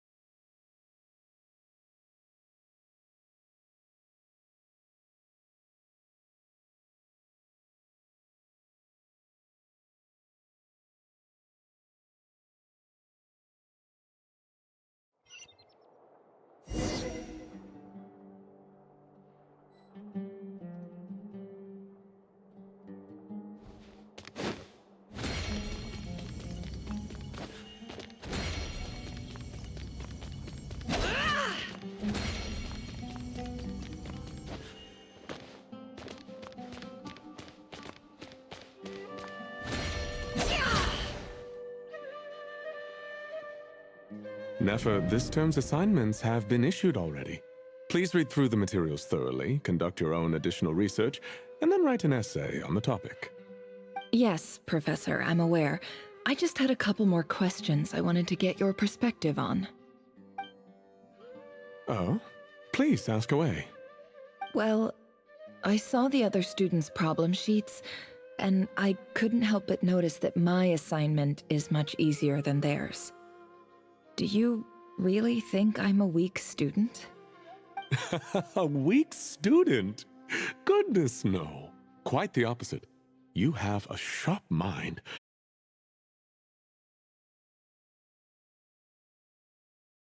What's the other one? I wanted to check. If someone sent me a letter to the academia, where do I go to collect it? Ah, your family wrote to you. Well, as long as they put your name on the envelope, someone should hand it right to you. Not exactly. It's not even a recent letter. I was just curious where the mail would end up if no one collects it. The House of Dana, I expect. I know there's a box for unclaimed mail somewhere in there, probably sitting on a shelf. Whatever you're looking for, that'd be the place to start. Okay, got it. Thank you, Professor. Oh, don't mention it. Honestly, I feel like I failed you.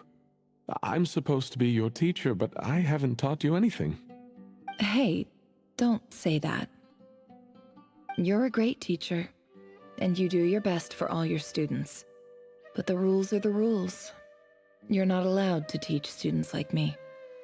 It's not just the academia either. The whole world bends over backwards for the successful, and leaves the losers to suffer and die.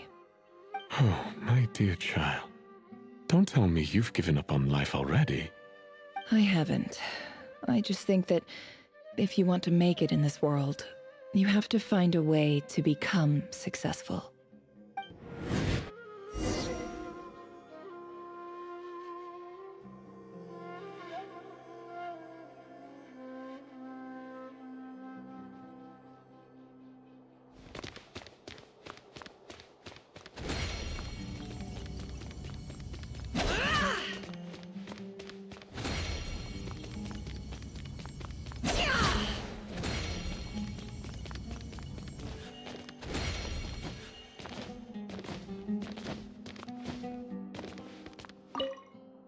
This must be it. A big cardboard box full of unclaimed mail. And probably some letters that ended up here by mistake, too. Let's take a look.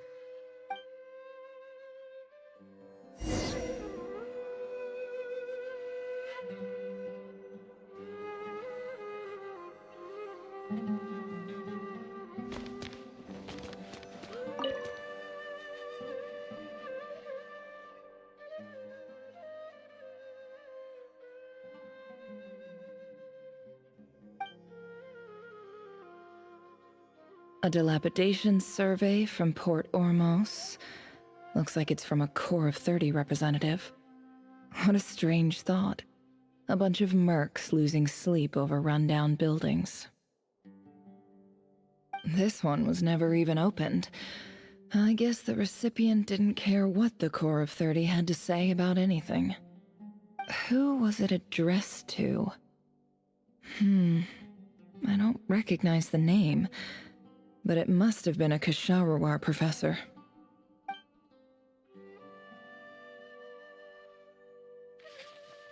This one is addressed to the Immorta Sage.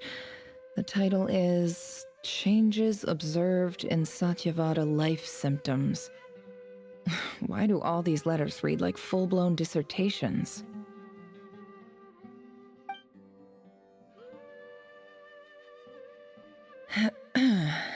Guided by the incense, we became lost somewhere in the forest.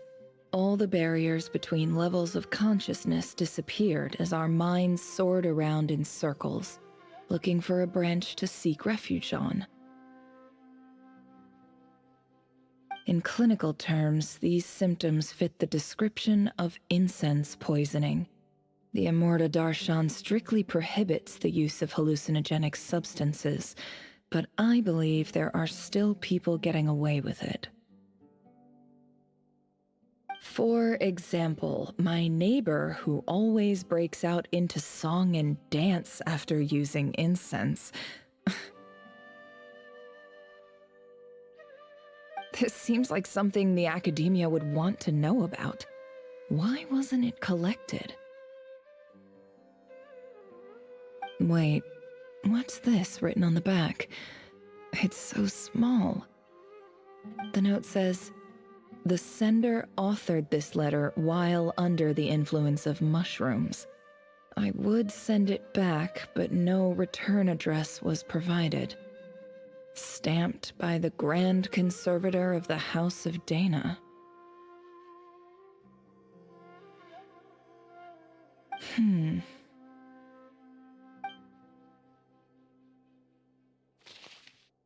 This next one is addressed to Grand Sage Azar. A few words of protest regarding recent changes in Sumeru's educational policy. In recent years, the academia has taken on a small number of students from the desert region, as per the policy to this effect. However, it appears to me that these students have not, in fact, been provided with educational opportunities that are, in any meaningful sense, equal to those enjoyed by their peers. As well as receiving dumbed-down assignments and perfunctory tutoring, they do not even have full access to the Akasha system. Education is the fundamental purpose of this institution, which should go without saying in a nation whose founding virtues are knowledge and wisdom. I ask you, is the lip service we pay to the policy of education for desert students truly the standard of pedagogy to which the academia aspires?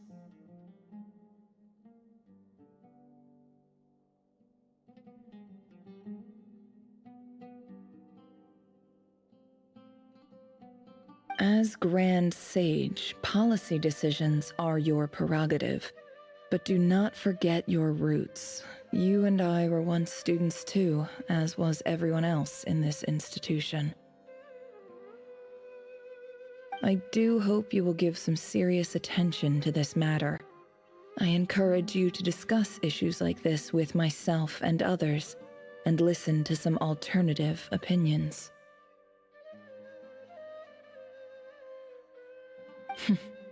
Great letter. Shame it didn't get to where it needed to go. And the sender is... Huh? Sage Cyrus of Spontamod. I didn't realize anyone else even knew how bad students like me have it in this place.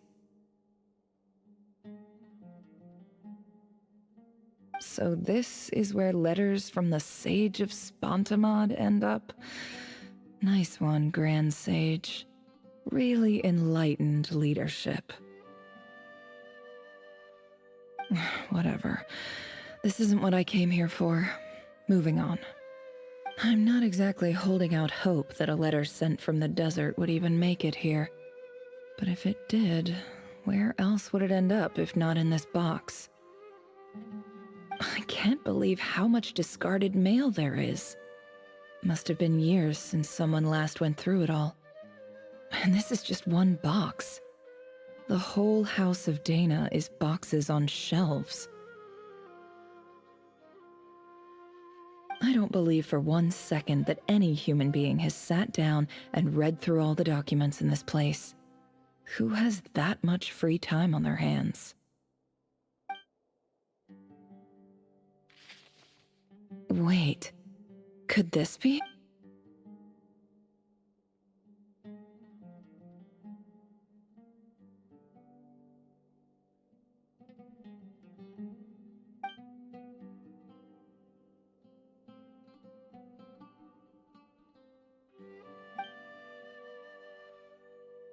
Greetings, Halil.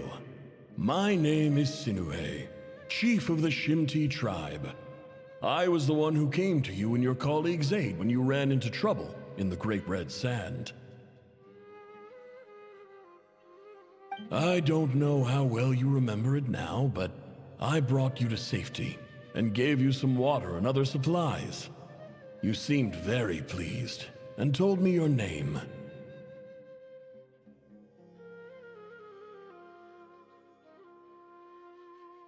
In my tribe, learning a person's true name is serious business, and I therefore see you all as friends. You were kind enough to leave your contact details, so we could stay in touch. The Shimti tribe lives a harsh, nomadic existence in the desert. You were sympathetic towards my plight, promising to make me a special ambassador of the Academia and help us find a way to make a better living. This brings me to my reason for writing. Our tribe has fallen on particularly hard times, and I would like to ask for your assistance. There was a terrible sandstorm a few days ago, which blocked up the well in our land. To ensure my people's survival, I had no choice but to venture into Iyab and Unut territory in search of an alternate water source. The Iyab and Unut are descended from the Thamudians. While we trace our ancestry to Tulatala, we worship the Lord of Flowers and have had relatively good relations with our fellow tribes up until now. I found a well belonging to the Iyab tribe. They declined to help us, but I really had no other option. So I took some water to keep me and my tribe alive. My actions are certain to incur their wrath. When we met, you assured me that you would be my ally in the Academia. I would like to take you up on that offer, because I really need your help. I wonder if you could send an Academia representative to meet with me. That aside, the last time you were here, you mentioned that the Academia had started accepting students from the desert, and I told you a little about my daughter, Nefer. We have next to no resources here in the desert, and my power and influence are limited. Would you consider enrolling my daughter at the Academia? She is a smart girl. I know she won't disappoint you. From the outset, the Academia never took you seriously. Those things they promised were just empty words. I doubt they even remember the name Sinue. And you were so emphatic that your luck had finally changed for the better. You swore you'd lead us to a better place one day. You spoke with such conviction, like you were the most powerful chief in the whole desert. You liar. You lied about everything. You promised the world and delivered on none of it. And who fell for it? Just me, by the looks of it. Despite your best efforts. Which makes you a pathetic liar. You weren't even any good at it. I think I'll take over from here. Let me show you how it's done.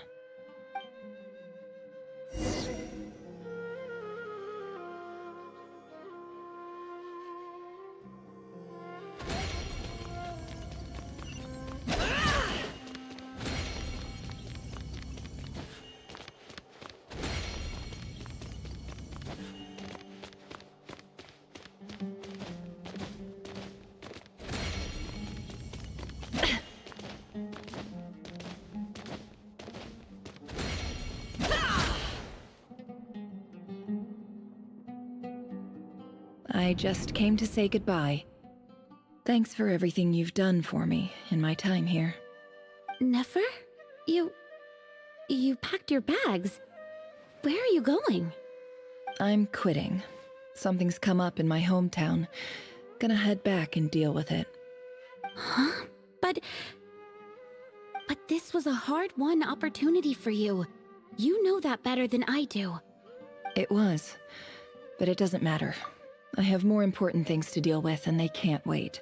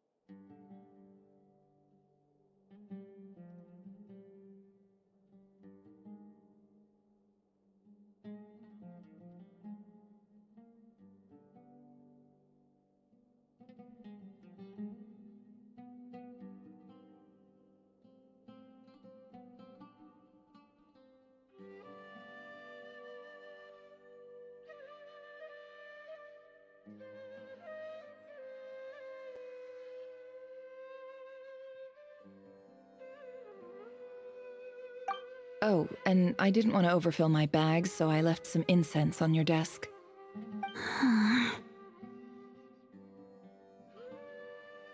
What's wrong? I thought you liked incense. Although, I did read somewhere in the House of Dana that it has hallucinogenic effects. Don't use it all at once, alright? Isn't this the stuff you brought from your hometown? You're just letting me have it? But you said it's a rare and valuable commodity. Yeah, about that. I lied. It's not rare at all. There's this bunch of ruins near my hometown that are practically overgrown with this plant. It's not worth much. Keep it, it's fine. But never... Alright, that's all from me. You take care.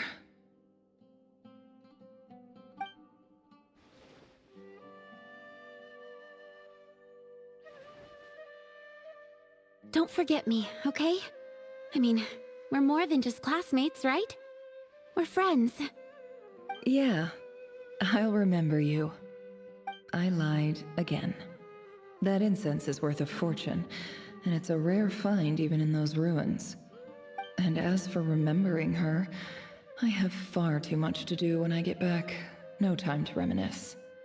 I'll be lucky if I even make it through this alive. But either way, I expect I'll forget you pretty quickly.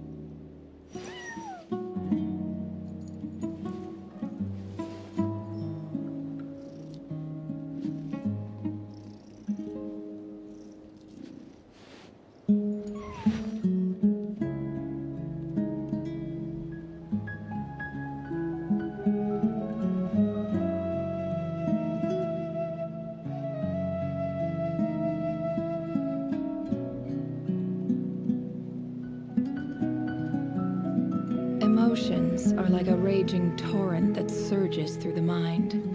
More often than not, if you try to hold them back, you'll be swept away by their unstoppable force. And if you try to ignore them entirely, you'll end up tearing yourself to pieces.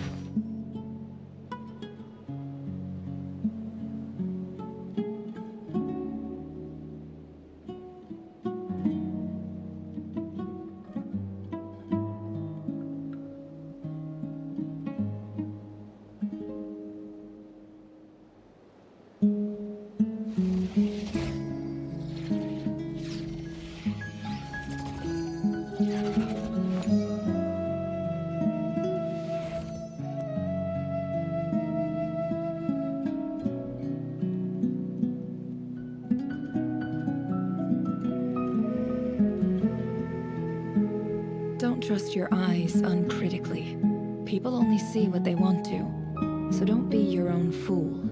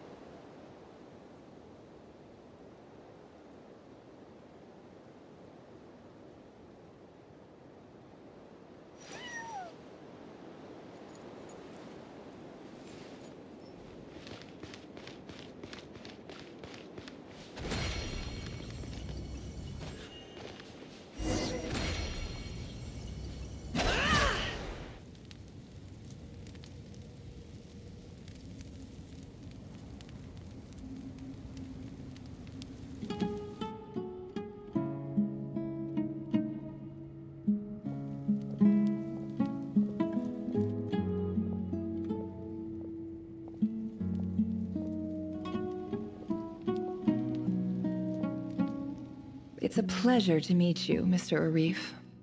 So, what does the Academia want? Since they've sent their special ambassador, I assume there's a big business deal to be made. If not, I'd be very disappointed. Please, sir, lower your blade. You're lucky I'm the one they sent. Not all special ambassadors share my admiration for the Iab people. The ever-shifting balance of power in the desert reduced the once great civilizations of this region to rubble and sand. But the story of the Iab has a very different trajectory. Others grew weak, but you grew strong, beginning in obscurity and moving to prosperity. You're the only ones who defied the trend. Huh. So, you do know who you're dealing with? This well is the perfect symbol of your strength, is it not? It used to belong to the Unut, but it looks like you have control over it now. You're not wrong. But I'm sure you didn't come all this way just to flatter us. Of course not. I came to bring you some very good news. Some information that recently came to light, which might just be your ticket to freedom. Records uncovered by the Vahumana Darshan show that a certain well currently under Iab control is built on top of some ancient ruins. These ruins are of great archaeological interest to the Academia.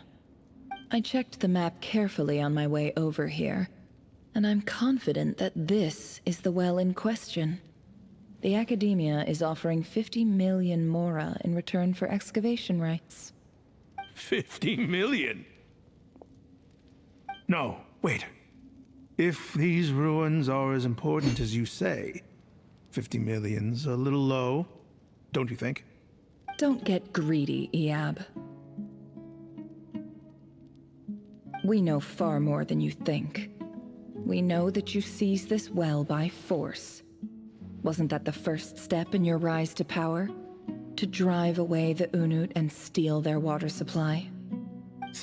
So what if it was?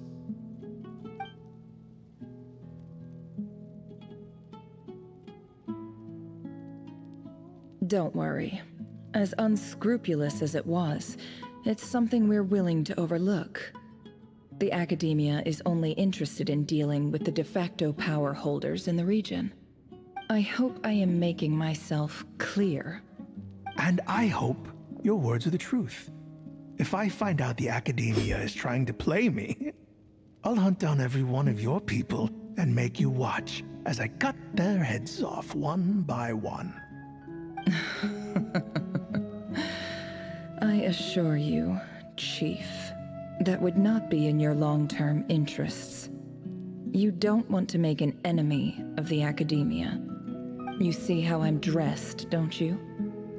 I appreciate that you've never been to the rainforest, but surely even you recognize an ambassador's attire when you see it. And what does a barbarian like you have to lose anyway? You really think the Sumeru Academia would bother to come all this way just to lie to you? We have more important things to worry about.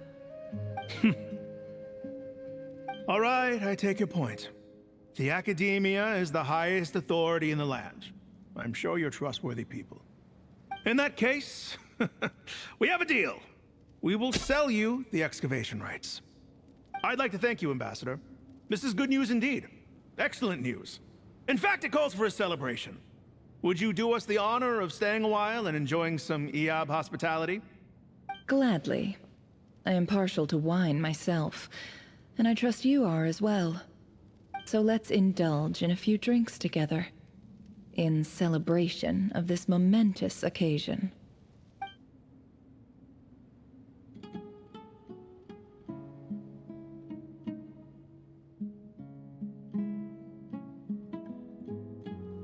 Chief! Chief, it's an emergency! It's the Unut. They've taken the well. What? Well, don't just stand there. Take it back. Yes, Chief. I have every confidence in the Eab's military superiority, and yet... Well, what is it? The Unut's response was alarmingly fast. The day after we reach a deal, they seize the well. This can't be a coincidence. Perhaps there is a traitor in your midst. I don't think so. I am obliged to remind you, Chief, that the Academia will only deal with the de facto power holders. If you cannot regain control over the well, I'm afraid you won't see a single mora of that 50 million.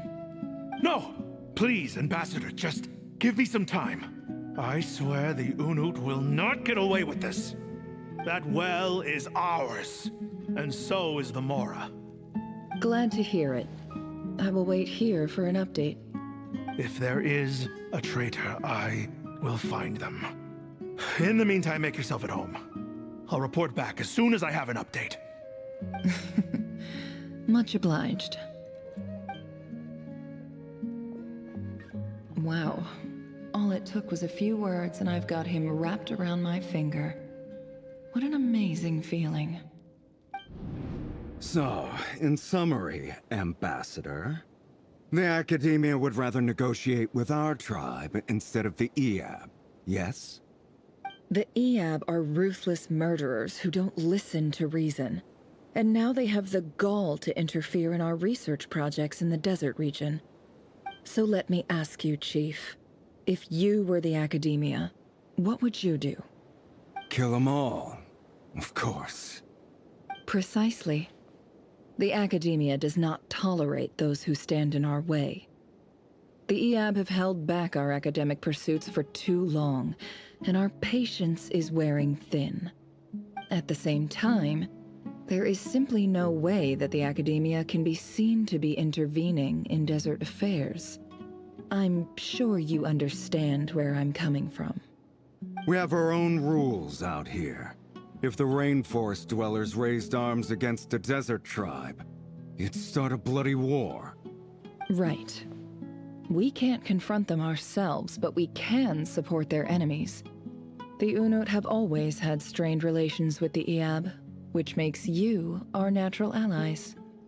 Natural allies. Weren't the Eab your allies once?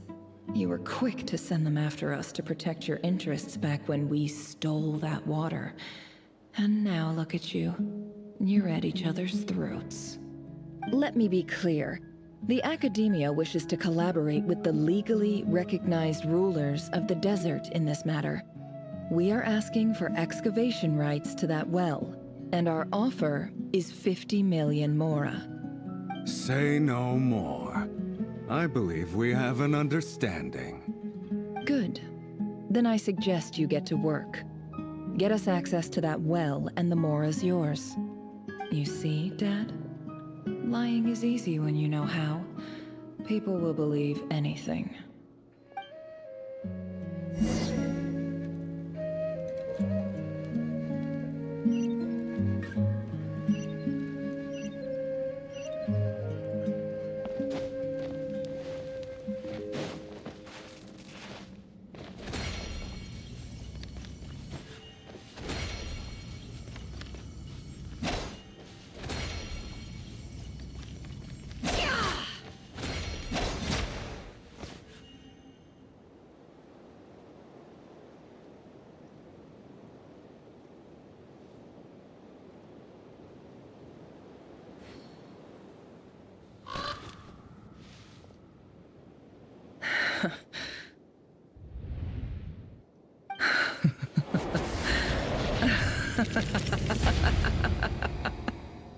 Look at yourselves.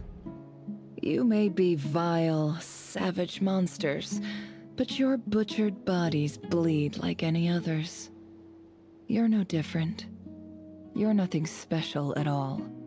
The monsters who destroyed my home, they're just ordinary, petty human beings.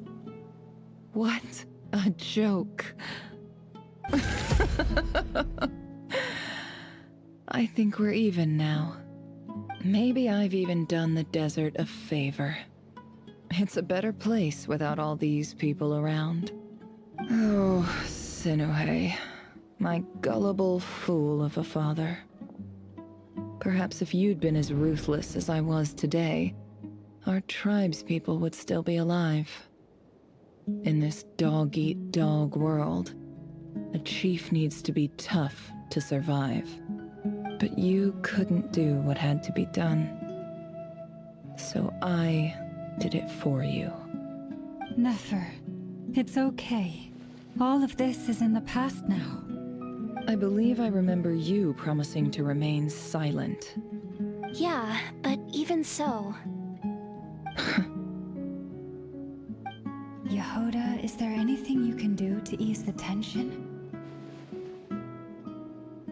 Alright, time for a sharp turn onto a completely different topic.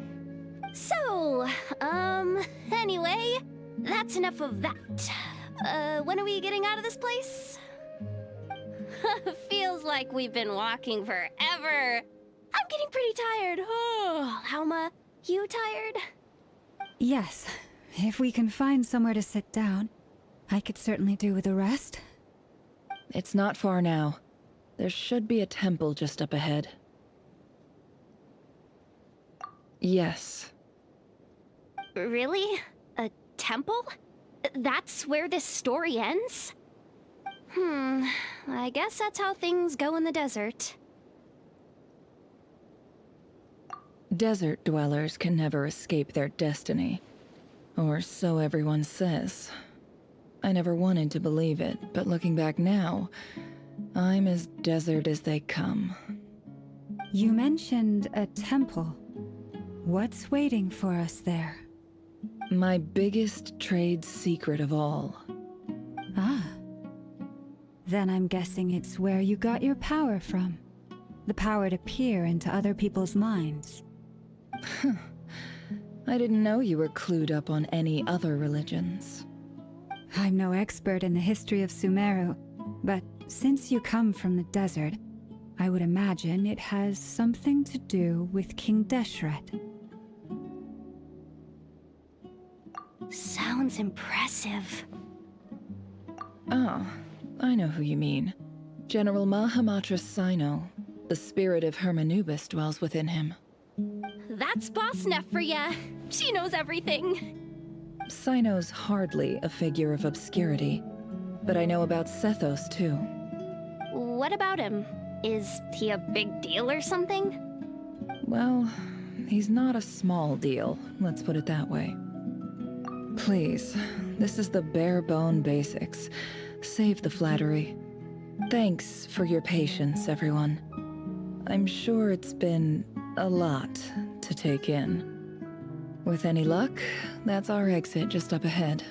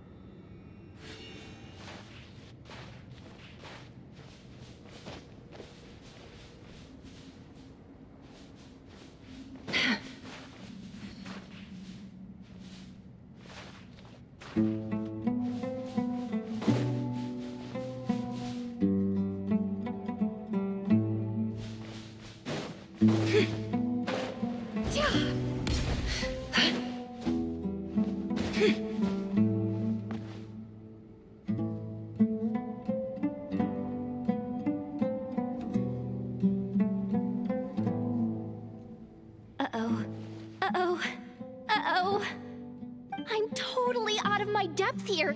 I don't have anything to add about any of this stuff. Like, look at that statue, for instance. I want to do the whole name-dropping, this girl knows her stuff thing too, but I've never seen anything like it before. A statue with the head of a bird. That's Thoth, the Ibis King, one of the 7 pillars of King Deshret. The legends say that he, the Crocodile King, and the Goat King were the 3 retainers of King Deshret. Let's take a look.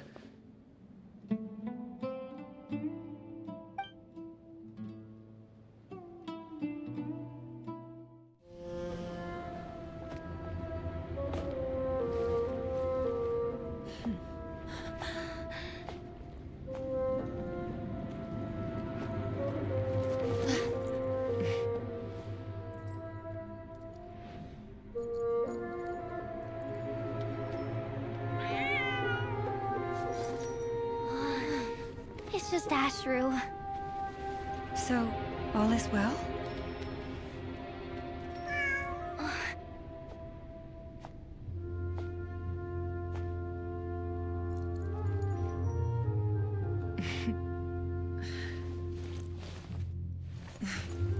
Typically speaking, at this point, the world disintegrates.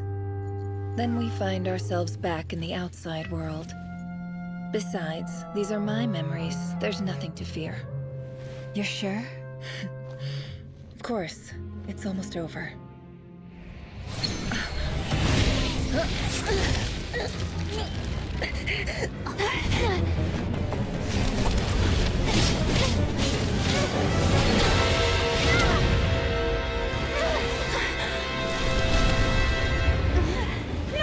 Hold on!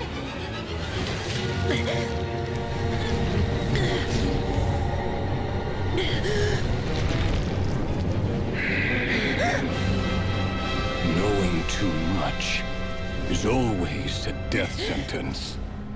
Speak for yourself.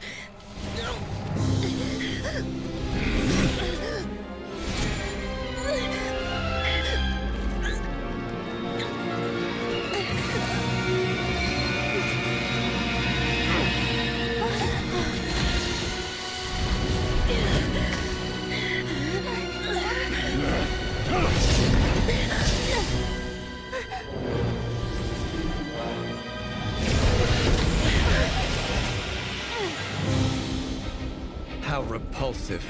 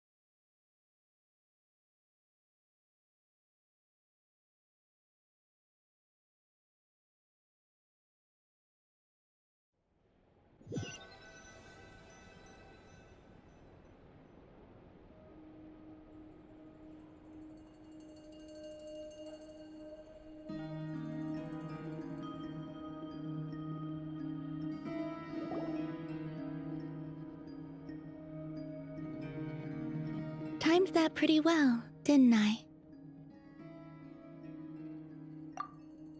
It's okay. I'm just glad no one was hurt.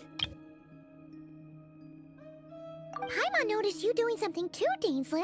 Were you helping get them out? Of course. When I asked Nefer to conduct this investigation, I was not naive to the dangers involved. I had a duty to ensure your safety. Good to know your sense of justice is still intact after all these years. I take that to mean that you saw the truth. That comes as a great relief. I certainly did. And thanks to your help, I also managed to trap Rerir inside the chess set.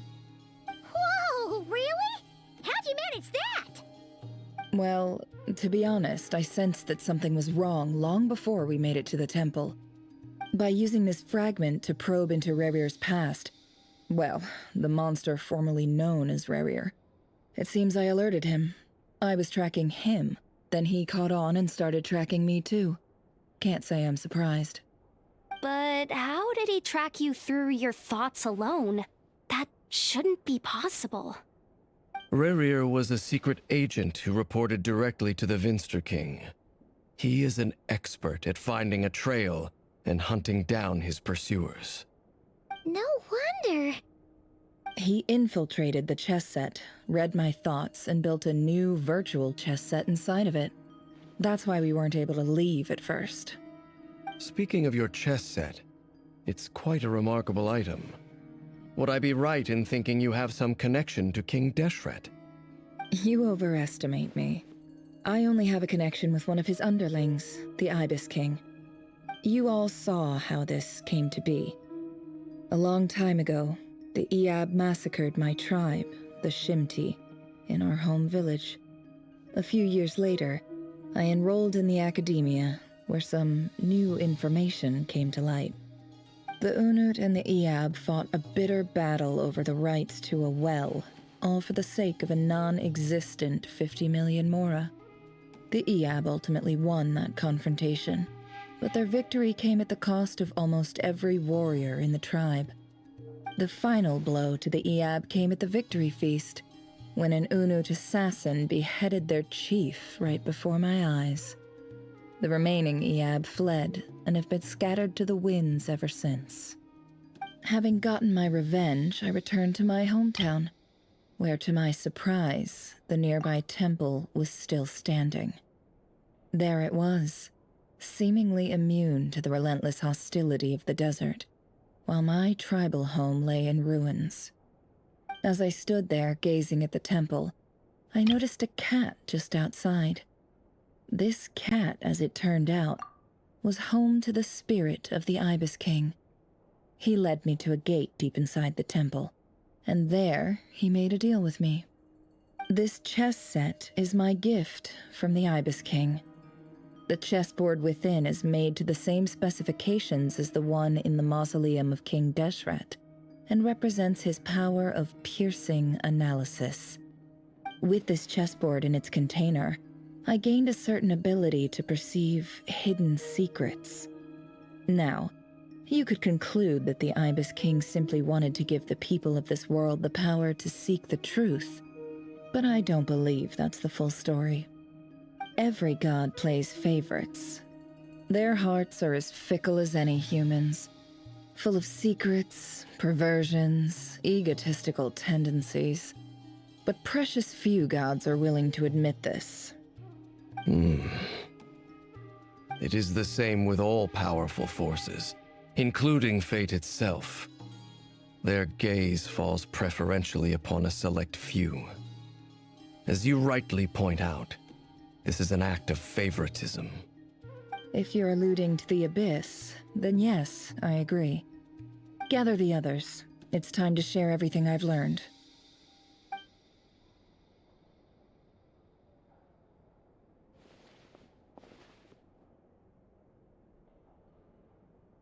Thank you all for being here. As promised, I did some further investigating into the Raker of Solnari's background. I am pleased to report that the investigation has been most fruitful indeed. The Raker of Solnari, real name Rerir, was once a Conrian subject who served the Vinster King. I will now share the important details of his story. Please save any questions or comments for the end.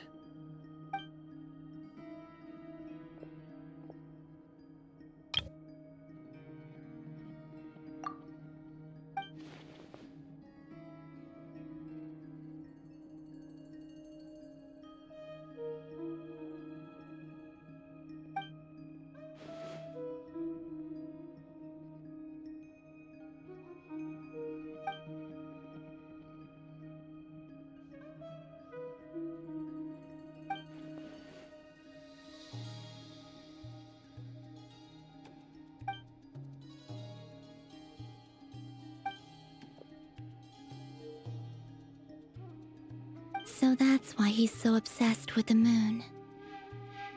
A tragic tale, to be sure. But it does not excuse his many transgressions. No matter how much Rerir suffered in the past, the fact remains that he is what we know today as the Wild Hunt, wreaking havoc upon innocent lives in Nodcry. He becomes more dangerous with each passing day. If left unchecked, it is simply a matter of time before all of Teyvat suffers the consequences. This is a threat that the Knights of Favonius cannot ignore. A question for Miss Columbina. Forgive me if this is presumptuous, but have you ever seen the spatial gateway that appeared in Rerir's memory? Never. But I have heard stories of something called the Moon Gate, and this seems to fit the description. Miss Lauma, any thoughts on this? In the lore of the Frost Moon Scions, the moon is believed to hold many secrets. Some sources speak of ancient knowledge, others of a gateway to the unknown. The term Moongate is one I have heard before, but as is the case with all of our legends, there are no records of any first-hand witnesses. We cannot know whether it truly exists. Then back to Miss Columbina. As a moon goddess yourself, do you have some idea of where the Moongate leads to? Not at this stage, sorry. I do hold the power of the Frost Moon, and my strength is recovering well. I can sense that the gate would open at my command, but... But there's more to the power of the Frost Moon than that? Yes. A moon goddess has the right to open the Moon Gate, since it is a path to the moon.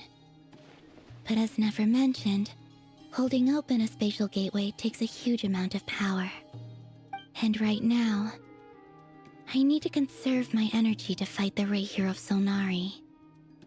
I'm afraid this is one mystery we may have to leave unsolved for now. I agree. Better to save your strength. But if you'll humor me for a moment, I have a bold conjecture of my own regarding the world beyond the gateway. I highly suspect that neither Tholindis nor Rerir made it through unscathed. The evidence pointing to this is the fact that the Rahier of Solnari exists in the form of countless fragments. With the abyssal power he wields, no ordinary foe can touch him, let alone tear him to shreds. And yet, the Wild Hunt proliferates wherever his scattered fragments lie, drawing hordes of monsters to many different locations across the land. So your theory is that Rerir was physically torn to shreds by some powerful force? Hence, why the Wild Hunt is a distributed phenomenon, rather than a unified one? Makes sense to me. Explains why the Wild Hunt is so pervasive, and why he's been trying to piece himself back together.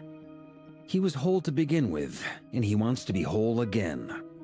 Without the power of the Abyss on his side, he almost certainly would have perished the moment he was torn apart.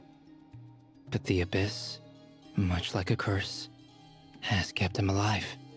I could not agree more. The power of the Abyss is most surely a curse. It is a compelling explanation, and one that accords with my present understanding of Abyss creatures. Whether the life form in question is primitive or advanced, if a curse has extended its lifespan unnaturally, it will continue to survive in spite of everything. This raises some interesting questions. I will run some experiments and see if there is any validity to my suspicions. That being said, regardless of whether my research bears fruit, I would like to thank Miss Nefer for conducting such a thorough investigation. Already, it has greatly enriched my understanding of the entity we face. My pleasure, Mr. Albedo. I too hope that the information I have shared today proves useful as we look to formulate the next stage of our plan. Hey! What is it, Dainsleif? You look really upset! It's just... when I think of the man I once knew as Rerir, I struggle to understand why things had to turn out like this. The two of you used to be friends, didn't you? I don't know if these words will bring any comfort, but my heart goes out to you. Mine too. We can never know all the hows and whys of the way things are. The moon and stars are full of untold secrets and lies, and the skies are host to many more mysteries than these alone. Yet, none of that can begin to compare with the complexity of human life. Those are the first comforting words I've heard in a long time. Thank you both. Well, I think this is a good place to end today's meeting. I'm sure Nefer needs some time to recover. She's been through an awful lot today. That's very thoughtful of you, Llama. Of course. Sounds good to me. Take some time to rest and digest before we reconvene to nail down a plan.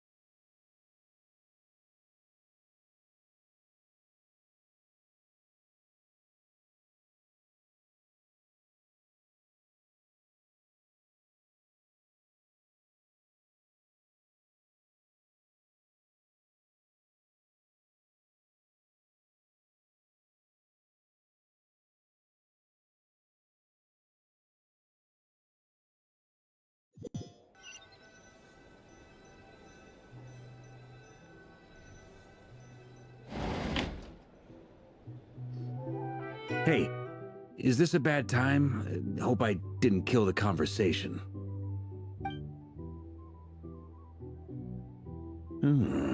Nice room. Oh, I'm not coming in, though. Why not? It's just a hotel room.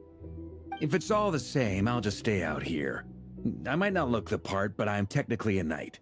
Barging into people's private quarters isn't the kind of thing we do.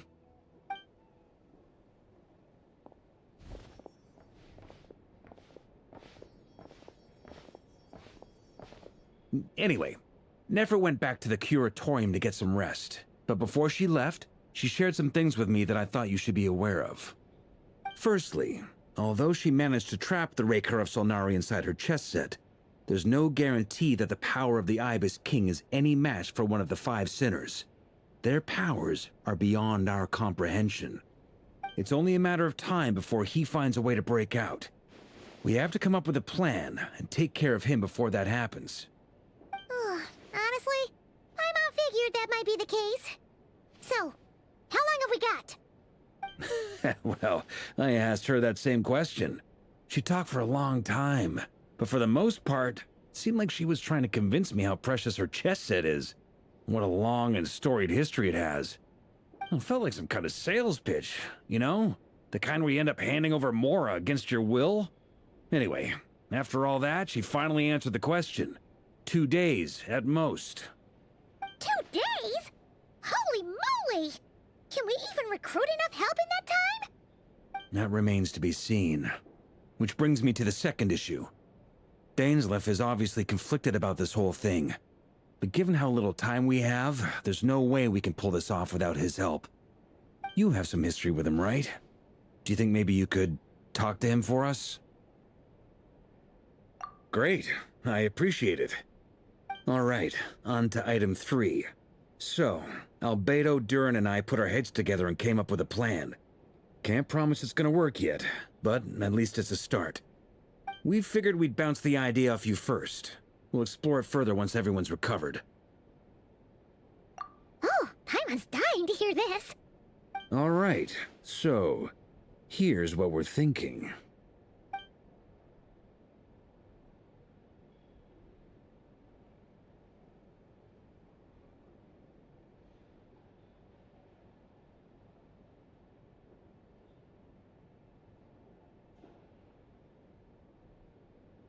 We felt a little uneasy about roping you into this. I mean, firstly, you're not locals, and secondly, none of us are your boss. You're well within your rights to refuse if you so choose. Roping us in? Why would you even say that? We know the stakes here. It's all of us against the Rayher of Solnari, or none of us stand a chance. I choose my words very intentionally, I'll have you know. I like to think there's an art to striking a down-to-earth tone even when the stakes are through the roof. Sir Varka, I have a few thoughts about this plan. I'm all ears. I think we can be more flexible with how the roles are allocated. In my view, the most sensible lineup would be like this.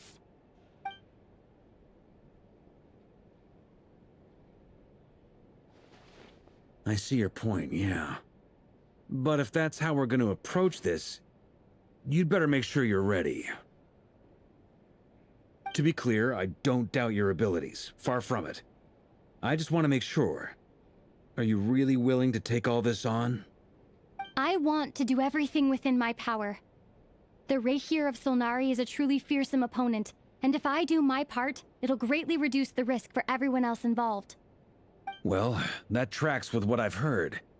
Jean's mentioned in her letters that you're so diligent it's almost abnormal. As in, most people weigh up the risks and rewards in situations like this. But you seem to just march towards danger without a moment's hesitation. Of course, everyone appreciates a fearless pioneer.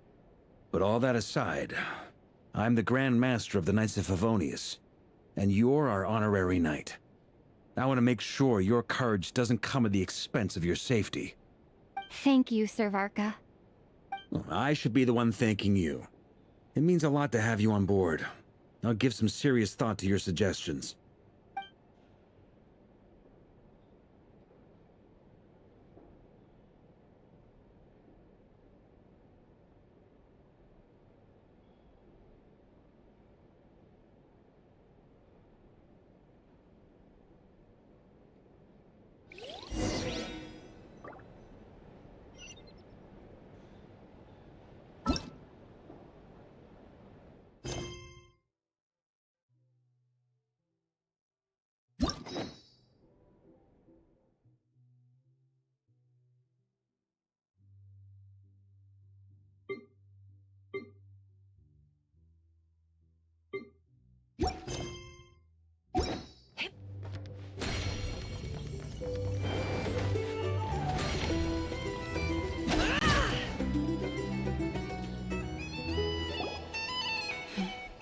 This is a thorough plan, but I do have one last question before we take action.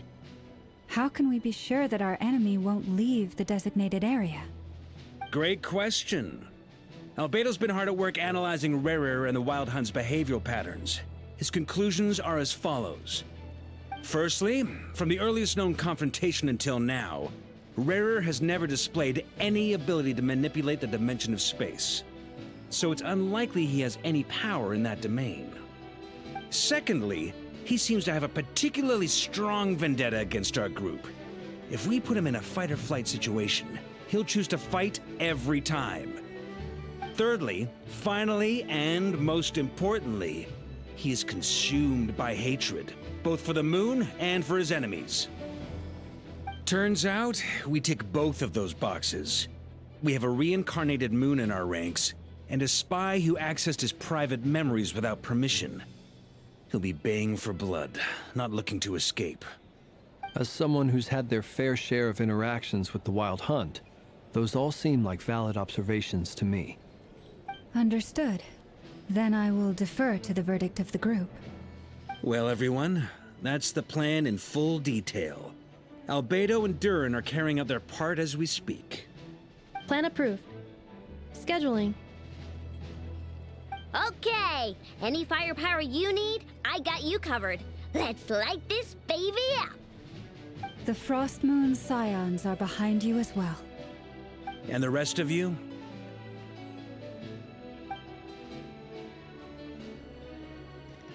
No objections? All right, then it's settled. This is the plan we're going with. Next up, an old tradition of mine.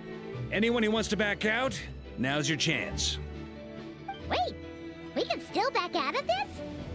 Everyone says things they regret, right?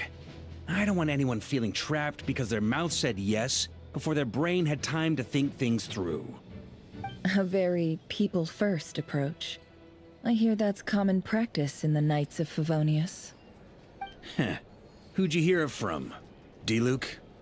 Shh. We don't use people's real names at work. This contact will be known only as Owl, please and thank you. This plan can only work if everyone does their part. Flint's and I will absolutely support it. We shall indeed. You'll be glad you accepted our help. Also, you are the last person I expected to see here, Miss Dory. It's not often I get called Dory in a work context. My peers usually call me Lord Sangamape. So, the longer your name, the higher your net worth. Is that the idea here? In that case, Mr. Flint's here must be worth a fortune. That's right, I know your full name. It's... The walls are thin here. I'd appreciate you keeping that a secret. Okay, fine. I'm actually only here as a favor for someone else. Do you have any idea how much it would cost to hire me otherwise? Oh, does this mean someone out there actually has the power to boss Dory around? It most certainly does not. We have a long-standing and mutually beneficial business partnership. She's actually the mom of a friend of yours. Said mom supplied me with a great little trinket, but now that lady's ruined everything. If I don't start building a little goodwill now, my whole business in Notcry is gonna go down the drain! Okay. So what exactly is so special about this pendant? It's a lucky charm that a great mage made for me. We have a business relationship, and she was worried that something bad might happen to me. So, she wanted me to have something that can store power to protect myself with. I finally got it all fully charged up with Kuvaki, and then never went and used it all up at once! Never lost so big in my life! You're right. It was all my fault. I didn't mean to drain all the Kuvaki in the pendant, but I'll make it up to you. You will? Well, in that case, how about you give me your chess set, and we call it even? I knew you'd say that. Well, it's yours if you want it. In fact, take it now, and I'll even throw in a free Raker of Solnari. Deal? You're putting me in a difficult position here. It's a very useful thing to have around, but I have a funny feeling it won't be around much longer. I guess we'll see in a couple of days. Looks like bankruptcy for me. Hey, don't be so pessimistic. See this through and you never know. You might find a new business opportunity on the other side.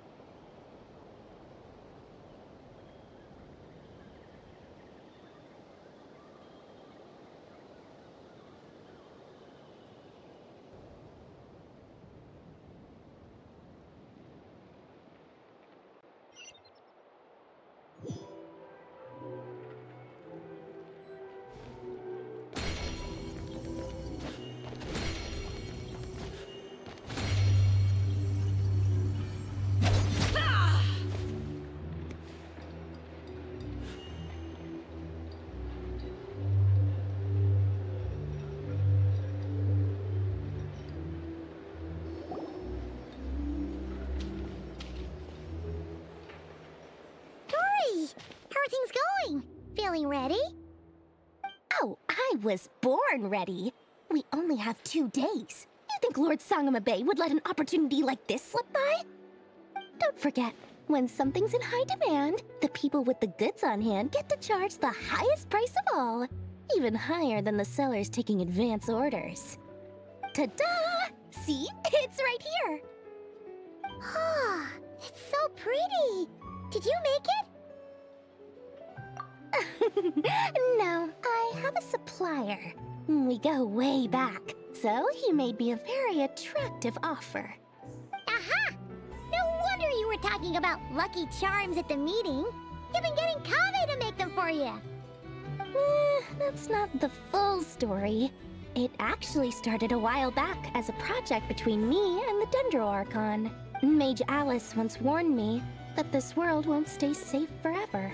There may come a day when everyone faces a great crisis. I passed this on to the Dendro Archon, and she secretly brought together a research team made up of Sumeru's top scholars to invent a technology that could keep people safe. I won't go into the details because it's all very complicated, but if you want to know more, you can ask the Dendro Archon about it sometime. Anyway, point being, it was the Dendro Archon who asked Kaveh to build this little contraption. As one of the top Kasharawar talents, he was the obvious choice. Took him long enough. He stressed over it for ages. Must have gone through at least a dozen designs before producing a final product. But that's Kaveh for you. Marak delivered it to me a couple of days ago, along with a letter from Kaveh. Could I ask why I'm sending this technology to you? And what's your proposed use case? Has it been approved by the relevant authorities? So nosy. My fault for sending him the research permit to begin with. Surely Nahida must have told him you were involved in this project. He was probably just nervous because you're always so secretive about your business. Could be, could be. Anyway, I just replied, let's hope there never has to be a use case, because it would involve grave danger. Fair enough. But it sounds like he was just being cautious. He probably felt responsible as the one who made it. Or maybe he was asking as a favor for his housemate. He's done that before. Not sure why, though. His housemate doesn't seem to really care that much about this kind of stuff. Either way, all's well that ends well. I'm just glad to finally have my hands on the product. I wouldn't want to be without it, given the potential dangers that lie ahead. Huh? What does that look mean? Paimon's just super surprised. This must be the first time we've ever seen you actually get serious about something. Well, a long time ago, I made a promise to myself. I promised that I was gonna live every day of my life with a big beaming smile. Obviously, Mora plays a big part in that. But there are always gonna be times in life when you have to give something back. That could mean paying back a debt, returning a favor, or showing some kindness. Alice has been a huge help to me over the years. She was the first investor I ever had. And I want my investors to know that Lord Sangamabe is the best in the business. And more than that, no one knows what the future will bring. Whatever happens, I want to make sure the Dendro Archon and all of Sumeru is prepared to face whatever comes. Oh, that? I was just making sure Nefer and I are square.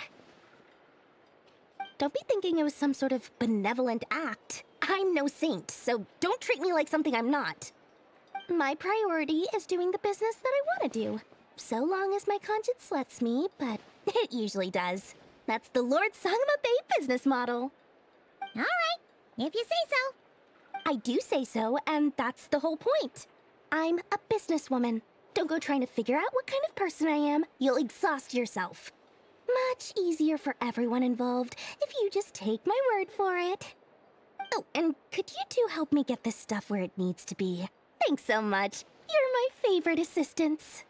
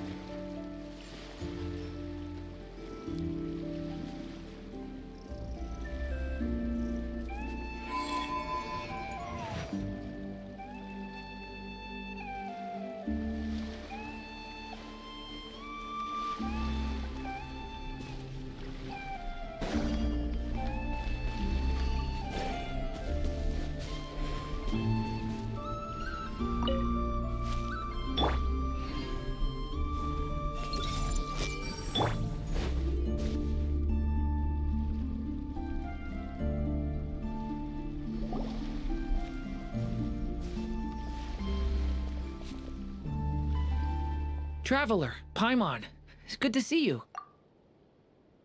Everything going smoothly over here? Sort of. As you're probably aware, Varka, Durin, and I captured some abyssal creatures from the Wild Hunt. Per the plan, we dissected and analyzed some samples of these creatures. The process went very smoothly. The findings, however, come with some troubling implications. What? You can actually dissect the Wild Hunt? That depends on your definition of Wild Hunt and dissection. Harmless, lifeless. These words are accurate descriptions. The Wild Hunt is an interesting phenomenon. In and of itself, it doesn't seem to possess anything akin to a human personality. But taken as a collective, the medium through which the Wild Hunt is summoned does appear to have a soul. Master griped a lot about the wise Horoptetyr, and seemed somewhat fascinated with the foul Certology. But she barely mentioned Rerir at all. I don't think that was because of his lower social standing, though. Anyway, it's a pity. I should like to hear her thoughts on the nature of the lifeform he has become today. It's a strange mix. The furious energy of an abyssal being channeled through a fractured physical existence. A consequence of being torn apart by an unknown power. Perhaps the only explanation for his survival in this state is that he sacrificed a degree of individuality in exchange for a continued existence. Oh, sorry.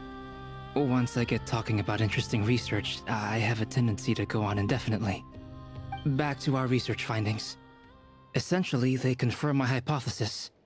Rerir's corpse is completely contaminated by the Abyss, and the effects are irreversible. You could think of this as Rerir in mutated form. But in my view, even that would be inaccurate. In reality, his whole being has been consumed by the Abyss. In other words, he is now nothing more than a manifestation of abyssal power. Unfortunately, at present, we have no means of completely eradicating abyssal power. Hence, we cannot fundamentally destroy the Rayhir of Solnari either. Oh, that's terrible news! So, that's it? We can't defeat him? Not even if we get the power of the Three Moons? Miss Columbina's situation is a difficult one. She can never achieve wholeness when the world does not accept her presence. It's as if her creator banished her to a place she can never be accepted. It means she spends most of her energy just on her own survival. Given the circumstances, it's only natural to despair. But we must see this plan through to the end. Time to kick off the backup plan. Oh, Paimon almost forgot! This is for you. Dory asked us to bring it. Ah, how wonderful. Well, thank you for making the trip. Durin and I will be heading off shortly. I'm sorry I won't be there to protect you in person this time. Please be careful. All right then. Stay safe.